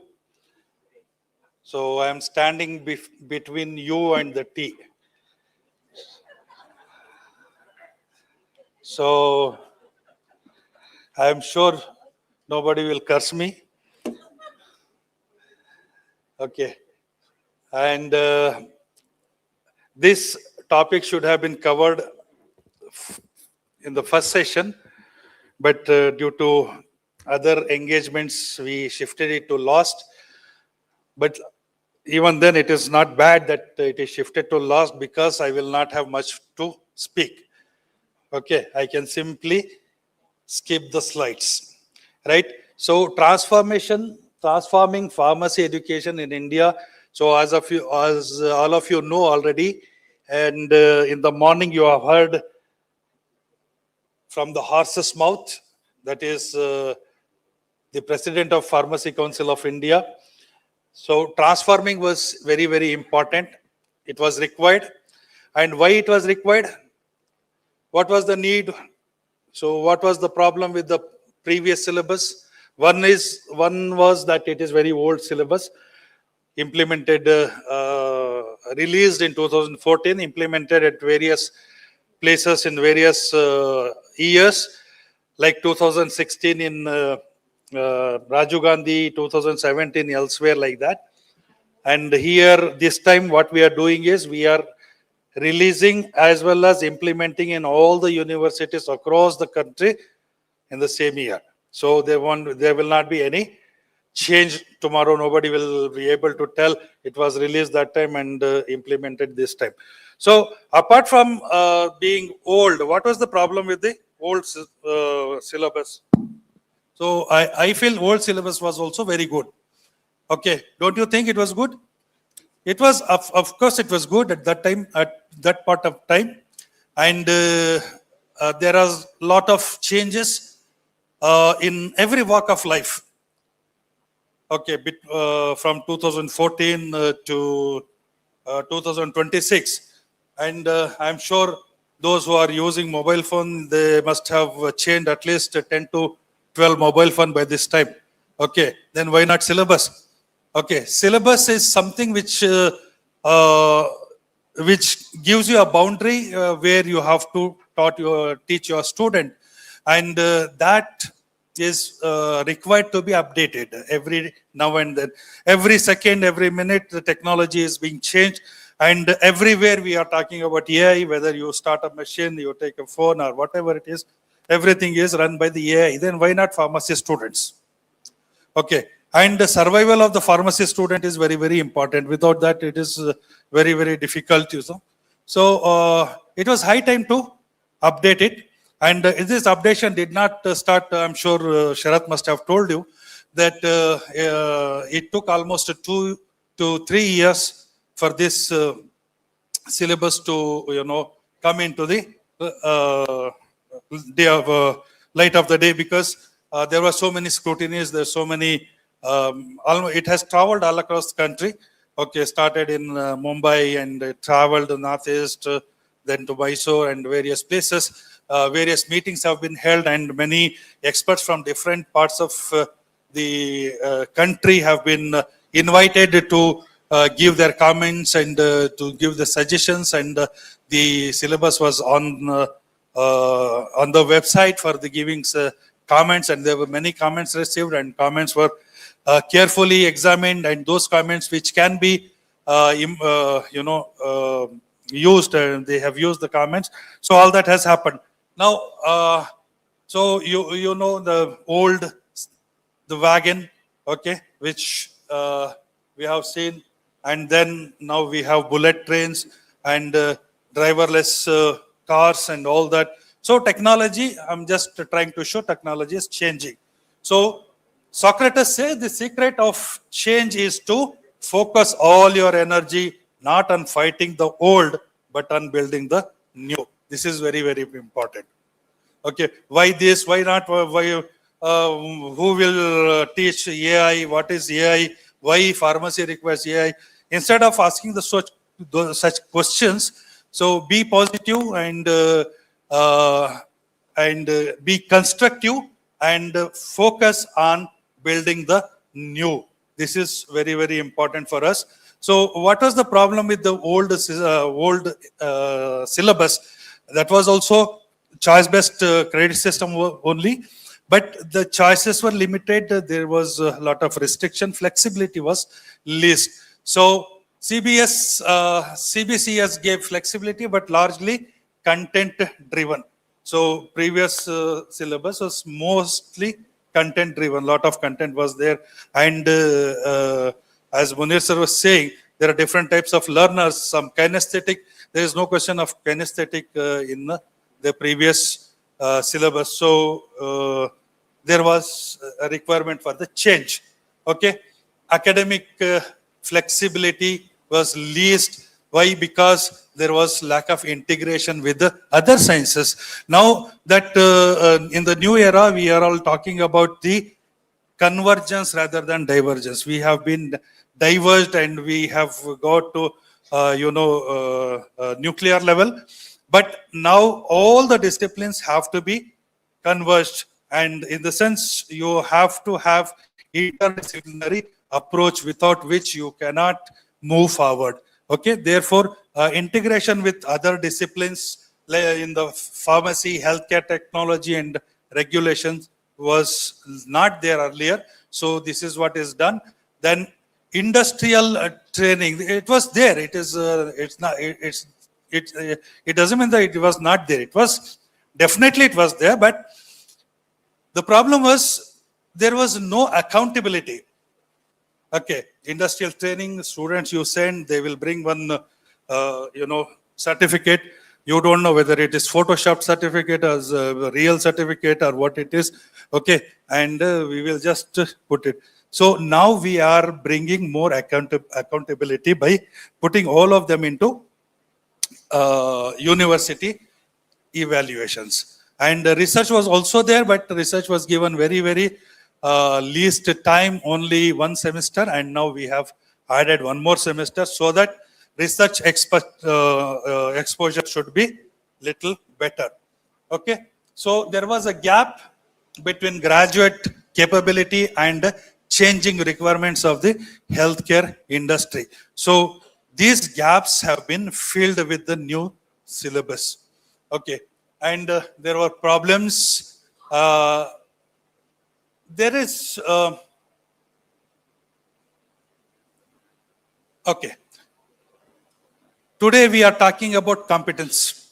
Okay, everywhere competence. Even Munir sir was talking about competence, and without competence, our students, once they complete graduation, what is their competency level? So how does the competency level comes? What are the requirements for the competency? So requirement for the competency are attitude, which is very, very important. Then skills and knowledge. So all of them are very, very important. Attitude, skills, and knowledge. So attitude and skills and knowledge, okay, will get by giving good emphasis on all these parameters by skill training and measurable outcomes by COs and POs and all that is very, very important. Okay. And apart from that, the previous syllabus also had a poor global acceptability. Okay, the previous syllabus was not accepted globally. So the new syllabus, we have made it to approach, approved by the global agencies, right? This is the transition, and the NEP 2020 driven reforms shifts BPharm from a traditional content-centric framework to a dynamic competency-based and student-centric model. So we are more talking about the student-centric approach of the student. So what is the transition in the first focus is on CO, PO, measurable outcomes, right? Then sir also told about the PEO, okay, program specific objective or program educational objectives or outcomes. So that focus is very, very important. Next one is attainment. After measurement of all those things, what is your attainment level? And finally, what is the attributes of a graduate? You know, we never thought about the attributes of the graduate, in the sense, once your student graduates from your university or from your college, what kind of attributes you should see in a graduate? That is very, very important. And those attributes are now focused in the current syllabus. Okay, so interdisciplinary, again, it is same thing. Then you have industry exposure, right? And better research opportunities in the current syllabus, aligned with the global requirement and national education policy, right? Then measurable outcomes, COs, POs, and sir was talking about this, right? And there was one question also, why it should be given to the teacher to, map it. That is actually almost, it is already spoon-fed. Already course objectives and program objectives are already given. You only have to map. For mapping, you will have to, dedicate the specific part of your syllabus to each CO. And so then you can map very easily, and there will not be much difference when the COs are already set. And to see the attributes, what are the graduate attributes? I'll show you on the next slide. To see those attributes, there was lack of this important part of education. So what are those important part of education? Skills. There are different skills which were required, like communication and effective expression, listening, presentation skill, team collaboration, all those things. Therefore, the new syllabus has added skill enhancement courses. Okay, there are so many courses, it had almost 33 courses it has added. There was one question in last time when we were presenting in Chennai, do we have to administer all the 33 courses? How it is possible? You have to do it because there is no other go, because the flexibility should be given to the student. Okay, of course there is a challenge. It is definitely a challenge from where you will bring all the teachers. All those things are there. But if you want to, you can do it, right? Then another important attribute for a pharmacist, the pharmacist should be ethical. Okay, he should know what he is doing and how he is doing, what is his practice, what is his, approach towards the patient. So all those things are very important, which is taught by through this value addition courses. Okay, value addition courses like ethics, right? Which has a impact. Then you have ability enhancement courses in your syllabus, entrepreneurship and digital skills, right? So these courses are added so that there is a good impact on the student, right? Now, once you do all those things, these attributes you can see in your student. Okay, don't you read, please read. Don't you think your graduate should have these attributes? Okay. Have you ever thought about this? Scientific and analytical thinking, a student graduated after graduation, okay, he should have this scientific and analytical thinking, ethical and professional integrity, patient-centered orientation, industry and practice readiness, effective communication skills, teamwork and leadership skills, innovation and problem-solving mindset, lifelong learning orientation. So these attributes have to be inculcated in the student, and therefore we have different, additions, different courses added in the syllabus. Okay, so program outcomes, like what are program outcomes? Program educational outcomes, PE was defined the broad career and the professional. As the sir was saying, it will not be directly measured. Program educational objectives will be achieved once you achieve, map your course objective and program objectives. Okay, it's a broader term, right? Now, program educational objectives, broad objectives are apply fundamental knowledge that everybody knows, apply fundamental knowledge, demonstrate practical skills. After your BPharm is completed, the student or graduate should be able to demonstrate the practical skills, use scientific reasoning, okay, whatever he does, use scientific reasoning, practice with responsibility. This is again value addition. Without that, it is useless to be a pharmacist. With responsibility, practice with responsibility, pursue continuous learning. This is a global impact. Pursue continuous learning. It is lifelong learning is there everywhere. We have to do that lifelong learning. Then program outcomes. Okay, program outcomes represent a narrow statement that describe what students are expected to know and be able to do by the time of graduation. So these are the program outcomes, like pharmacy knowledge, problem analysis and critical thinking, pharmaceutical skills and practice, modern tools and AI competence, research and innovation, professional ethics, communication skills, leadership and entrepreneurship, pharmacist and society, environment and sustainability, lifelong learning. So these are the program outcomes. You see the program outcomes so designed that the first 5 program outcomes, actually they have professional as well as societal impact. And the last 3, they have the global impact. So program should be in such a way that it should have an overall impact on the life of human being. So societal impact was important, professional impact was important, as well as a global impact was important. And that is why the program objectives, and if we know, I'm sure everybody knows there were no proper program objectives defined earlier in the pharmacy. We were following those who went for NAC, they were following only program objectives given by the AICTE. Okay, now the Pharmacy Council of India has properly charted out correct program outcomes so that it impacts.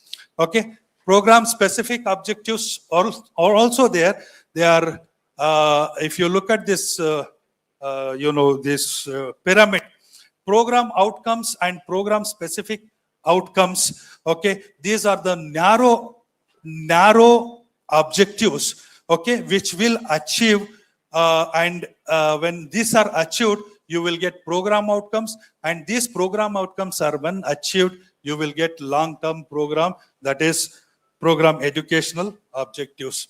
Okay, And what are the key features of NEP aligned? These are some of the important things. You must have already gone through the syllabus. Okay. In year 1, you have semester 1, semester 2. In the different semesters have different credits. They are not uniformly distributed credits. A total of 193 credits, and in each semester there is something or the else added. Okay, in the first semester you have Python program, and in the second semester value added ethics modules are there. In third you have machine learning and AEC, that ability enhancement courses. Then in the fourth you have mandatory internship. Then fifth, choosing your career. Now, what do you mean by, you please look at this, choosing your career. What do you mean by choosing your career? Okay, there are two types of career in the B Pharm. One is industry oriented career and second one is healthcare oriented career. So how do you choose it? Do you have a separate domain for that? No, by choosing the optional subjects, okay, you can decide what is your orientation. Okay, do you want to go for clinical side or you want to go for industrial side? Accordingly, you can choose your optional subjects. If you choose in such manner, definitely it is good for your student, and student will be industry ready by the end of the course, and this is very, very important. Okay, then semester 7 you have AI in clinical applications, and also you have a research project, both 7 and 8 research projects, and 8 also you have 6 credit research project. Now a research project you have in both the semesters, okay, semester 7 and semester 8. So how do we evaluate? In the both the semesters we have to evaluate. So how do we evaluate? Does it mean we have to give one research project in the 7th semester and another research project in the 8th semester? If you want to do so, you can do so, but ideally give one research project, okay, and set your objectives of the project in such a way they can be evaluated in the 7th semester as well as at the 8th semester. Okay, like if you are having 5 objectives, 3 objectives in the 7th semester, and in the 8th semester 2 objectives plus conclusion. So this is how you can evaluate the research, and 2 semesters research, and you will get ample time to do a proper research. And once you do a proper research, then it is possible for you to publish a paper also. Otherwise, now what is happening? Okay, you do not even know, the student do not even know what is literature search. Okay, if you give literature search, by the time they finish literature search, you will have to present your project. So there is no much time.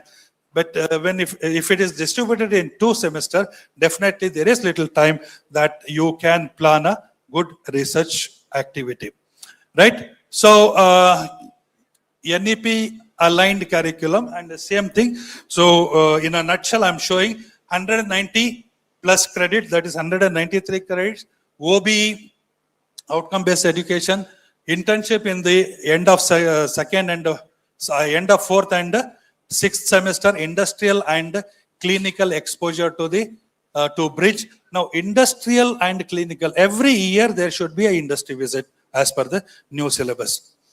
Okay, so why there should be more exposure to the industry, and 2 semesters, and all of them should be evaluated by the university. Okay, then when it is evaluated by the university, there is accountability for that.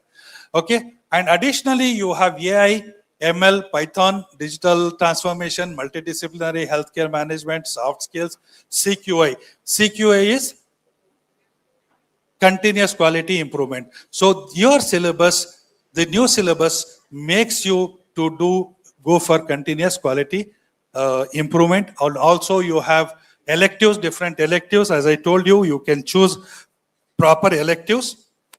Okay, in the internship, I forgot to tell you, 2 internship. 1 internship should be in the hospital, another internship should be in the industry, right? So your the electives should be properly chosen so that the student can decide on his or her career.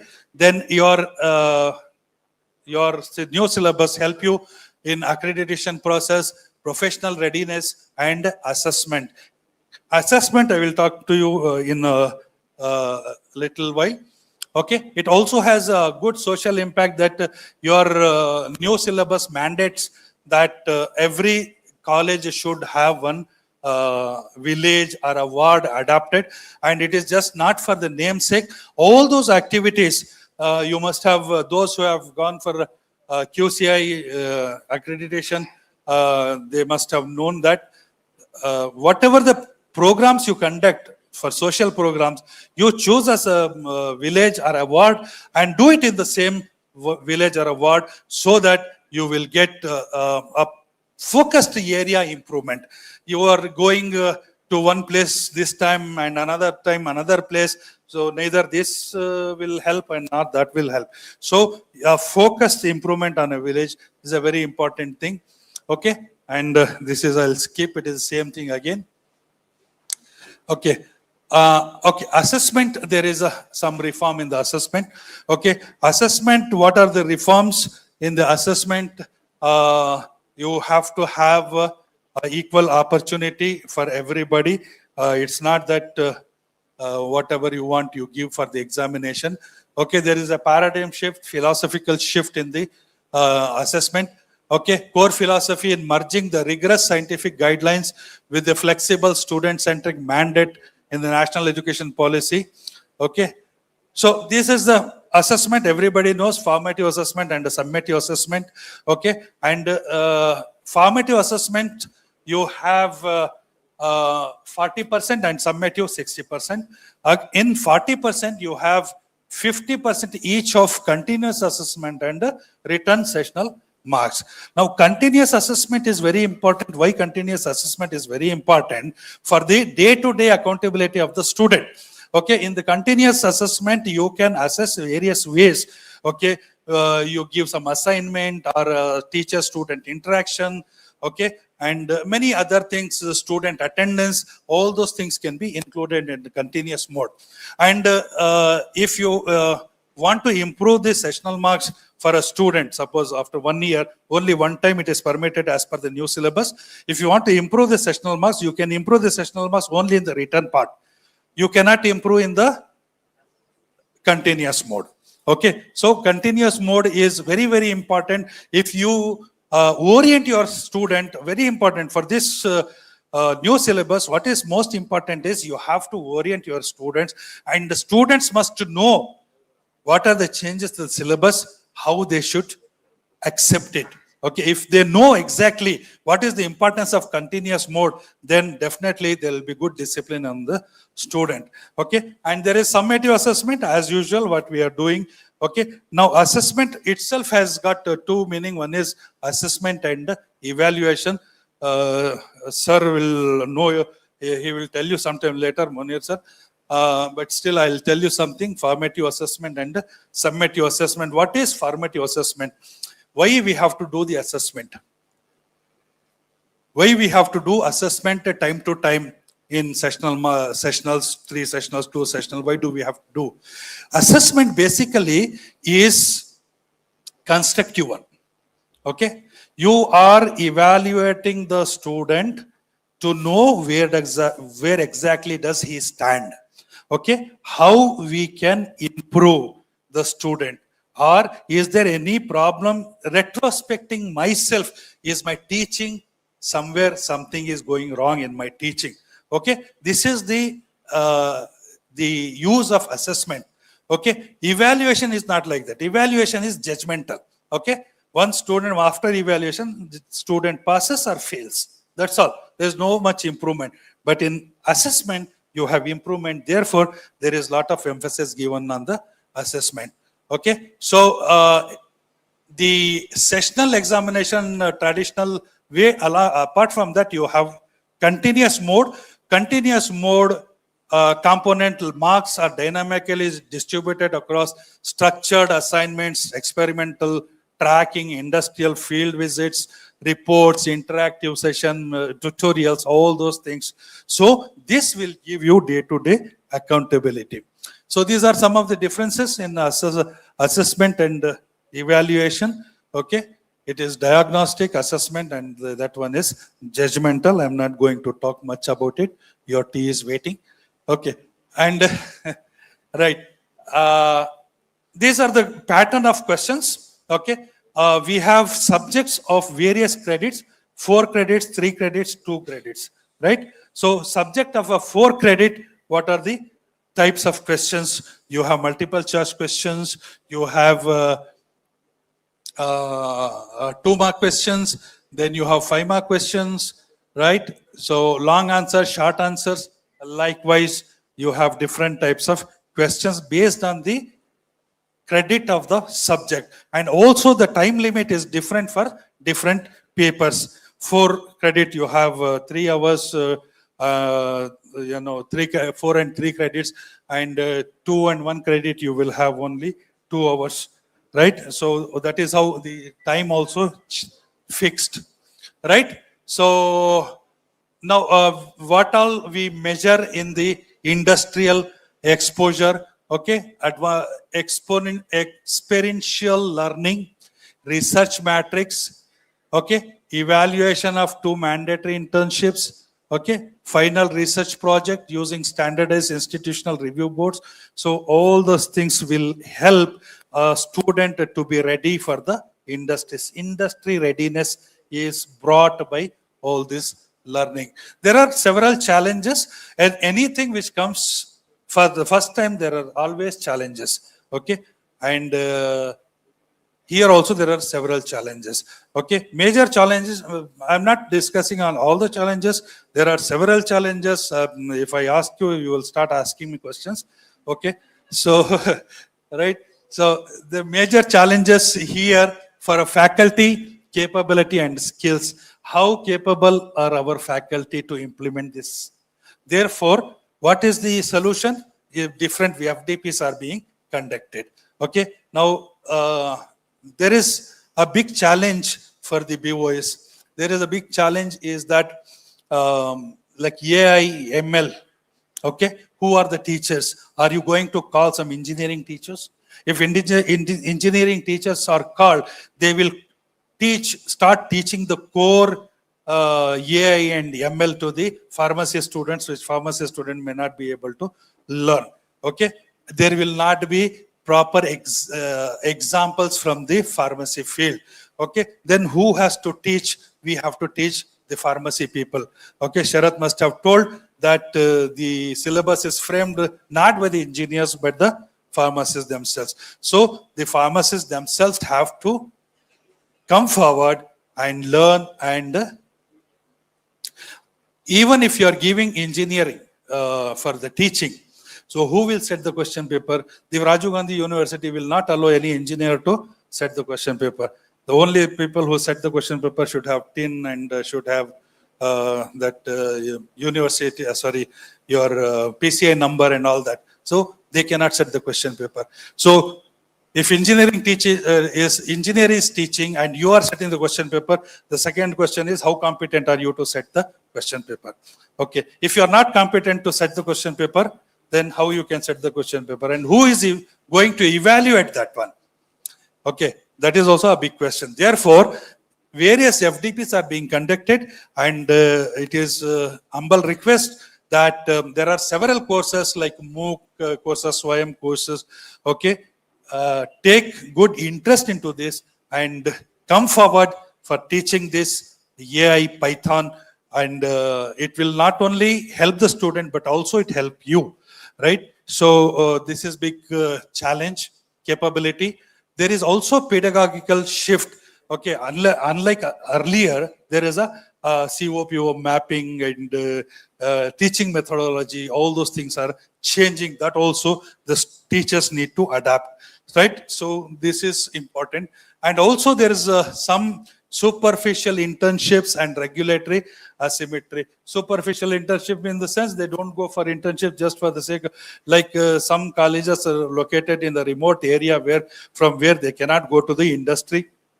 Okay, and 10 MOUs from the industry, you will not get 10 MOU. So superficial things and all those things will creep into it. So better we should avoid those things and try our level best to be honest enough to implement the syllabus properly. Okay, so this is about the syllabus. I am sure I have not taken much time, right?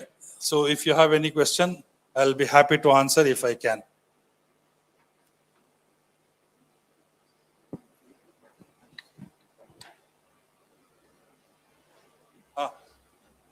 Natraj sir, one senior person is asking, definitely it will be a good question.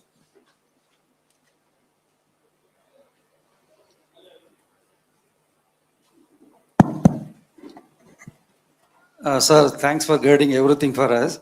And at the end, you mentioned that. Please introduce yourself. You are Natraj sir, please introduce yourself.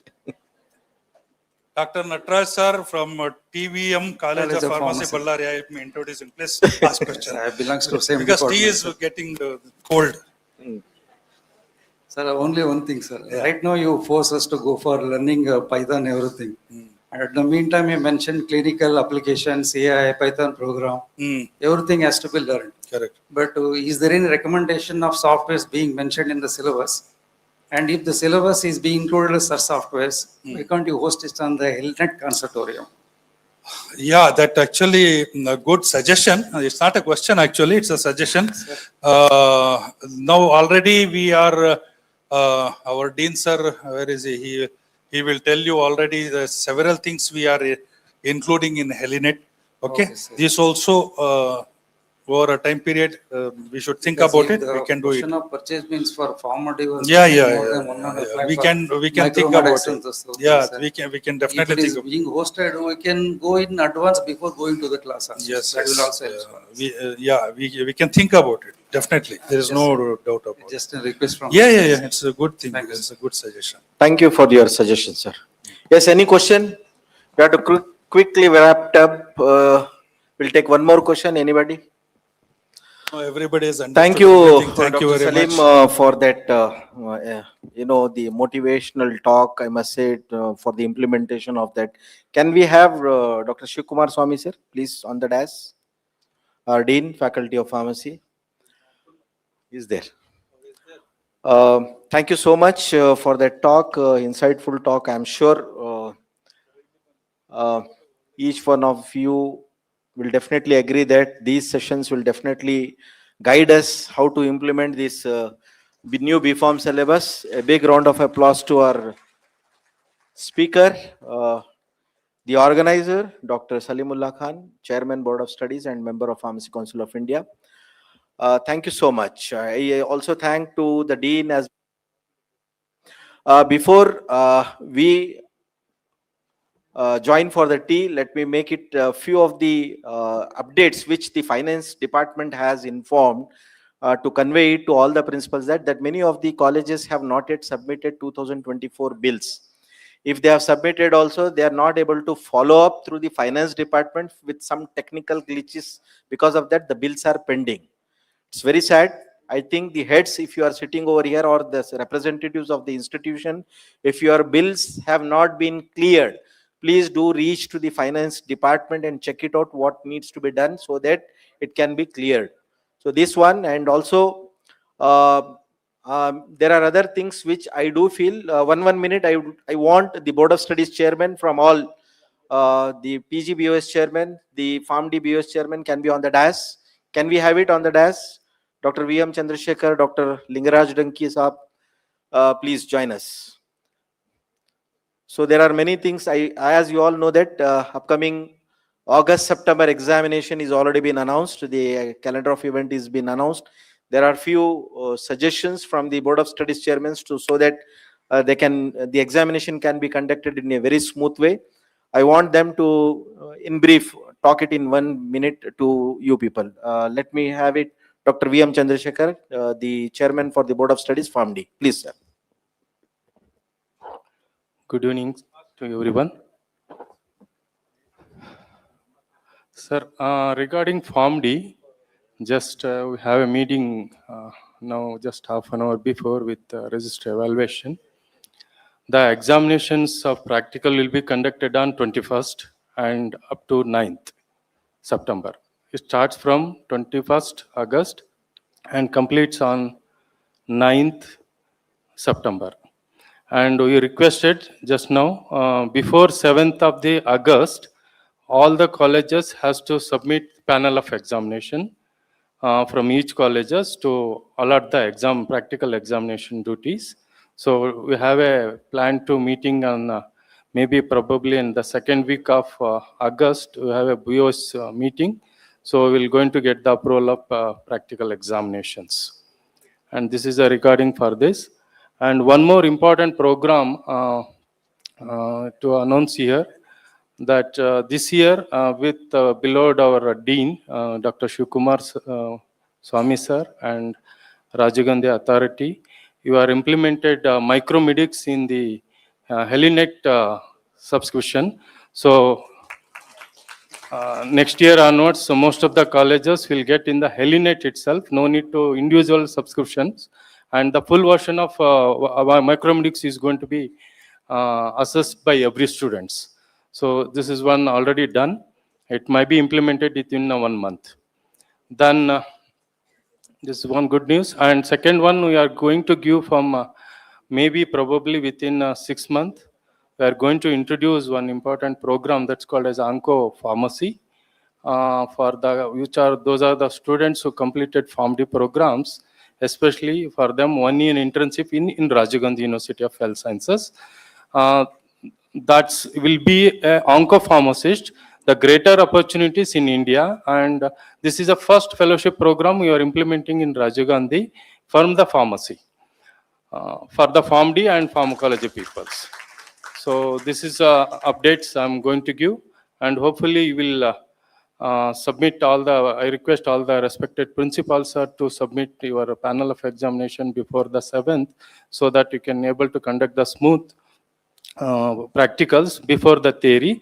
And one more important, after the theory examinations, the present batch first year PharmD, it's called as RS3.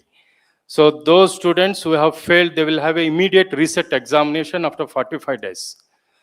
So if the students are qualified in the 45 days in the reset exam, so he will continue for the next year without any lapse of 1 year. So this is what already implemented, and we're going to conduct in December the reset examination. Students going to complete their academic this thing within the 6 year. 2 options will be given. So if even in the reset examination is failed, then he has to probably write the examination in the annual examinations. But within the 45, if it's clear, he will definitely get the one more chance to continue in the next year itself. So this is a good news for the students who are going to complete in the scheduled 6-year programs. Okay, this is my update for the PharmD programs. Thank you. Thank you, Dr. Chandrasekhar, for that updates.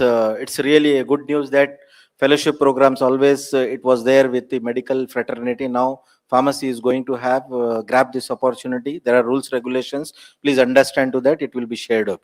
And as he said, the exams, sharing of the panel of examiners do at the earliest. And we also have the Chairman Board of Studies for PG, Dr. Lingraj Danke. I would like sir to say a few words. Good morning, all the dignitaries and principals. As all of you have seen, timetable notification is out, and especially for RS6 scheme, second semester, we have issued new QP codes. Just go through the QP codes; they are very important. And shortly, to release the notification, I was waiting for the call for the examiners details and other things, as well as for theory also. So from my side already soft copy is ready. By Tuesday or Wednesday I'll be posting in the principal group and BOS group, and you will be getting that. And as far as practicals are concerned, from 15th or 16th of October we are thinking to start the practicals, because in continuation with the earlier calendar of events for submission of thesis or dissertation work to carry over the same dates. We have extended for around 8 to 10 days. So earlier it was 15th of October with fine. Now we have given 12th of October so that it will coincide with the earlier calendar of events. And after that only we will be going to start the practicals. And regarding most of the principals, they have called me regarding EMS data, because there was a notification from the university regarding EMS data for PG as well. Earlier, some 2-3 months earlier, when we called the computer specialist from the university, and in BOS also we have discussed what type of system we need to enter the data of the external as well as internal examiners. Because for PG, all of you know, we are calling the external examiners other than university. But whatever the software is now we are using, that is for the university, within the university. And we have to modify it as per the PG curriculum and notifications. So that still I think this time also for this exam, I am trying to do it, but whether the technical team will support me or no, I am not sure. But anyhow, physical data I'll be collecting from you people, and I'll be ready with the panel. If at all, at the last minute EMS is possible, then we will feed the data. I'll request all of you to feed the data in the EMS, or else, as usual, we will be doing the work. So these were the updates from PG side. And shortly we will be calling for BOS meeting also within, I think within the next 15 days. And whatever the new courses and other things are there, we have taken up. And I am thankful for all the principals, because when we implemented RS6 scheme, there were many ambiguities, many apprehensions, and I have tried, my team has tried to overcome all the ambiguity apprehensions, and successfully we have completed the first semester, because all the ambiguities were related to first semester only. And in second semester also, I think all of you have gone through, because before the start of the academic session, in the principal group and other related groups, I have posted the notification circulars, then syllabus copy, other things to follow. And this time also for practical exams particularly, there will be only one practical for second semester for all the streams, with only one internal and only one external. So in second semester, there is no ambiguity. And clearly that I have stated earlier in the earlier circular also. So these were the updates. Thank you very much. Thank you, Dr. Lingaraj Danki Saab. He has few of the points he has highlighted, that many of the circulars which are been circulated in the principals group, we have a very dedicated principals group. Very sad to say that few of the principals are not percolating those information notifications to their faculty members. We have seen in the last examination, as sir has informed, the curriculum has been revised, the examination pattern has been made as like that of the PCI. And few of the colleges still telling that, sir, this question is from out of syllabus, this question is already there in the syllabus. It's a revised curriculum. If you have not even percolated the same to your faculty members will teach the same syllabus that they are teaching it continuation. Please, this attention needed from the principals. Make it very compulsory to see every day the principals group, so that any notifications that are being announced by the university, no hard copy is going to come to any college now, either from the council or from the university. It is all the e system. Now, whatever the e copies are there, it is already been dropped by the dean or the BOS chairmen or myself. At least try to concentrate on that, download it, pass it on to the office people, and then see that it has been informed to the faculty members. At least this attention is needed. Thank you so much, Dr. Lingaraj Danki Saab. And one thing we have already informed, that this time the e affiliation system already in the principals group link has been shared. Many of the colleges have not yet started. This is a trial where I think you can start updating the data, so that when the affiliation notification comes, it becomes easy for you people. Any technical glitch, the technical person is there in the principals group, so he is going to attend to it. They have also passed on the mobile numbers. If you have any doubt over that, any data problem, uploading anything, you can just contact to them. So before we conclude, I request our Dean, Faculty of Pharmacy, Dr. Shivkumar Swami, to say a few words and conclude the session. Please, sir. Good evening, dear principals and participants. It is too late to give a speech. I just wanted, on behalf of university, thank the management association and all the principals for the cooperation for successful conduct of this workshop, one-day workshop, because Dr. Montu Patel was happy, Dr. Sharad Chandra was happy, because Sharad Chandra was telling he has attended almost 15 launch like this, and he told that this is the best one, right? And it's very easy to conduct in a deemed university or state university because they have only one college. In our university, it's too difficult. Myself and Dr. Salimullah Khan, we have struggled from 1 month to get the notification. Unfortunately, 30th is the notification date you have seen. It's very difficult in public university, government universities to move the things, but still we got it, and we came the first government university in India to implement this, right? So sincerely, on behalf of university, I thank all of you for your kind cooperation, right? And let us hope we'll meet again, maybe for the workshop, right? Workshop, we want to have a blueprint, question paper, and other things, right? And this was not possible without the help of Dr. Salimullah Khan. He has also helped us. We have struggled, both of us have sat for one full day, morning to evening, with Dr. Shanmukappa. He is then days director. Now he has moved into NMC. We have sat for one day.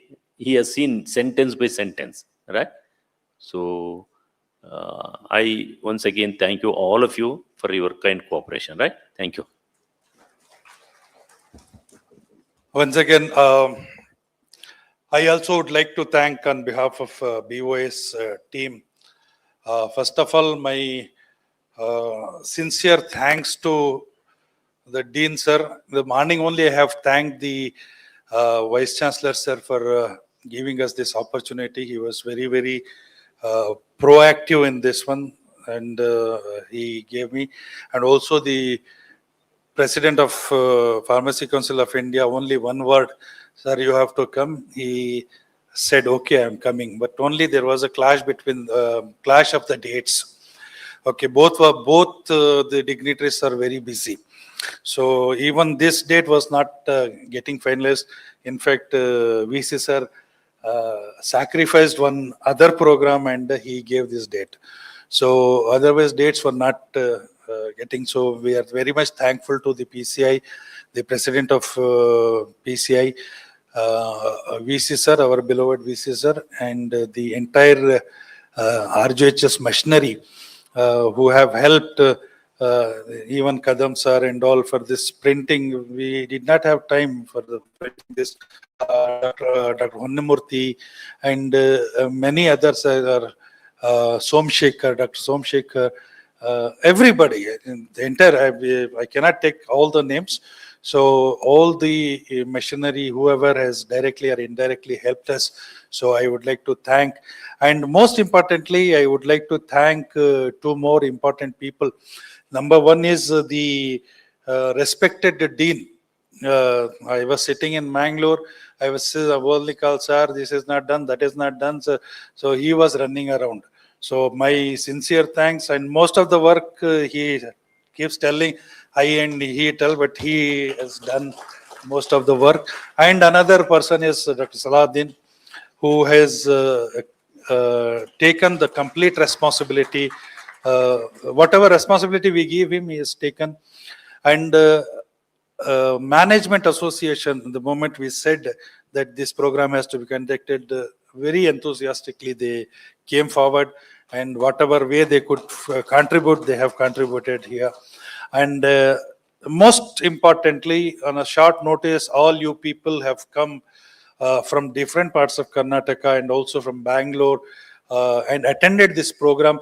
Any program, the success is not the stage, the success is the audience, the you people. Okay, if you are not there, it will not be success. Okay, Sharat, what is said? My audience is so good and so big. This is what is success. Okay, so big congratulations to all of you and thank you very much. Okay, we'll conclude. I request everyone to please rise for national anthem.